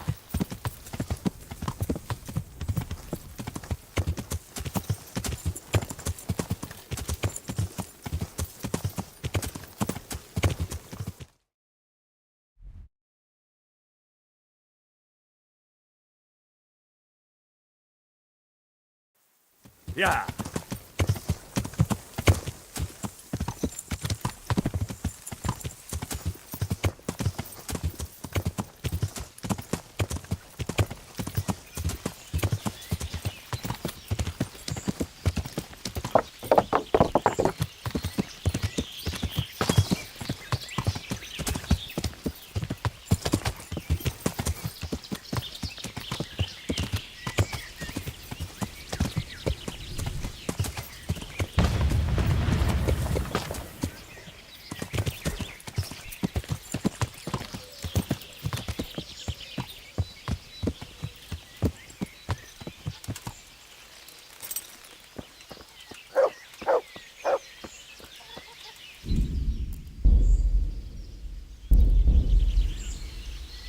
Good morning.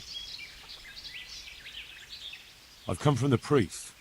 They're saying you incited some women to witchcraft. Me? Witchcraft? That's nothing but idle chatter.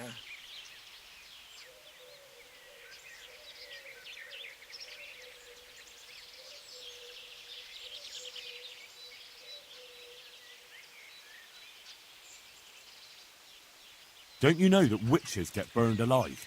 There's no need for trouble. I'll tell you everything. I've done a very foolish thing. It's preying on my mind so much I can't sleep a wink.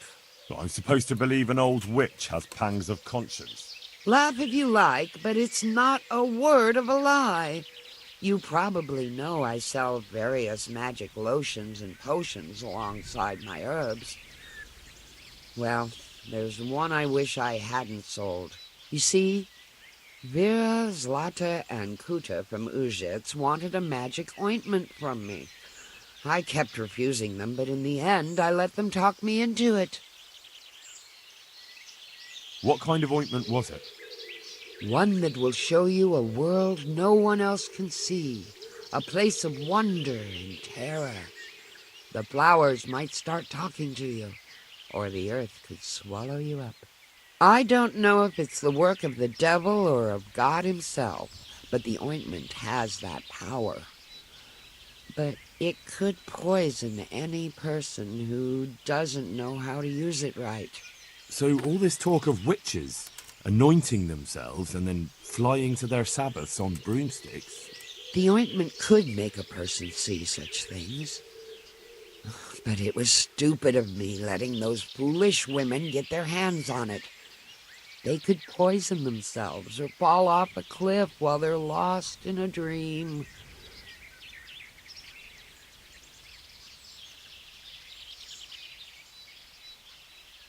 Will you give me the ointment recipe?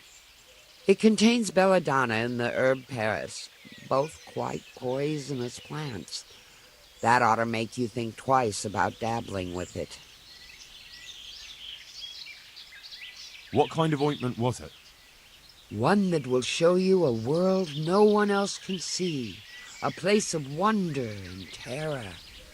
The flowers might start talking to you, or the earth could swallow you up. I don't know if it's the work of the devil or of God himself, but the ointment has that power. But it could poison any person who doesn't know how to use it right. So all this talk of witches anointing themselves and then flying to their sabbaths on broomsticks.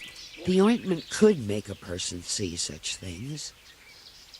But it was stupid of me letting those foolish women get their hands on it. They could poison themselves or fall off a cliff while they're lost in a dream. I want to know something else.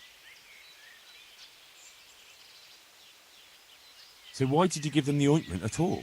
Because I'm soft-hearted. You see, one of those women, Vera, lost her whole family in Skalitz. And Zlata's husband was killed.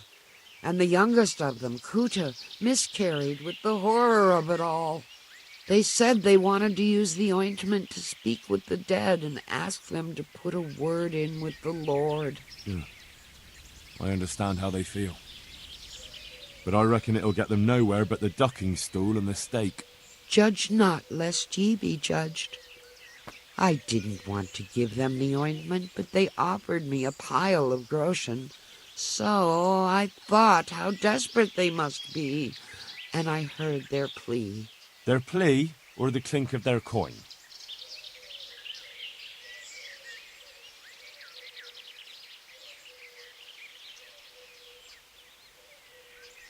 And why are you so worried about them all of a sudden? What changed your mind? I'm losing sleep over it. Firstly, those women don't know what they're doing. And secondly, folk might see it as witchcraft. And do you know what they do to witches? They burn them alive. That they do. So don't be surprised I'm worried. It didn't bother you before, though. What did they want the ointment for? Each one of them lost a loved one recently, and it's grieving them. They wanted to talk with the dead. I've heard enough. If you've heard enough, you must understand why I need your help. Find out from those women what they intend, and watch over them to keep them safe. Very well. But only because the priest himself asked me to.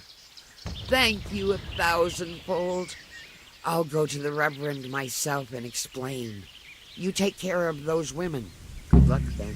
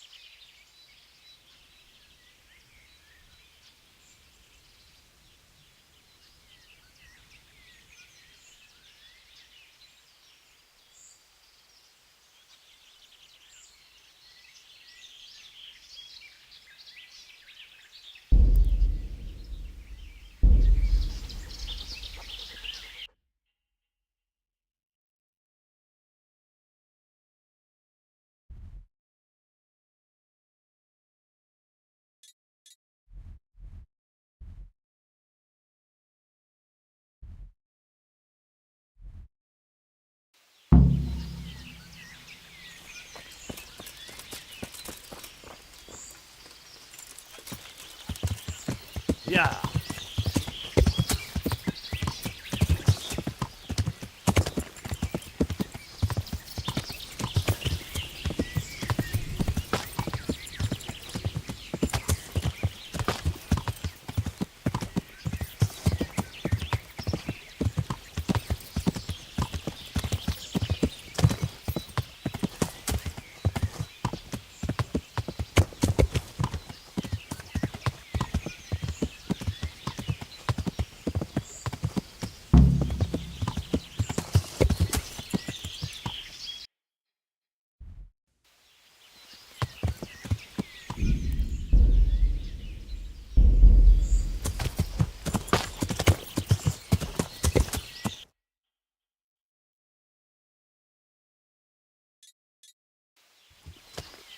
Yeah.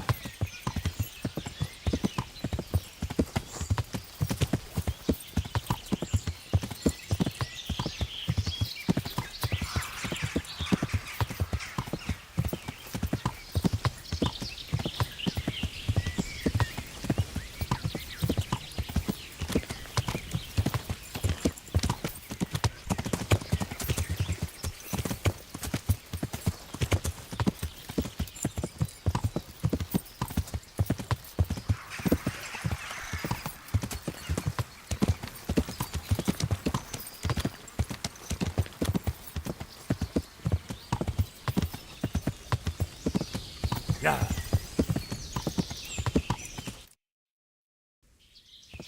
Yeah.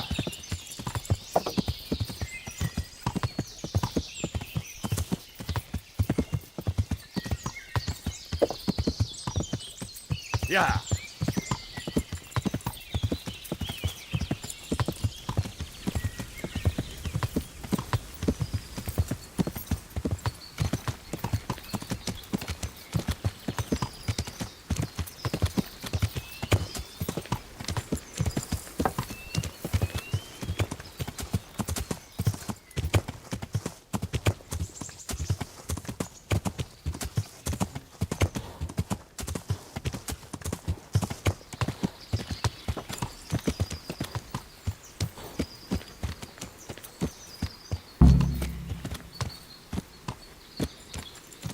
Yeah.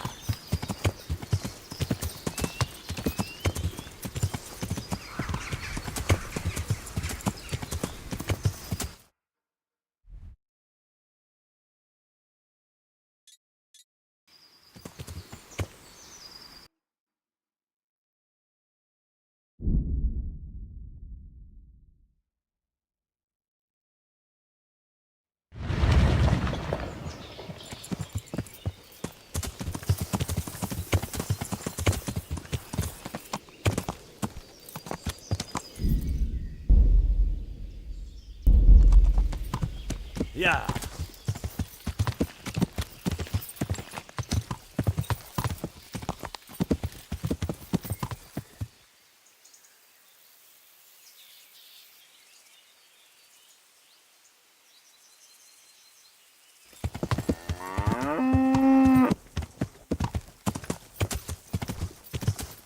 Yeah.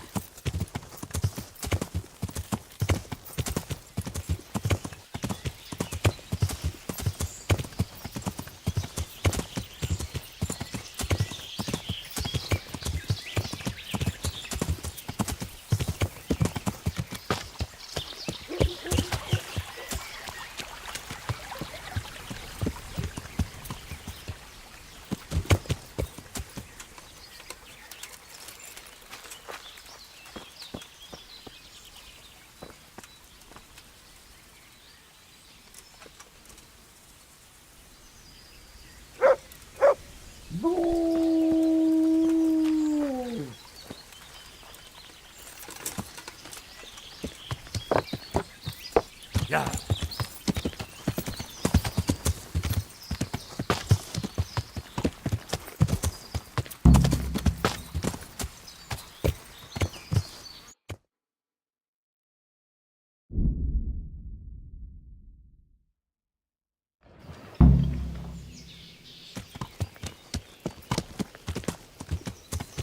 Yeah.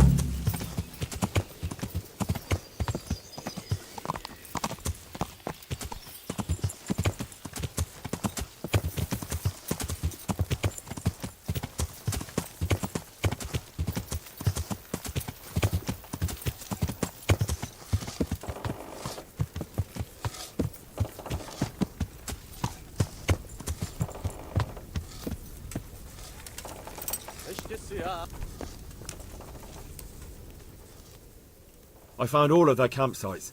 The rest of the woods are clear. That's a relief. Now let's relieve ourselves of this accursed Toth.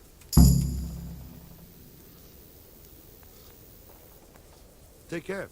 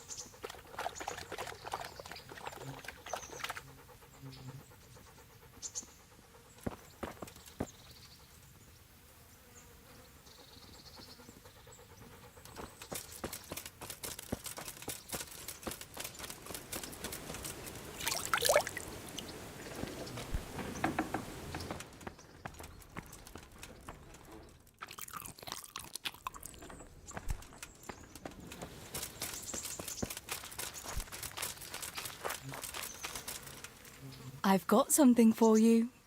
I got them from Uncle Peshek. Just don't go poking them where you shouldn't. They're lockpicks. They're not really intended for poking in your own locks. True, but at least don't get caught. And if you do, you didn't get them from me.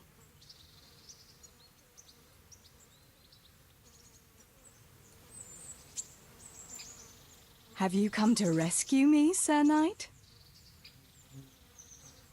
I've got something that needs stitching up. Could you do it for me? All right. I can't have you walking around in torn rags, can I? Show it here.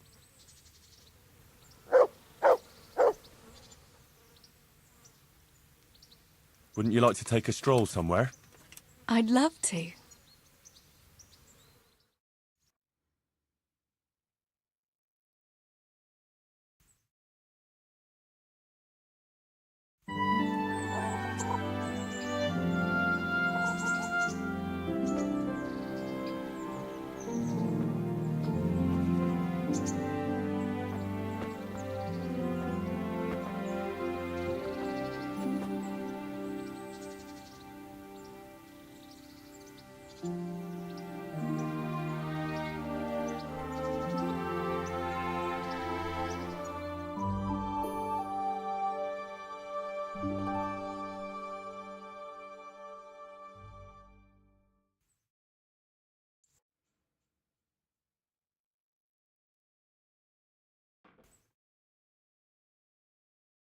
Home again.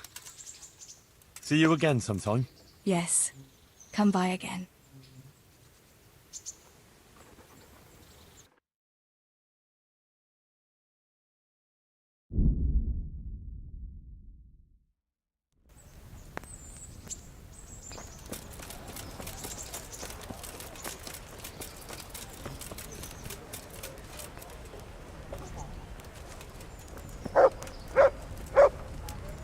All right, here you are. Thank you, neighbour. I'm glad to see you. Goodbye.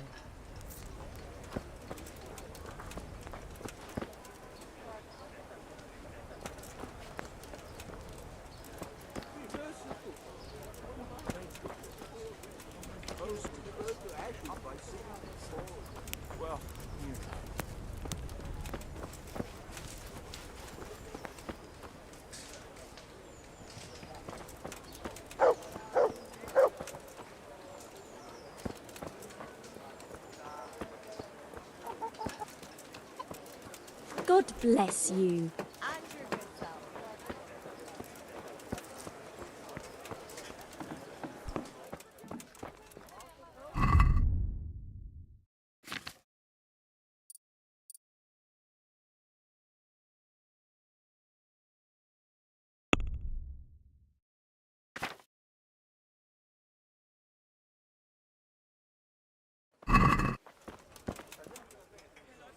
God be with you.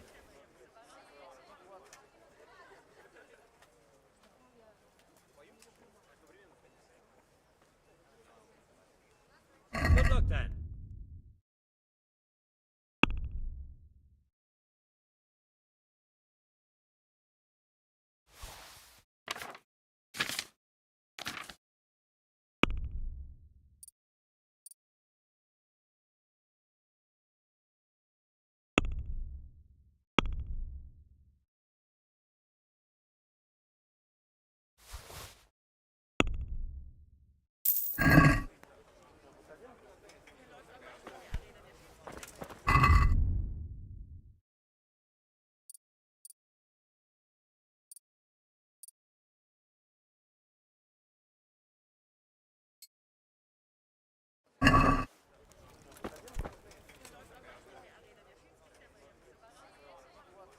God be with you.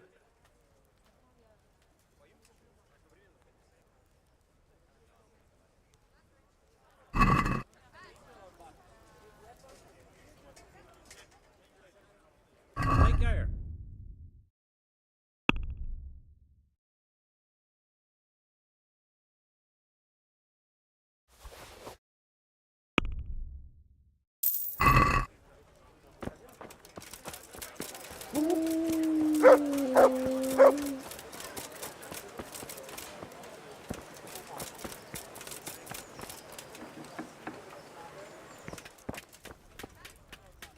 God save you. Goodbye.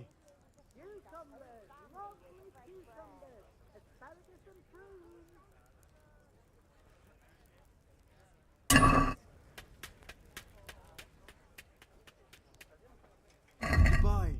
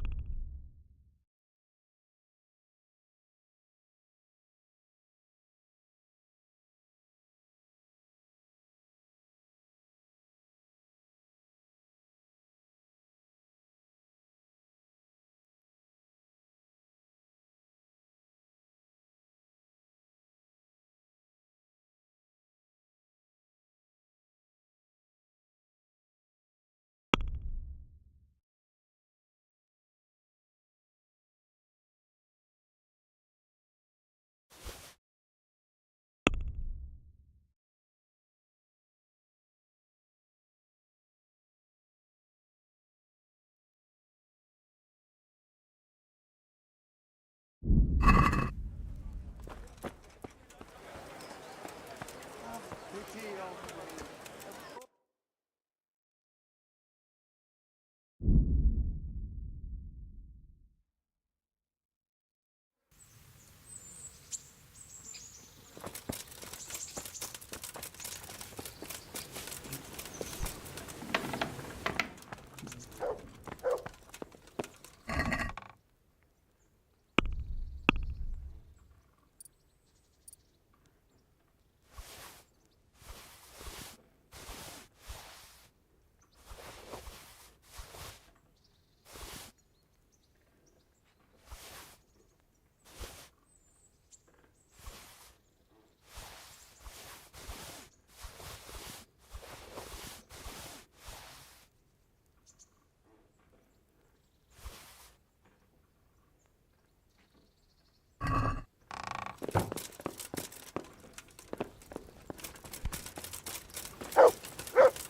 Hey, lad!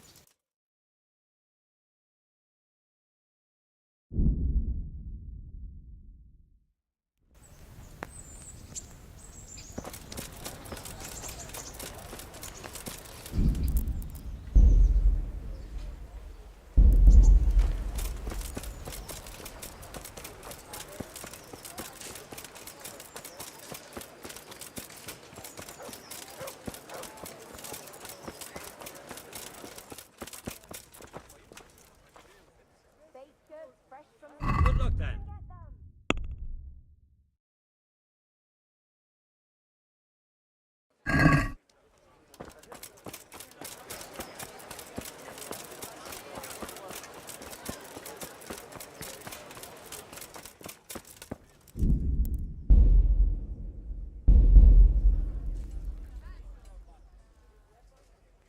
Good luck then.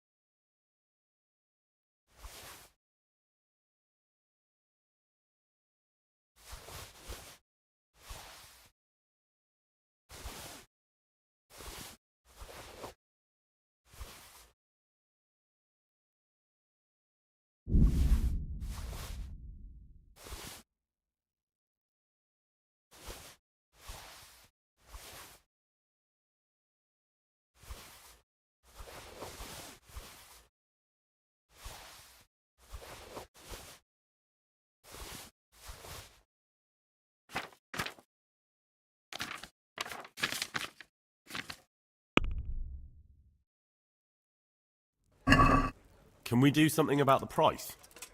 Well, we can try it.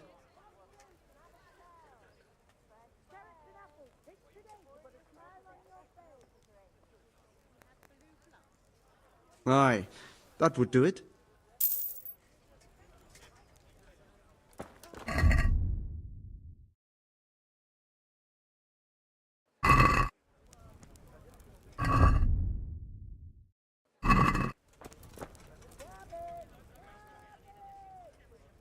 Good luck then.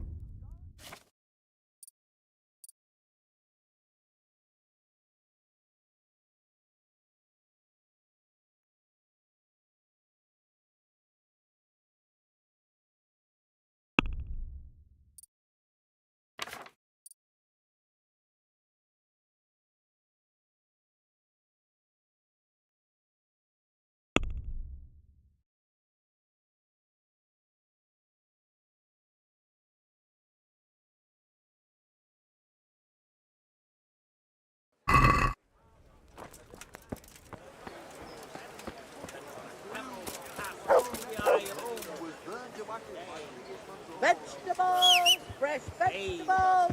Look, smell! Aren't they lovely? Yeah.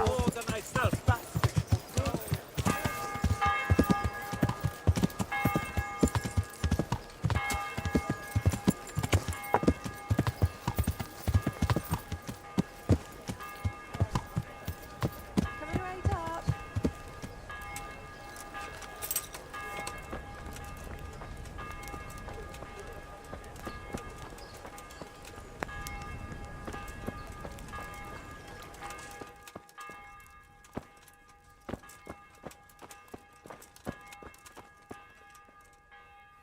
God grant you health. How may I help you? God be with you. I'll be back in 2 shakes.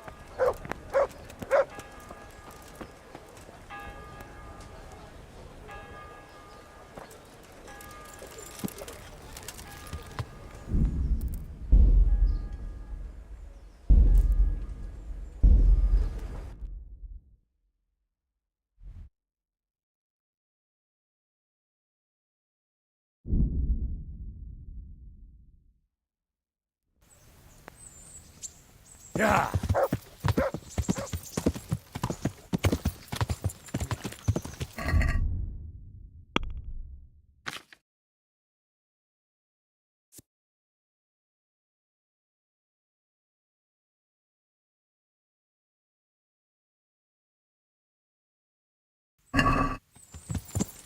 Yeah. Yeah.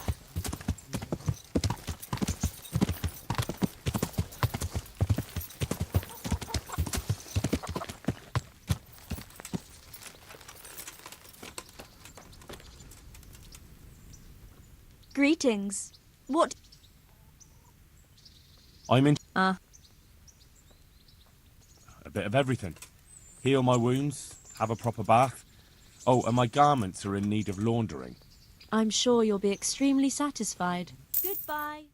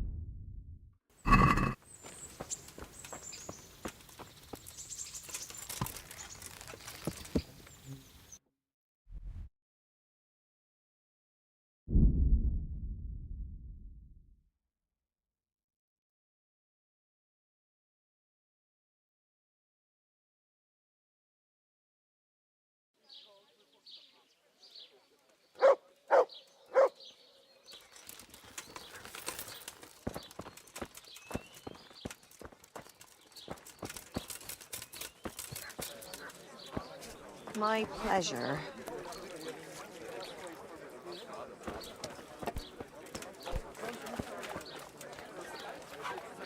I hope I can be of some humble service to you.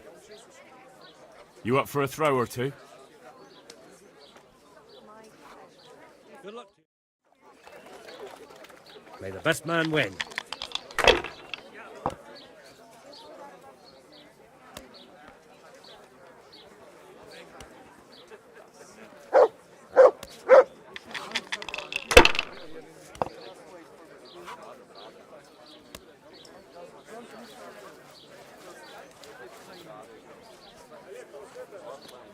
Not afraid of anything, eh?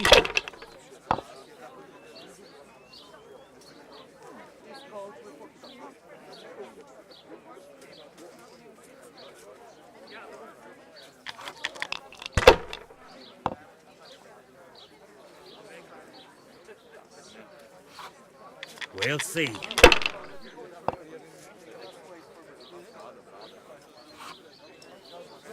That's it.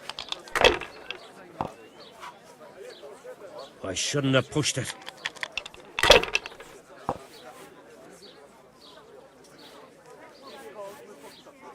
All right, all right.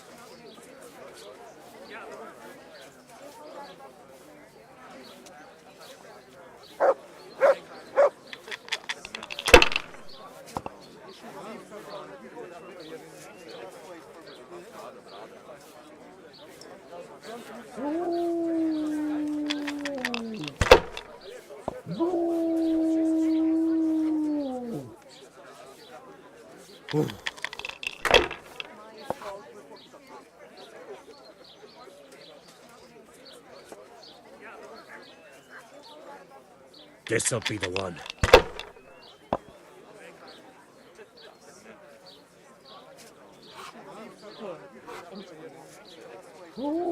Now you.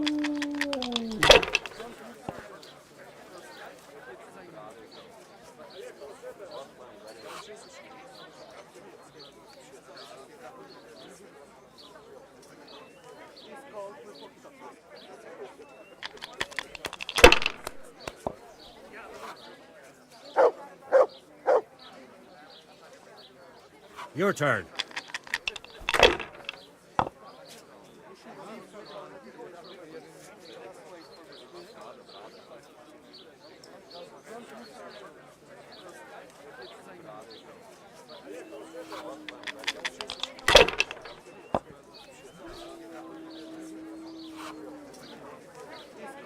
That's it.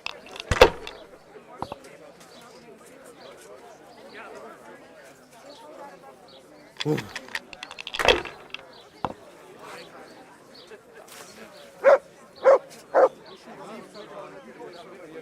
This'll be the one.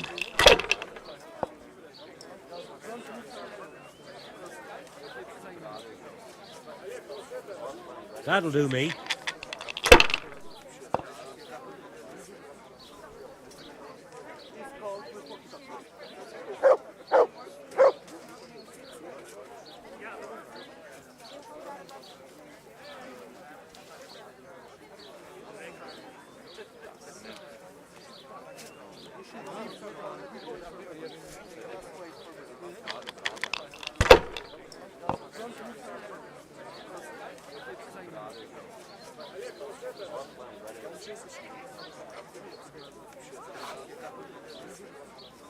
If I was in your shoes, I'd pass while the going's good.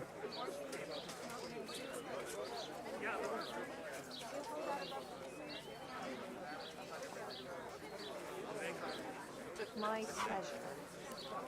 Ah, come on. It's time I had a throw.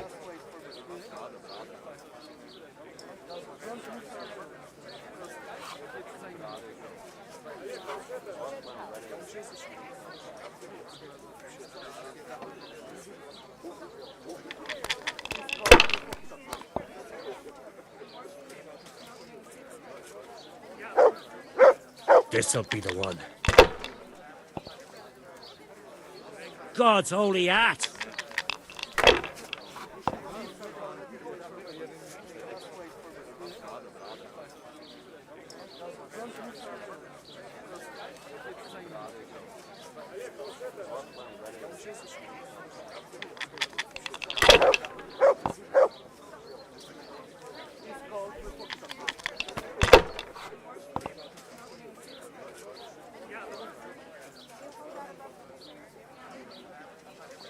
Finished.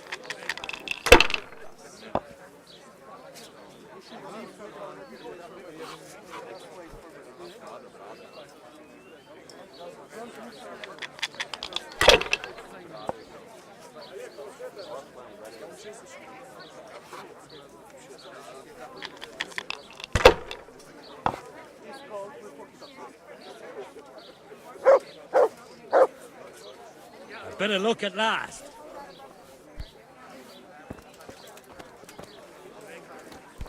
Huh?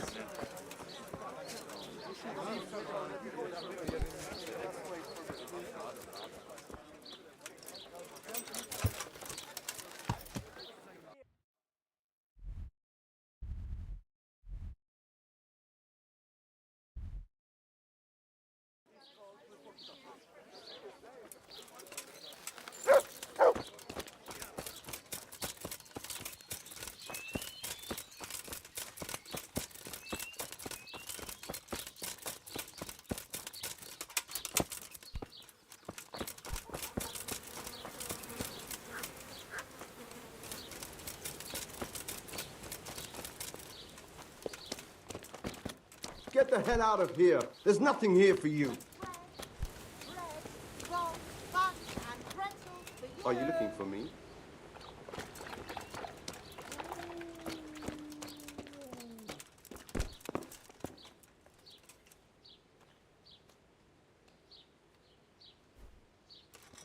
What are you up to here? Get out of here or I'll call the guards on you. The people, What come are you up doing close here? and have a smell. Clear off before I have you thrown Pull out. yourself Something the matter?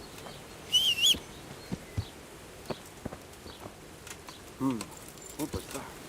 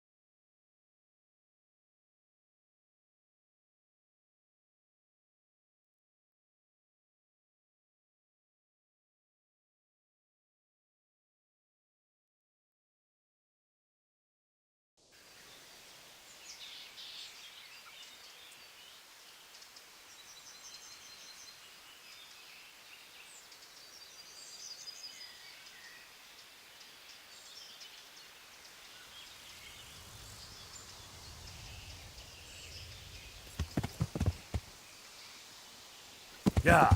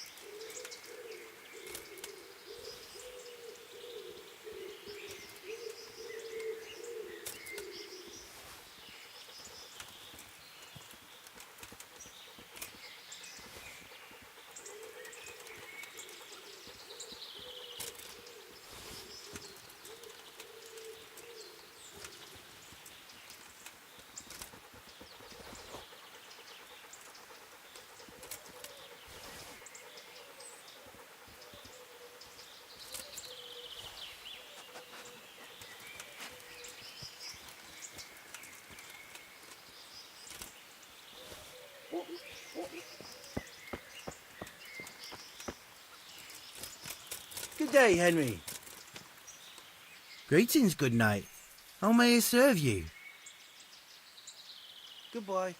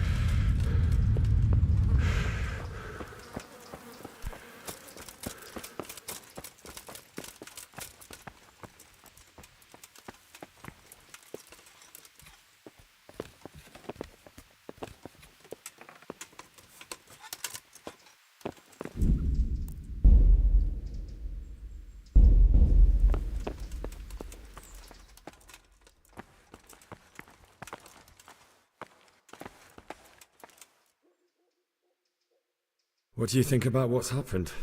It's terrible, isn't it? There are no words. We should pray for the soul of that poor man and for the lost soul of his murderer. The Lord himself commanded us to forgive.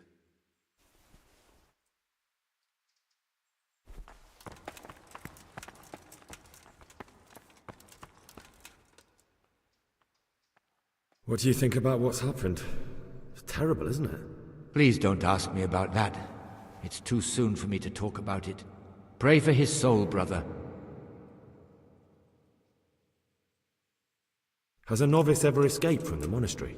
I don't remember it ever happening before. To dishonor the rule and the vow made to God himself? Perhaps he'll see the error of his ways and return.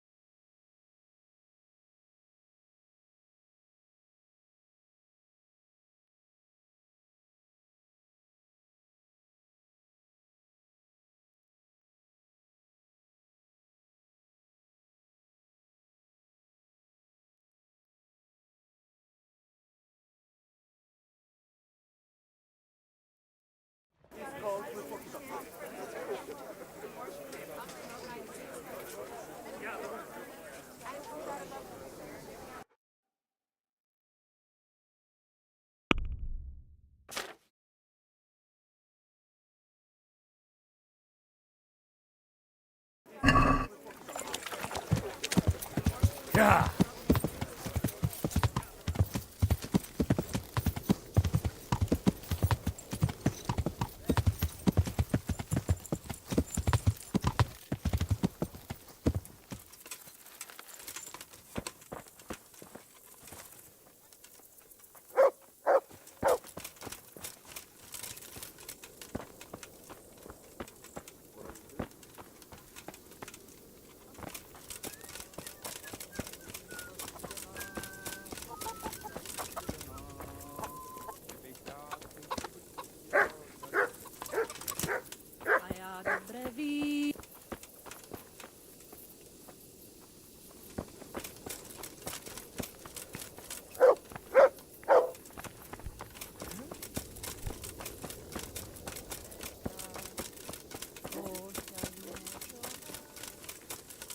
Only bandits creep around in the...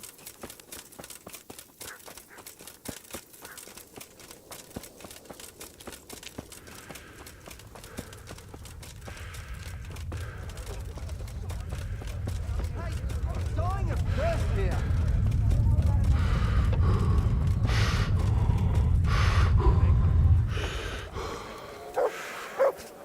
I hope I can be of help to you, Knight. Have you got a bed for the night? Aye, there's room here. For how long? Just the one night? No problem, but you pay in advance. Here you go. You'll like it here. Like sleeping on a cloud it is.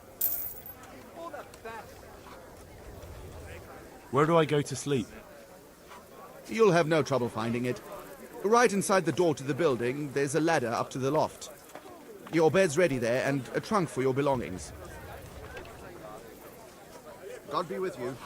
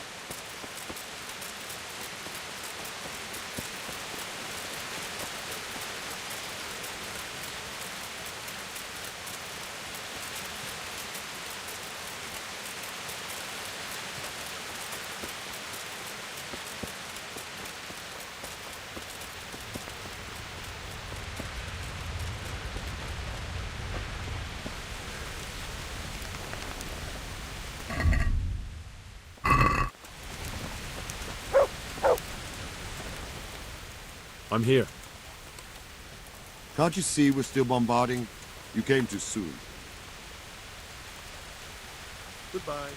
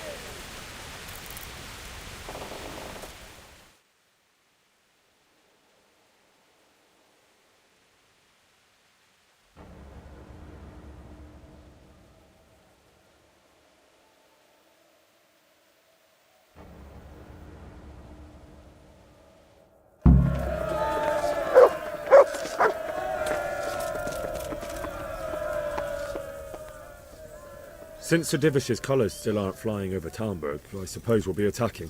Just so. That Istvand's a stubborn bastard. All right. When do we start? There's no reason to wait. Are you really ready? If you need to rest or anything, we can still wait. You won't have another chance until we've won the day. Or until your final rest.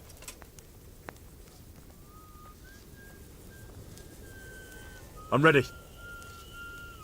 Glad to hear it. We're going to attack on two fronts. The North Gate and the West Wall, which will scale with ladders. The attack will be split into different stages. Taking the outer walls, the inner bailey, and finally the core of the castle and the tower. How are we going to attack the gate? We'll try to do as much damage as we can with the trebuchet first. Keyser claims he can even hit it directly. Even if that's true, we'll have to charge through a downpour of enemy arrows all the way to the portcullis. Portcullis? Fortunately, it's wooden, so we'll be able to break it down. But dealing with the defense in the bailey won't be easy. And what's the plan for attacking the West Wall? First, we have to get men to the wall with ladders, which is no easy matter under fire, so we'll need as many men covering them as possible. As soon as the ladders are in place, our foot soldiers will run up and try to scale the wall. Once a few of them get to the battlements, we should quickly gain the upper hand. How will we take the battlements? Either by scaling the west wall, or our men at the gate will help. If they can break through, that is. And the inner bailey? That will be tough. Even if we get through the gate and into the outer bailey, we're still a long way from victory. The castle is designed so we'll be like hens in a coop to anyone with a bow on the inner battlements. We'll have to either fight our way through, or somehow get around them.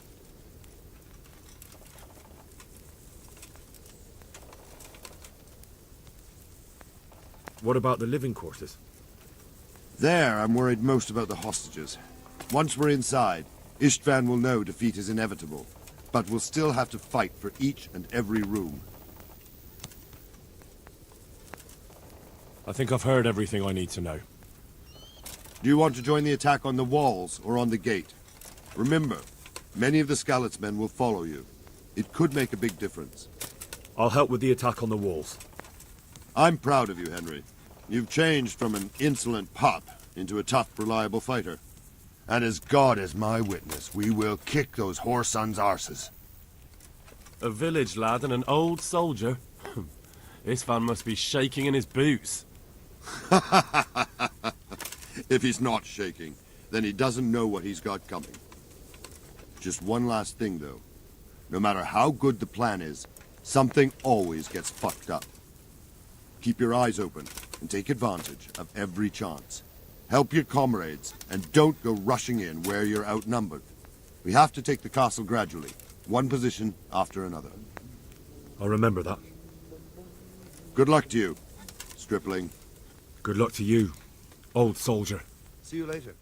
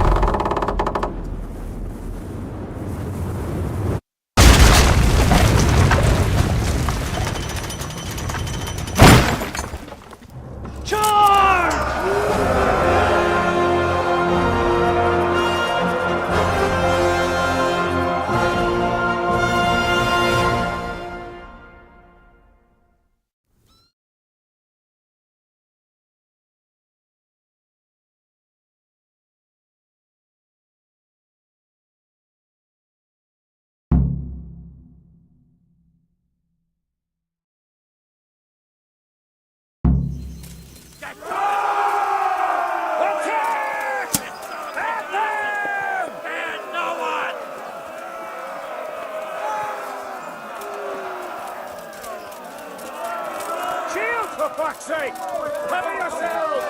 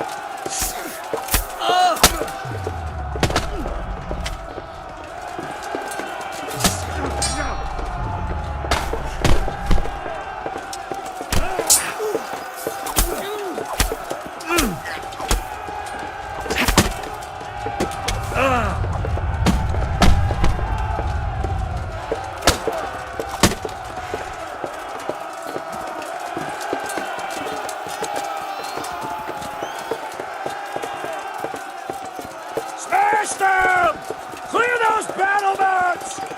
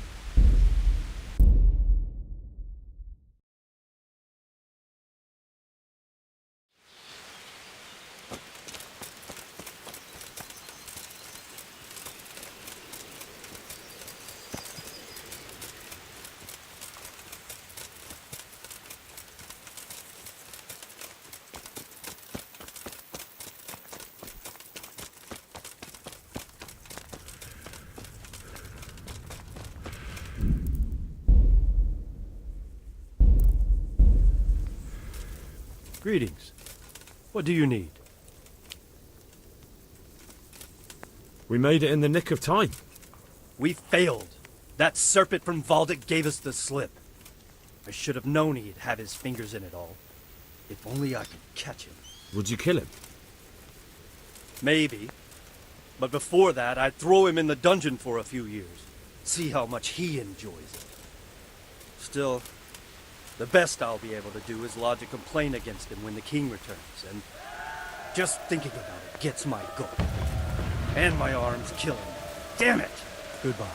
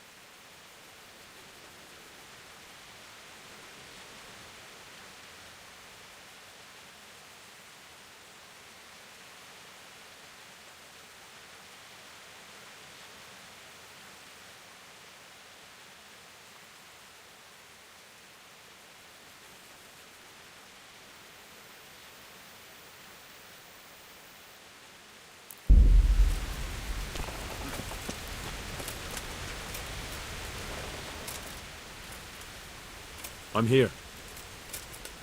Can't you see we're still bombarding? You came too soon. Good luck, then.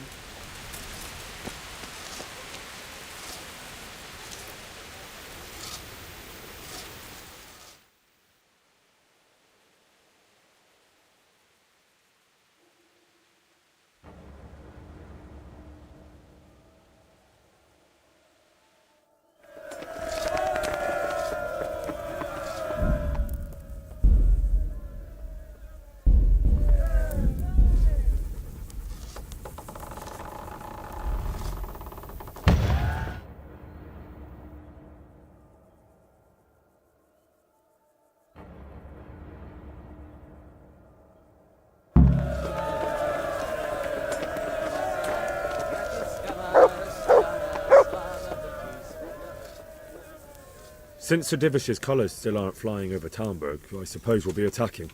Just so. That Istvand's a stubborn bastard. All right. When do we start? There's no reason to wait. Are you really ready? If you need to rest or anything, we can still wait. You won't have another chance until we've won the day. Or until your final rest. I have to deal with something first. All right. But don't keep us waiting too long. Goodbye.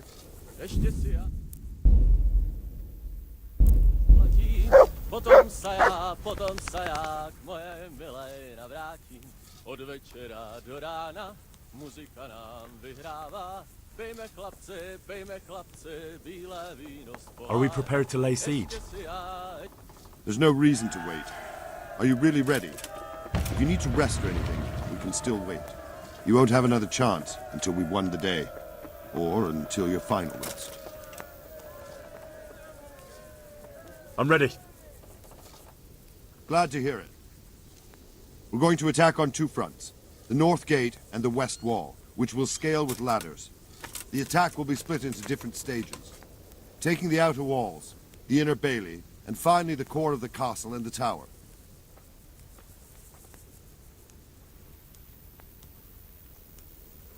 I think I've heard everything I need to know. Do you want to join the attack on the walls or on the gate? Remember, many of the Skalitz men will follow you. It could make a big difference. I'll help with the attack on the walls. I'm proud of you, Henry. You've changed from an insolent pup into a tough, reliable fighter. And as God is my witness, we will kick those whore sons' arses. A village lad and an old soldier? This man must be shaking in his boots. If he's not shaking, then he doesn't know what he's got coming. Just one last thing, though. No matter how good the plan is, something always gets fucked up. Keep your eyes open and take advantage of every chance. Help your comrades, and don't go rushing in where you're outnumbered. We have to take the castle gradually, one position after another. I'll remember that. Good luck to you, stripling. Good luck to you, old soldier. See you later.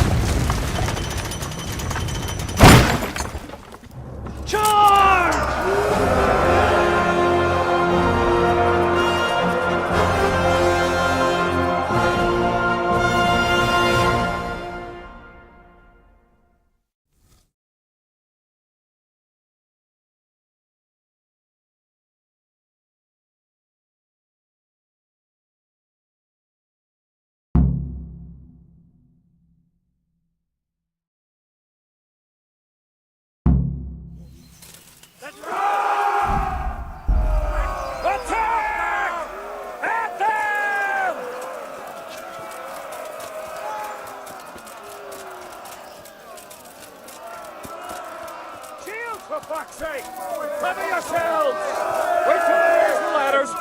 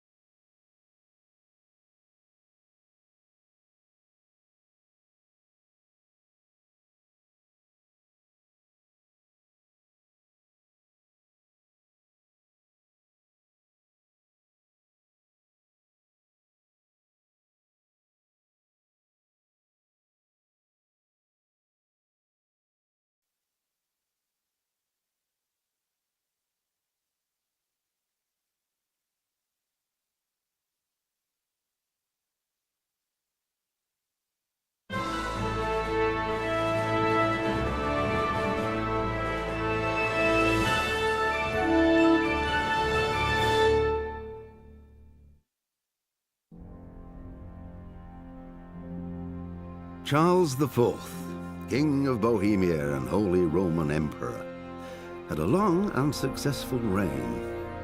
The empire he ruled from Prague expanded, and his subjects lived in peace and prosperity.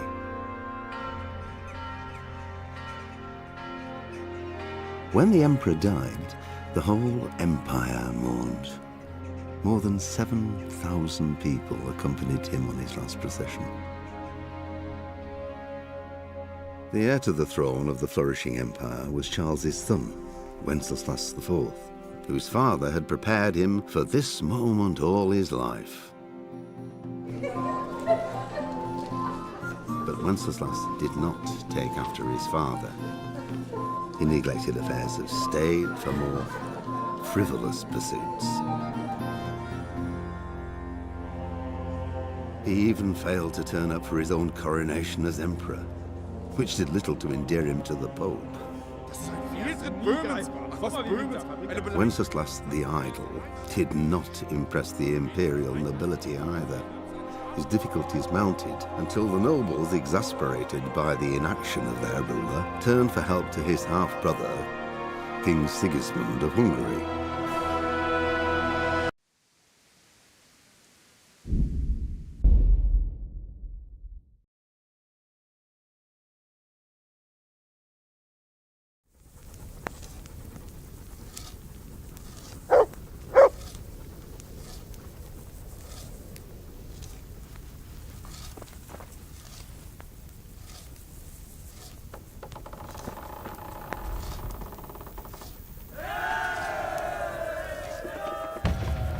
Are we...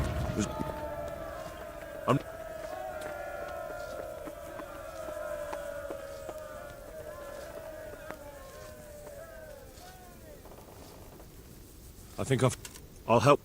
And as... Keep it. Good luck to you. Good luck to you. God be with you.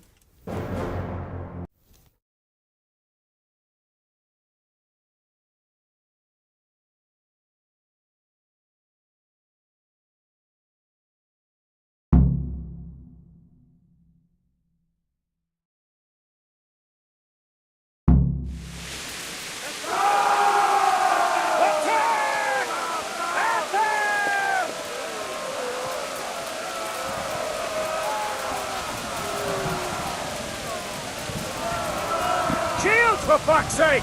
Cover yourselves! We're clear! Here's the ladders!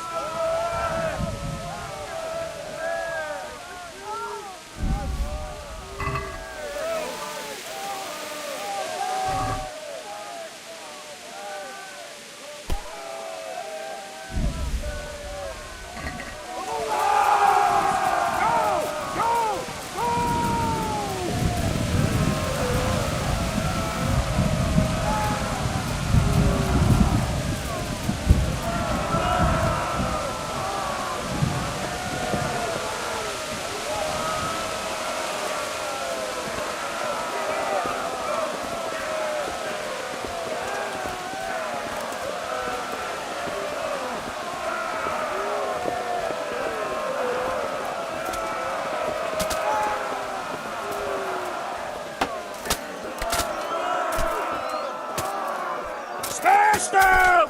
Clear those battlements!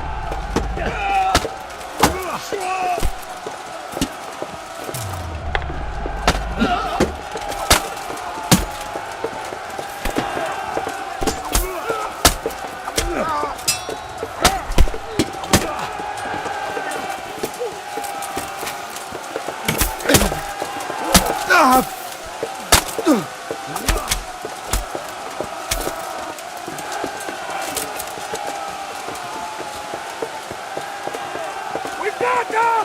And now from the south! We'll charge them from the rear!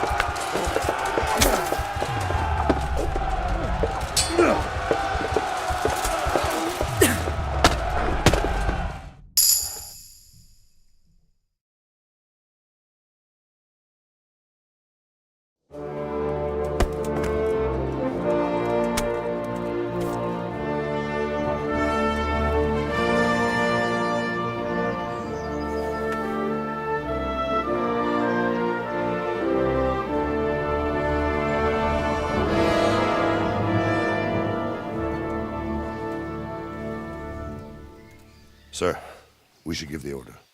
Let's see if Istvan Toth can worm his way out of this one. Don't tempt fate, Hanush. Istvan! It's over!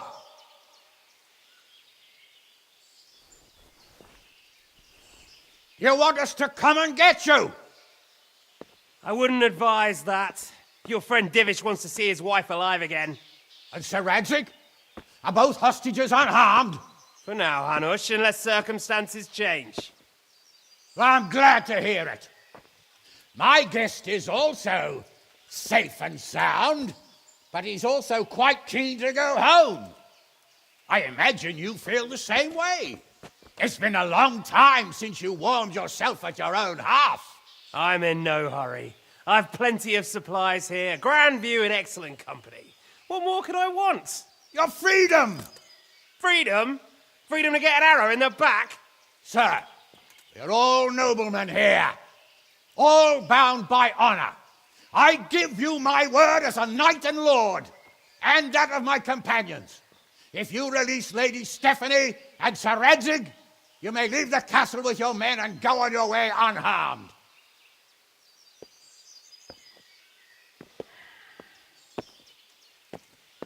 And just how far will we get?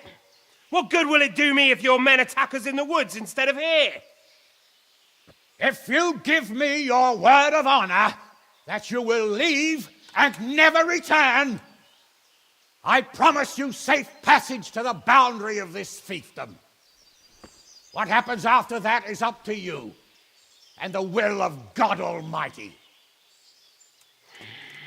Very well then, but I want a small safeguard. I'll give you her ladyship, but Radzig comes with me. I'll release him in Skalitz. Out of the question! Is our word not good enough for you? Is mine not good enough for you? I swear I'll release him when I get to a safe distance. I'll go with him, Hanush. Let the Lady Stephanie have her freedom now. Father! Don't worry, son. I trust Lord Toth's self-interest more than his word. He wouldn't be fool enough to harm me. If you're certain, Radzig. Prepare horses and supplies, and tell your men to pull back. We'll come down. You heard him. Get to work. And any man who breaks his truce answers to me. So are you really going to let them go? My word is my bond, Henry. He's a cutthroat and a liar. Good men are dead because of him. What's to stop us from skewering him as soon as he sets foot outside? Our honor! If you let him go, he'll do the same again. Or worse. God's justice will find him. And then he'll get a taste of my mace. If we break our word of honor, we have none. And without honor, we are nothing. Never fear. Your father will be all right. We'll hunt down those vermin yet.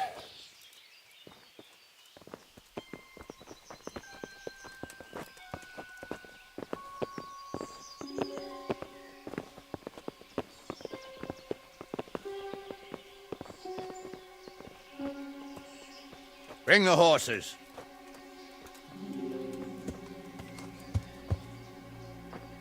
Here she is, as I promised. Not a hair on her head harmed. Divish! Stephanie. Forgive me, husband. I'm sorry For what? for letting them into the castle. Come now, my dear. You're not to blame. I didn't know who he was. He said he was your friend. Never mind. Did he hurt you? No.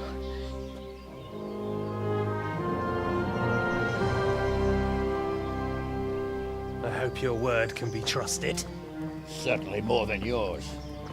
If everything goes as agreed, I'll set Radzig free in Skalitz.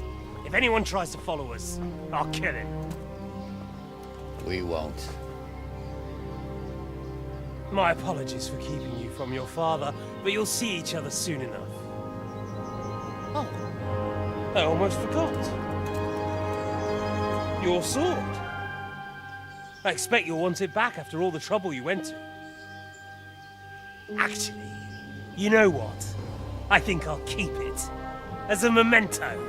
This isn't over. I'll find you. I look forward to it. Yeah!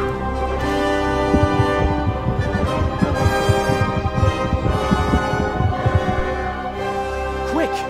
To the battlements! We have to see which way they go!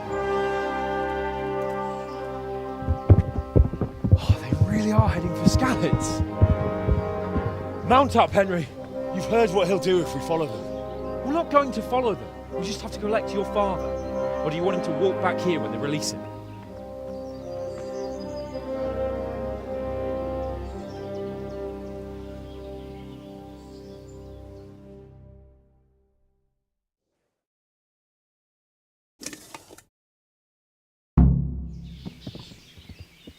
Yeah.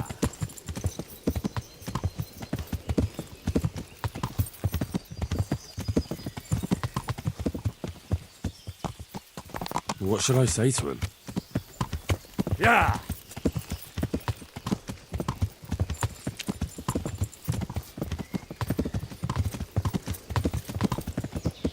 What will you do now? Yeah. Not long ago, I only made plans 3 days ahead at most.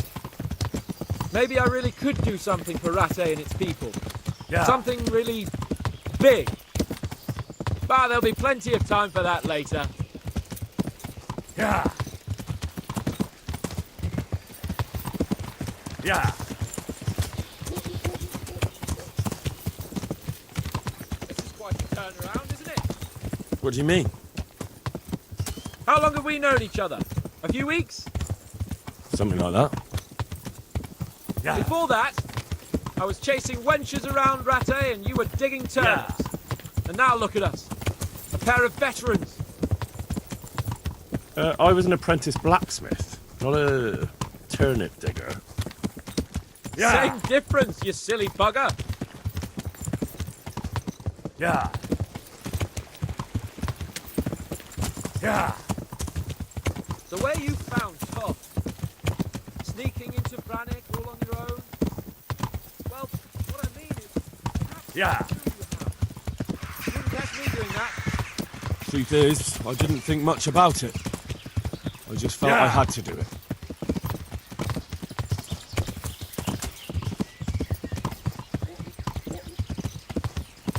Yeah. What do you think? Will Todd keep his word? Yeah. He's a noble, right? Yes. So am I. Sir Radzig will be there. Yeah.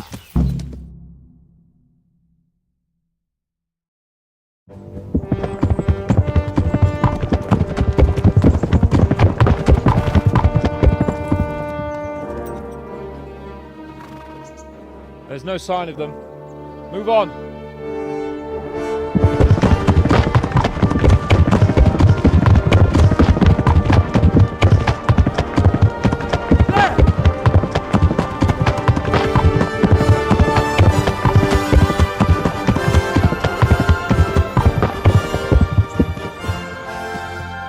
I'm glad to see Ishvan kept his word, sir. Not half as glad as I am, Your Grace. Well, we kept our word too. And now Toth has had his head start and he's fair game. Which way do they go? To the north, but I would be careful, Sir Hans. Fear not, Your Grace. I have twice as many men as he. Well, I won't keep you any longer. I'm sure the two of you have a lot to say to each other. Let's go!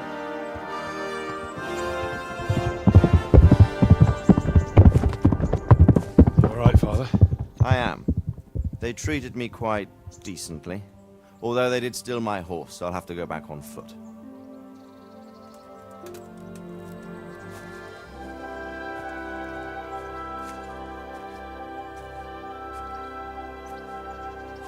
It looks like it's all over. Not by a long shot. It won't be over until we get this mess cleared up. And catch that bastard. How could we let him go?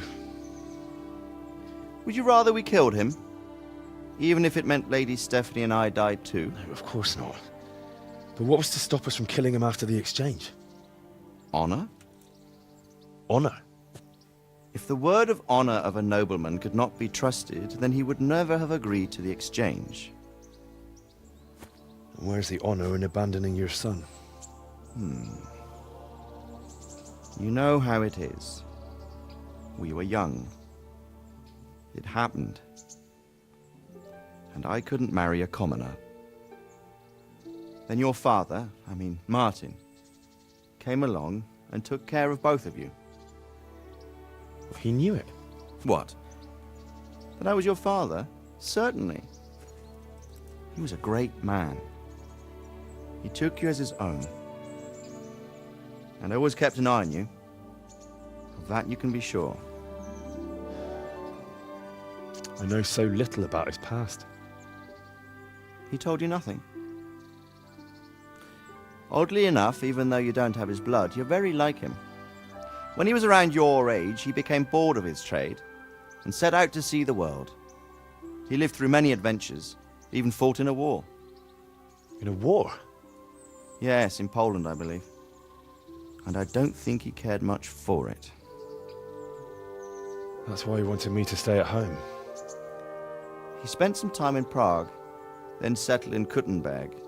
But it seems he quarreled with someone there and finally ended up here. You know the rest. I loved him, but even so, I somehow always had a feeling I didn't quite fit in. It was in your blood, I suppose.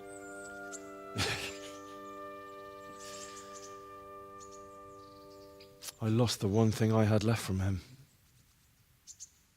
Your sword. Ah, the sword. It's not my sword. It's yours. For a moment there it was so near, yet so far. Oh well, it can't be helped. It was almost within my grasp, but just then I had something else on my mind. Well, I think we may yet have a chance to get it back. This business with Toth is not yet over, unfortunately. That's a chance I'd welcome. Not just to get the sword, but that bastard Istvan too. And then I'll find that German whoreson who torched Skalitz, and I'll slay him with it. I'll never forget his face. Or his name. Mark Vart von Aulitz. Those are noble intentions, son. But don't forget there are other things in this world that are worth living for. Like what? Look around you. Blue skies overhead, green grass underfoot, beautiful girls. Good wine, a few good friends, and a fine steed under your backside. Those are things worth living for.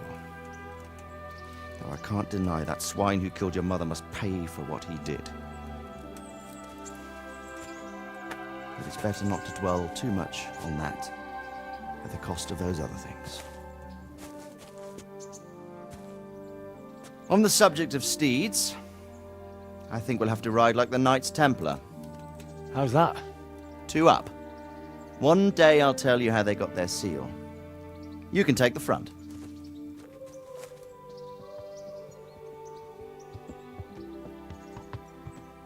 It's like I always imagined it would be, teaching my boy to ride. Although it would be better if you were a little smaller. My word, it's all go today, isn't it? What do this is? I think I know. It's Margrave Jobst. The king's cousin? I wonder what he wants. I guess we'll find out soon enough.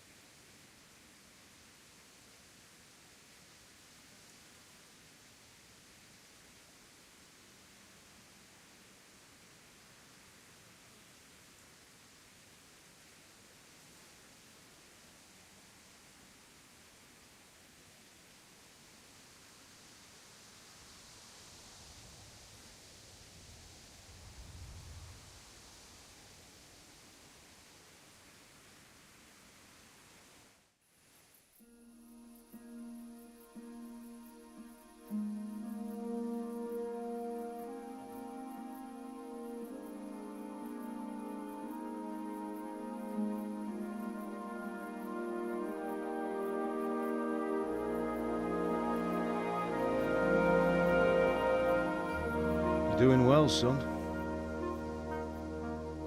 Father. Come now. You know who sired you. That doesn't matter now.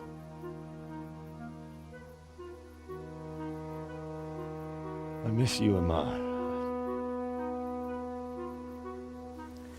I miss you very much. You'll be fine. We're proud of you. For what? I let you down. I lost the sword. I let that bastard get away. Don't be so hard on yourself. There was nothing you could have done to save us. And someone has to live and carry the torch. As for the sword, it's just a thing. You didn't want me fighting. Now look at me. Standing up to evil isn't the same as sowing its seeds. You did what was right.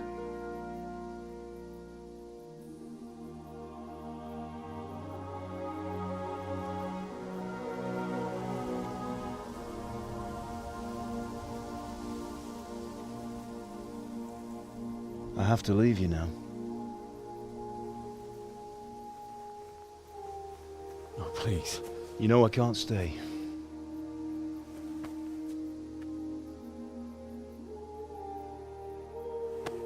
Will I ever see you again? God knows.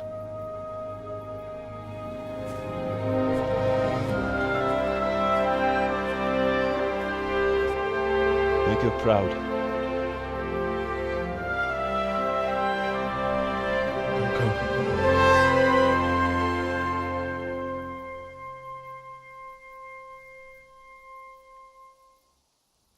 Don't go.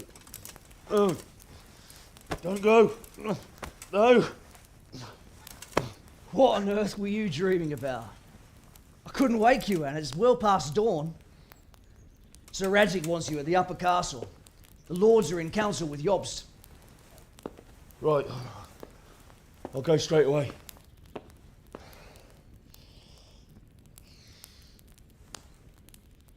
What is it? It's just... I don't know how to address you anymore. All of a sudden you're Sir Radzig's son, hobnobbing with lords and ladies. And here's me, as common as muck. Oh, give over, you idiot. Do I look like a lord to you? Not really. You're as much a lord as I am a nun. And I've never looked good in a habit. Get out of here! Or I'll have you clapped in the stocks.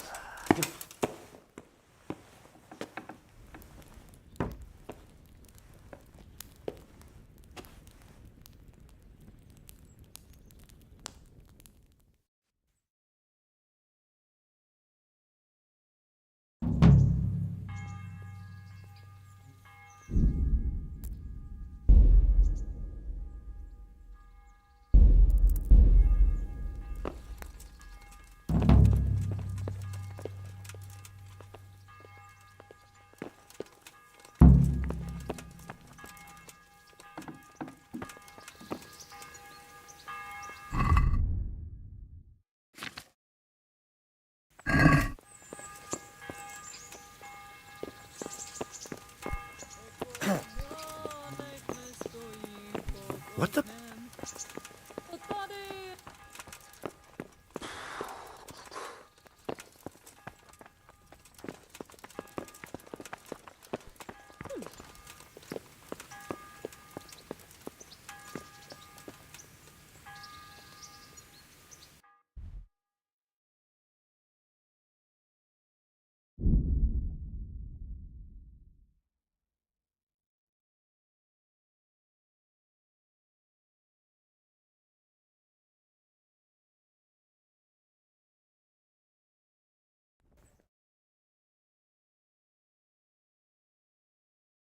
Ah, Hal.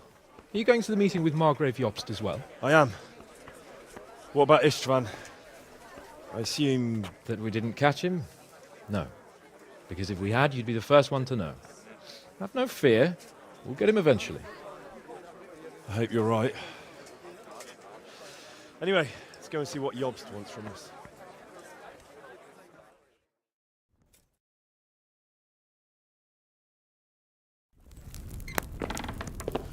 My lords, Christ's blessings on you all. And on you, Lord Capon. And this is my son, Henry. I didn't know you had a son, Sir Radzig. It came as a bit of a surprise to young Henry, too. This gentleman here is John II of Liechtenstein, a member of my council. I'm honored, gentlemen. Come join us. Margrave Jobst was just about to tell us the reason for his visit. Your Grace? I'm sure we're all agreed, Your Graces, that all this unrest must come to an end. This kingdom needs a king. Question is, which king? My cousin, Wenceslas IV, who is being held in captivity. I have to confess, my lord, that your answer surprises me a little. If I'm correctly informed, until recently you sided with your other cousin, Sigismund. That I cannot deny, and I have always stated my position plainly. But times have changed. How have they changed, Your Grace? Sir, there is one thing on which we undoubtedly concur. That King Wenceslas, unfortunately, did not inherit his father's gift for governing.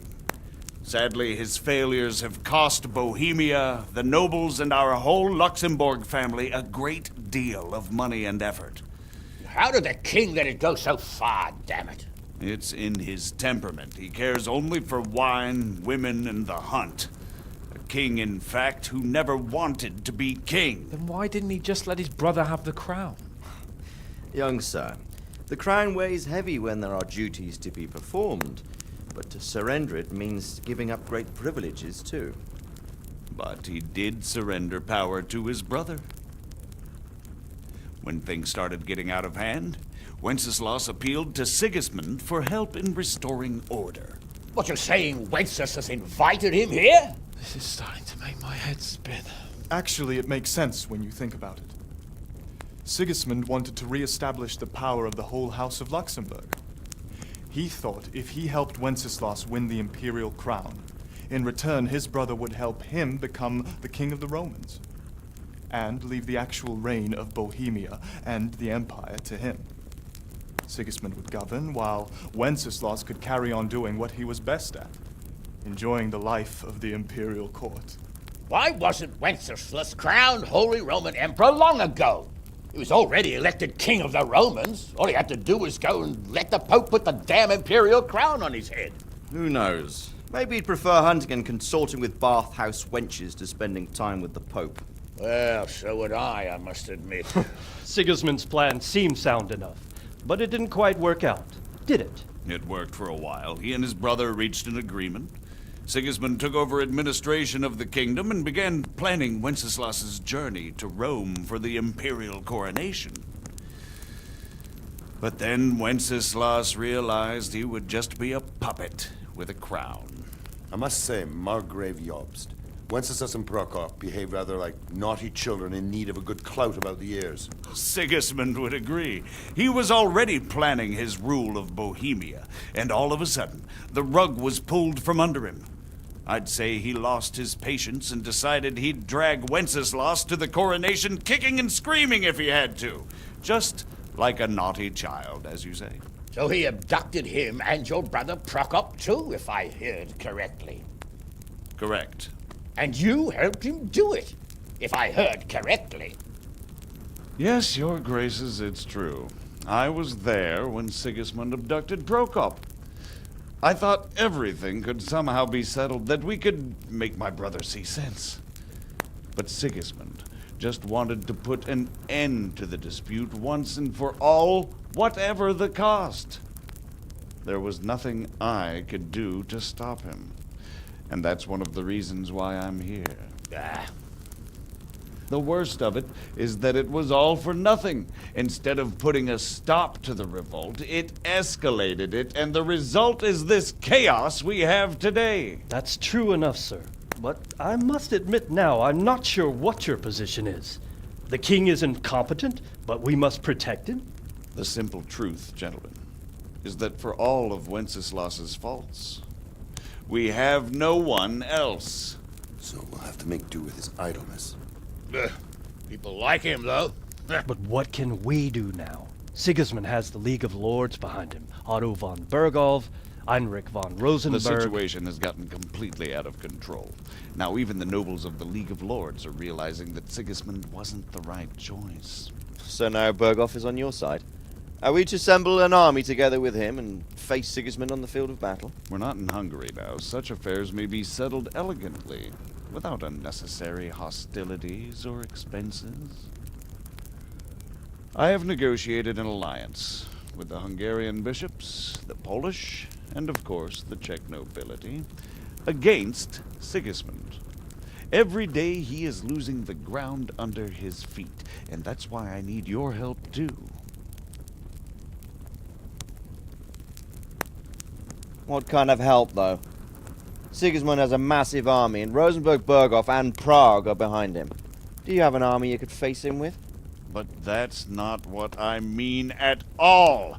There's been a revolt against Sigismund in Hungary, partly due to my efforts, and now he'll have to choose whether he wants to gain the Bohemian crown, which is a very risky enterprise, or hold on to the Hungarian one. He can't have both. And there's a tough struggle awaiting him in Hungary. I'm not sure he'll win, and Rosenberg and Berghof know it too. They're not stupid. If the Bohemian nobility stands together, they will turn. We are men of little consequence, Margrave. Radzig here lost everything because of his alliance with Wenceslas. Sir Divish came within a hair of the same fate. Even Rattay is defenseless against Sigismund and the League of Lords. What's more, Your Grace, King Wenceslas languishes in captivity in Vienna. He can't rule too well from there. And what do you propose? To sit with your arms folded till the Bohemian lands are turned to ashes like Skalitz?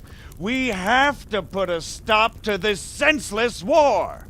And do you know, sir, what the true position of the League of Lords is? I'm not on the best of terms with them at this moment, so you'll have to ask them yourselves. Yes. Why not? I'll go and visit Berghof at his castle and we'll see what he tells me. You know, that's not such a bad idea, young sir. True. Though a little risky. I doubt Berghof would harm a blue-blooded envoy. And you can find out what he has to say about developments and what the League of Lords is planning. Then we'll decide what to do next. I'll help you compose a letter to him. I'd like Henry to come with me. Why not? He's proven himself an able investigator, and he'll also be a good bodyguard if anything should happen.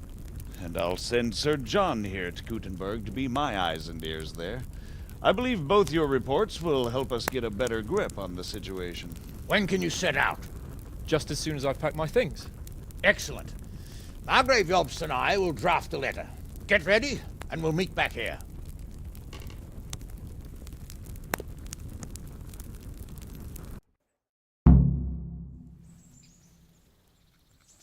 I expect it would be best to write it in your name as Lord of Lipa.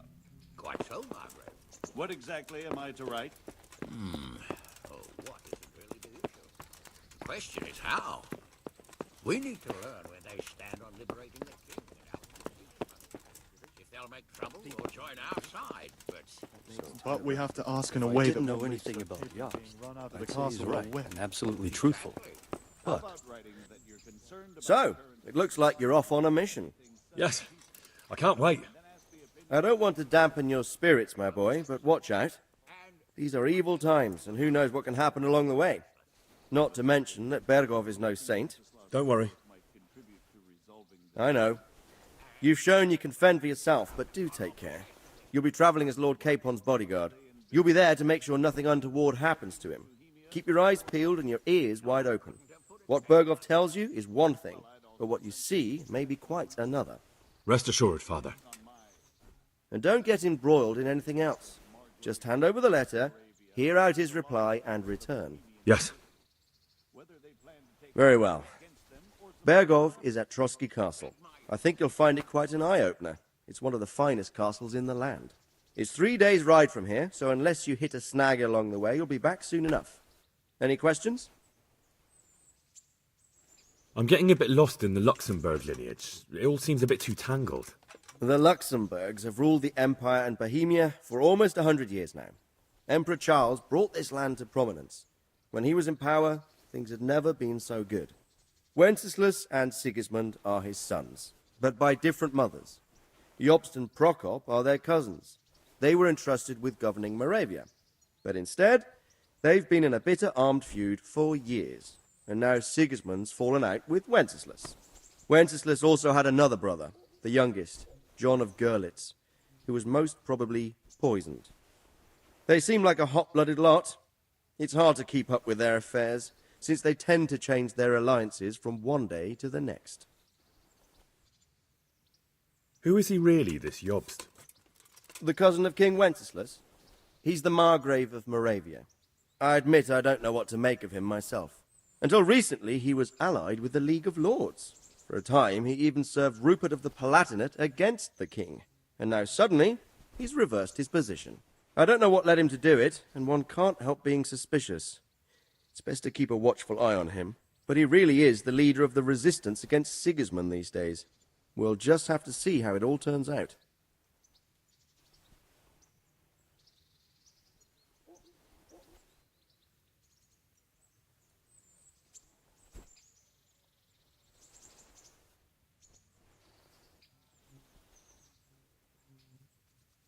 I'm a bit concerned so many people seem to think so little of King Wenceslas. You knew him, didn't you? What's he really like?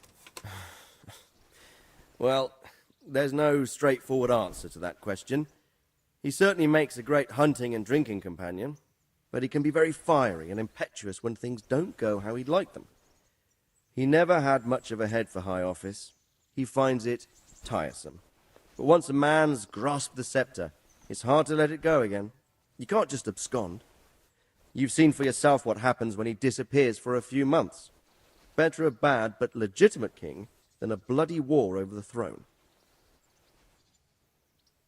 Who is this Prokop that Jobst spoke of? Jobst's brother, the king's cousin. He and Jobst warred over Moravian supremacy for years. Then they were allies for a while, betrayed Wenceslas and sided with Rupert of the Palatinate. But after Sigismund abducted Wenceslas, Prokop fomented a revolt against him, and Sigismund had him captured. Politics. Make of it what you will. I, for one, can't make head or tail of it most of the time. The League of Lords and that Berghoff we're off to see. Who are they exactly? The lords of the powerful houses. Heinrich of Rosenberg, Otto of Berghoff, Heinrich of Radetz, and others. They're unhappy with the way their influence declined after Wenceslas surrounded himself with the lesser orders of nobility. They abducted the king years ago and made him bow to their will. They got away with it that time, and now they've joined forces with Sigismund and done it again. But now it seems that Sigismund's behavior is starting to rub them up the wrong way, so they may well be thinking twice. We'll see what Berghoff has to say. I don't know all that much about Sigismund. He's the king's younger brother and king of Hungary in his own right. 7 years ago, he led a crusade against the Turks and was defeated at Nicopolis. Some say it was due to the recklessness of the French knights, most of whom were mercilessly slaughtered. Sigismund is ambitious and capable. He might well make a better ruler than Wenceslas, but he's arrogant, and to our misfortune, brutal. Not long ago, he himself was held captive by the Hungarian nobility. They dislike him as much as some of the Czech and German noblemen do his brother Wenceslas. Ironically, Wenceslas joined forces with Jobst to liberate him. And now this is how Sigismund repays his brother. There's no doubt about it, God does move in mysterious ways.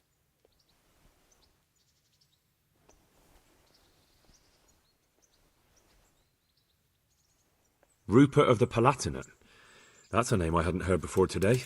Rupert is the Prince-Elector of the Palatinate. What's a Prince-Elector? The Prince-Electors are dignitaries of the Holy Roman Empire who have the right to elect the King of the Romans, who would then be crowned Holy Roman Emperor by the Pope. Rupert took the title for himself with the help of 3 other prince-electors, even though Wenceslas had already been appointed. Some of the nobility in the empire recognized Rupert's claim, but when he went to Rome to be crowned emperor, it turned into a fiasco. Now he's doing his utmost to get Wenceslas to acknowledge him, but so far without success. So, now we have 2 kings of the Romans. Jobst sided with Sigismund for a while, but now he switched allegiance. He seems to do that quite a lot. That young man, Sir John of Liechtenstein, why is he here? The Liechtensteins are a powerful Austrian family with estates in Austria and Moravia. Sir John sits on Jobst's council. Since the king's being held captive in Vienna, I suppose it makes sense to have a powerful Austrian house as allies. It could be very useful. That's about all. Very well. Take the letter from Sir Hanush. And good luck, son. So what do you think of it all, Sir Divish? I think... It makes 2 of us. If I didn't know anything about Yap, I'd say he's right and absolutely truthful. But I've heard too much about him already. Likewise. But I do feel he's the one with the best chance to put things right. Well, we'll see. Then our chances pale, in spite of everything Yop said. We shall see. We shall see.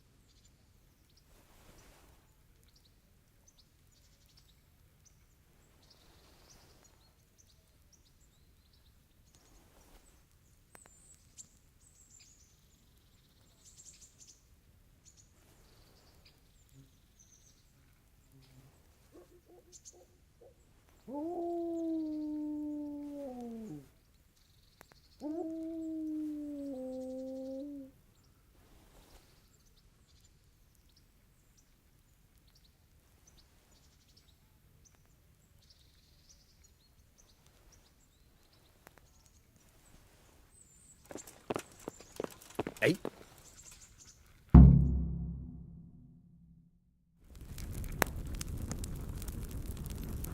I believe we have written it well, gentlemen.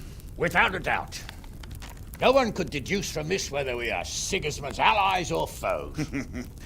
I must travel back to Brno now, but soon I will go to Brandenburg and I will stop here on the way back. By then, Sir Capon should be back and we can discuss how to proceed.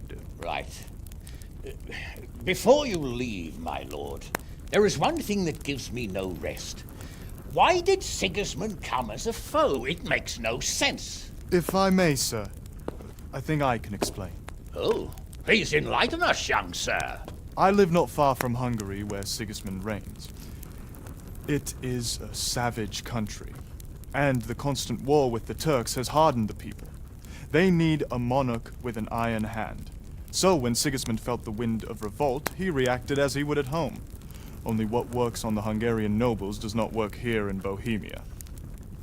Bringing order is one thing, but slaughtering and pillaging with a horde of barbarians quite another. What purpose does that serve? But Sigismund did give the Bohemian nobles a chance to take his side.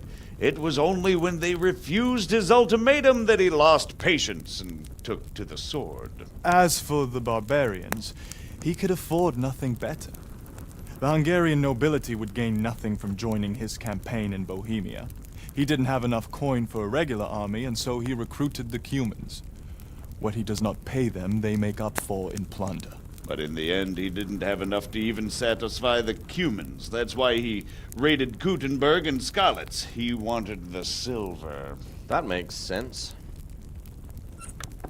My lords, how's the letter coming along? It's done. Then we can be on our way. Now remember what we said, boy. All you have to do is deliver the letter, listen to the answer, and come back here. Don't provoke Berghoff in any way. Provoke? Me? Never, Uncle. We'll be back in a few days. Farewell, your graces. Come, Henry, my men are waiting. I wish you Godspeed.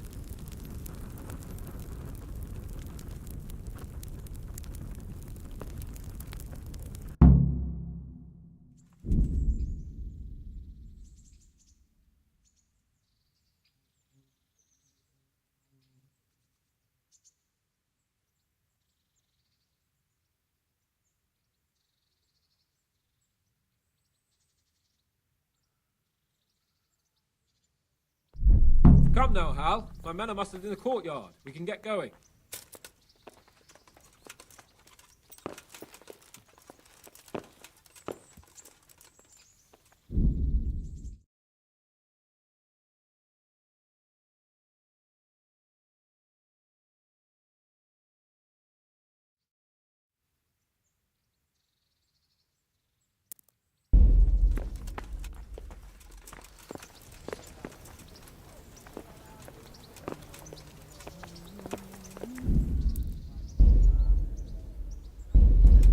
Hey!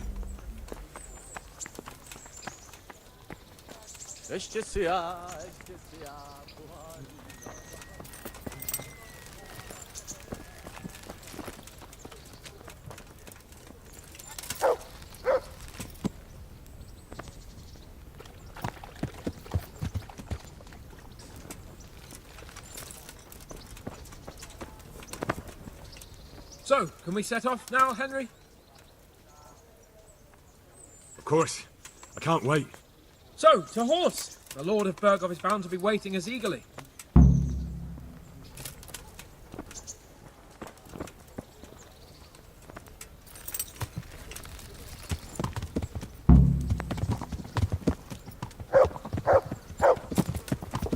Ow!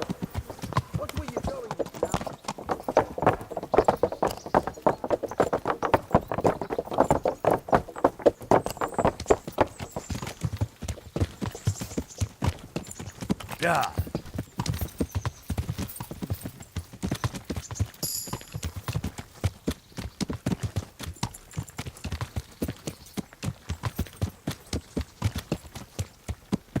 So, how is life as a high-born bastard? I'm getting used to it. What about Rodzig? Has he accounted for not owning up to you the whole time? He explained it. All will be well, I think. Glad to hear it. It's far more acceptable for a nobleman to befriend a noble bastard than a blacksmith's son. Mind you, don't come to blows with a blacksmith, my young lord.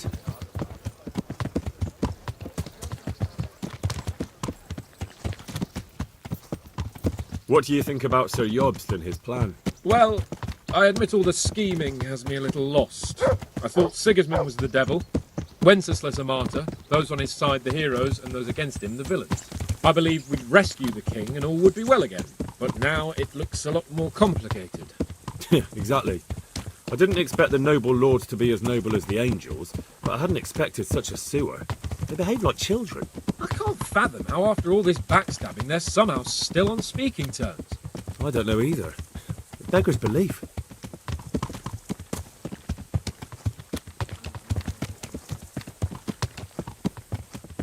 Did you know that King Wenceslas is such a... Feckless drunkard? Not really. And to be honest, I'm not sure I wanted to know. I slept better believing my fate was watched over by a wise and powerful monarch. So did I. What a dismal world when you can't keep trust in your own king. On the other hand, times were better with him here than with him gone. Isn't that the truth?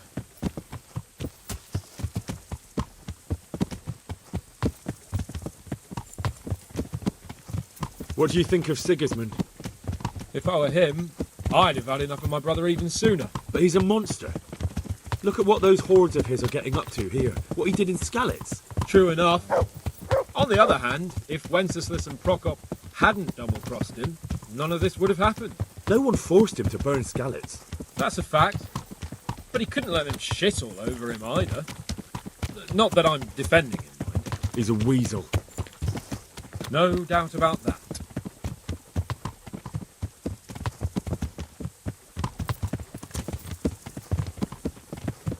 Do you know anything about Prokop? Sir Hanush could tell you a thing or two about him. Why? Last winter, a certain Sir Jan Sokol of Lamberg, a well-known knight, or robber baron to some, tried to occupy the city of Iglau, which was on the orders of none other than Prokop. And what has that got to do with Hanush? Well, he was there with him. Of course, that's not something to brag about in front of Jobst. And what was it all about? They wanted to occupy a city that was on the side of the League of Lords, but despite there being several hundred strong, they didn't take it. For one thing, they couldn't get past the Iglau women, with their pitchforks and cauldrons of hot water. I would never have thought of Sir Hanush as such a rebel.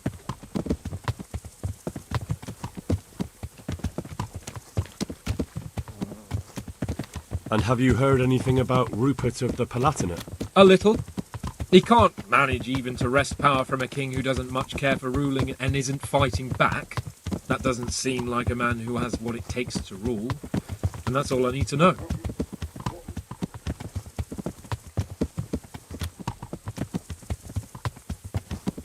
And that Berghoff we're going to see, do you know anything about him?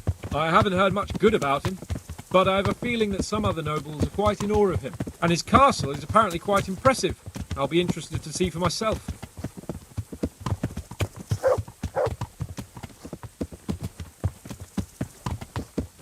And what about the League of Lords? Wealthy, pompous. The king doesn't seem to like them much. He's chosen to let the lesser ranks of the nobility into his circle, men like your father. I admit I don't blame him one bit, but the lords weren't happy about their lost influence, so they put their foot down. If I were Wenceslas, I'd have let them hang after they abducted me the first time. But he gave them seats at the provincial council? Little wonder they're back at their old tricks.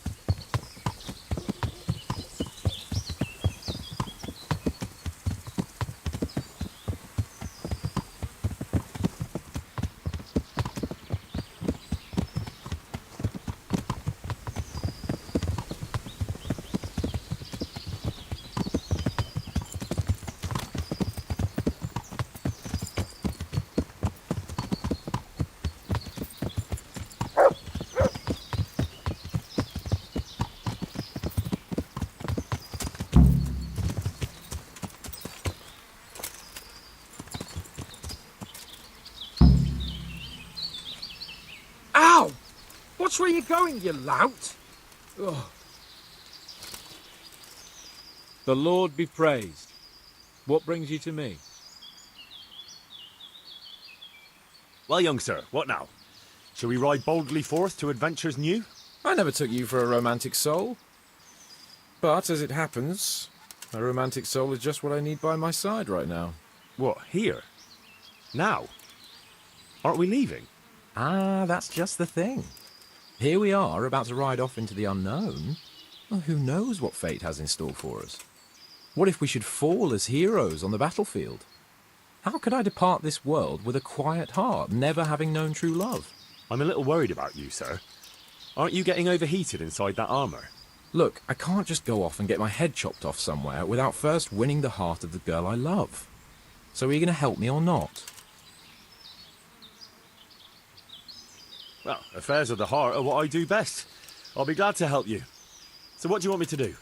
You, Hal, shall be my messenger of love. You shall bear her a letter and a gift from a secret admirer. Why me? It's not like you to be bashful, Sir Hans. You can just go and tell her, Certainly not. Carolina is different to the others. She was educated in a convent and needs to be handled with kid gloves. Romanced. I must court her secretly.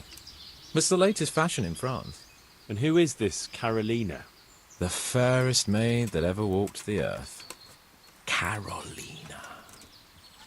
The butcher's daughter. You must have noticed a divine creature in the marketplace. Unless you're more interested in barnyard animals.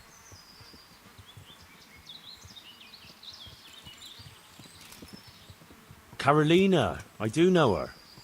She's a pretty girl, all right, but, well, a little below your station. Love knows no station but the heart. And you keep your peasant eyes off her. Your task is simple. All you have to do is get hold of a necklace fine enough to grace her lovely neck. I did have one that I inherited from my great-grandmother. Unfortunately, not anymore. What happened to it? I lost it playing dice at the inn. But you'll get it back for me. You're a smart lad. I'm sure you'll figure out a way. And I'll reward you handsomely. Oh, all right then. Is there something else I should know about this necklace? I lost it at dice in the Ledechko Tavern when I was there to see... Well, that's not important. So you bet a rare family heirloom, even though you don't know how to play dice? I do know how to play dice, as long as the other fella doesn't cheat. No doubt he'll still be sitting there, swindling other folk out their hard-earned groschen. Well, then you ought to have had him clapped in the stocks. All right, if that's what you want, I'll go to Ledechko and find this swindler of yours. Well, there's more than one way to skin a cat. Good luck, then.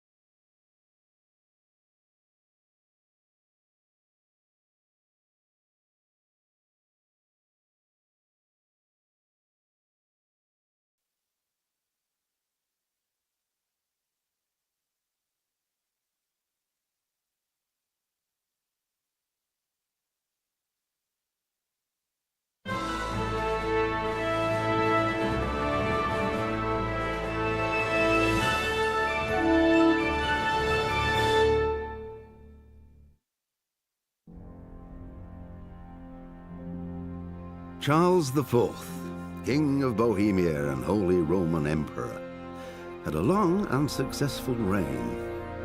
The empire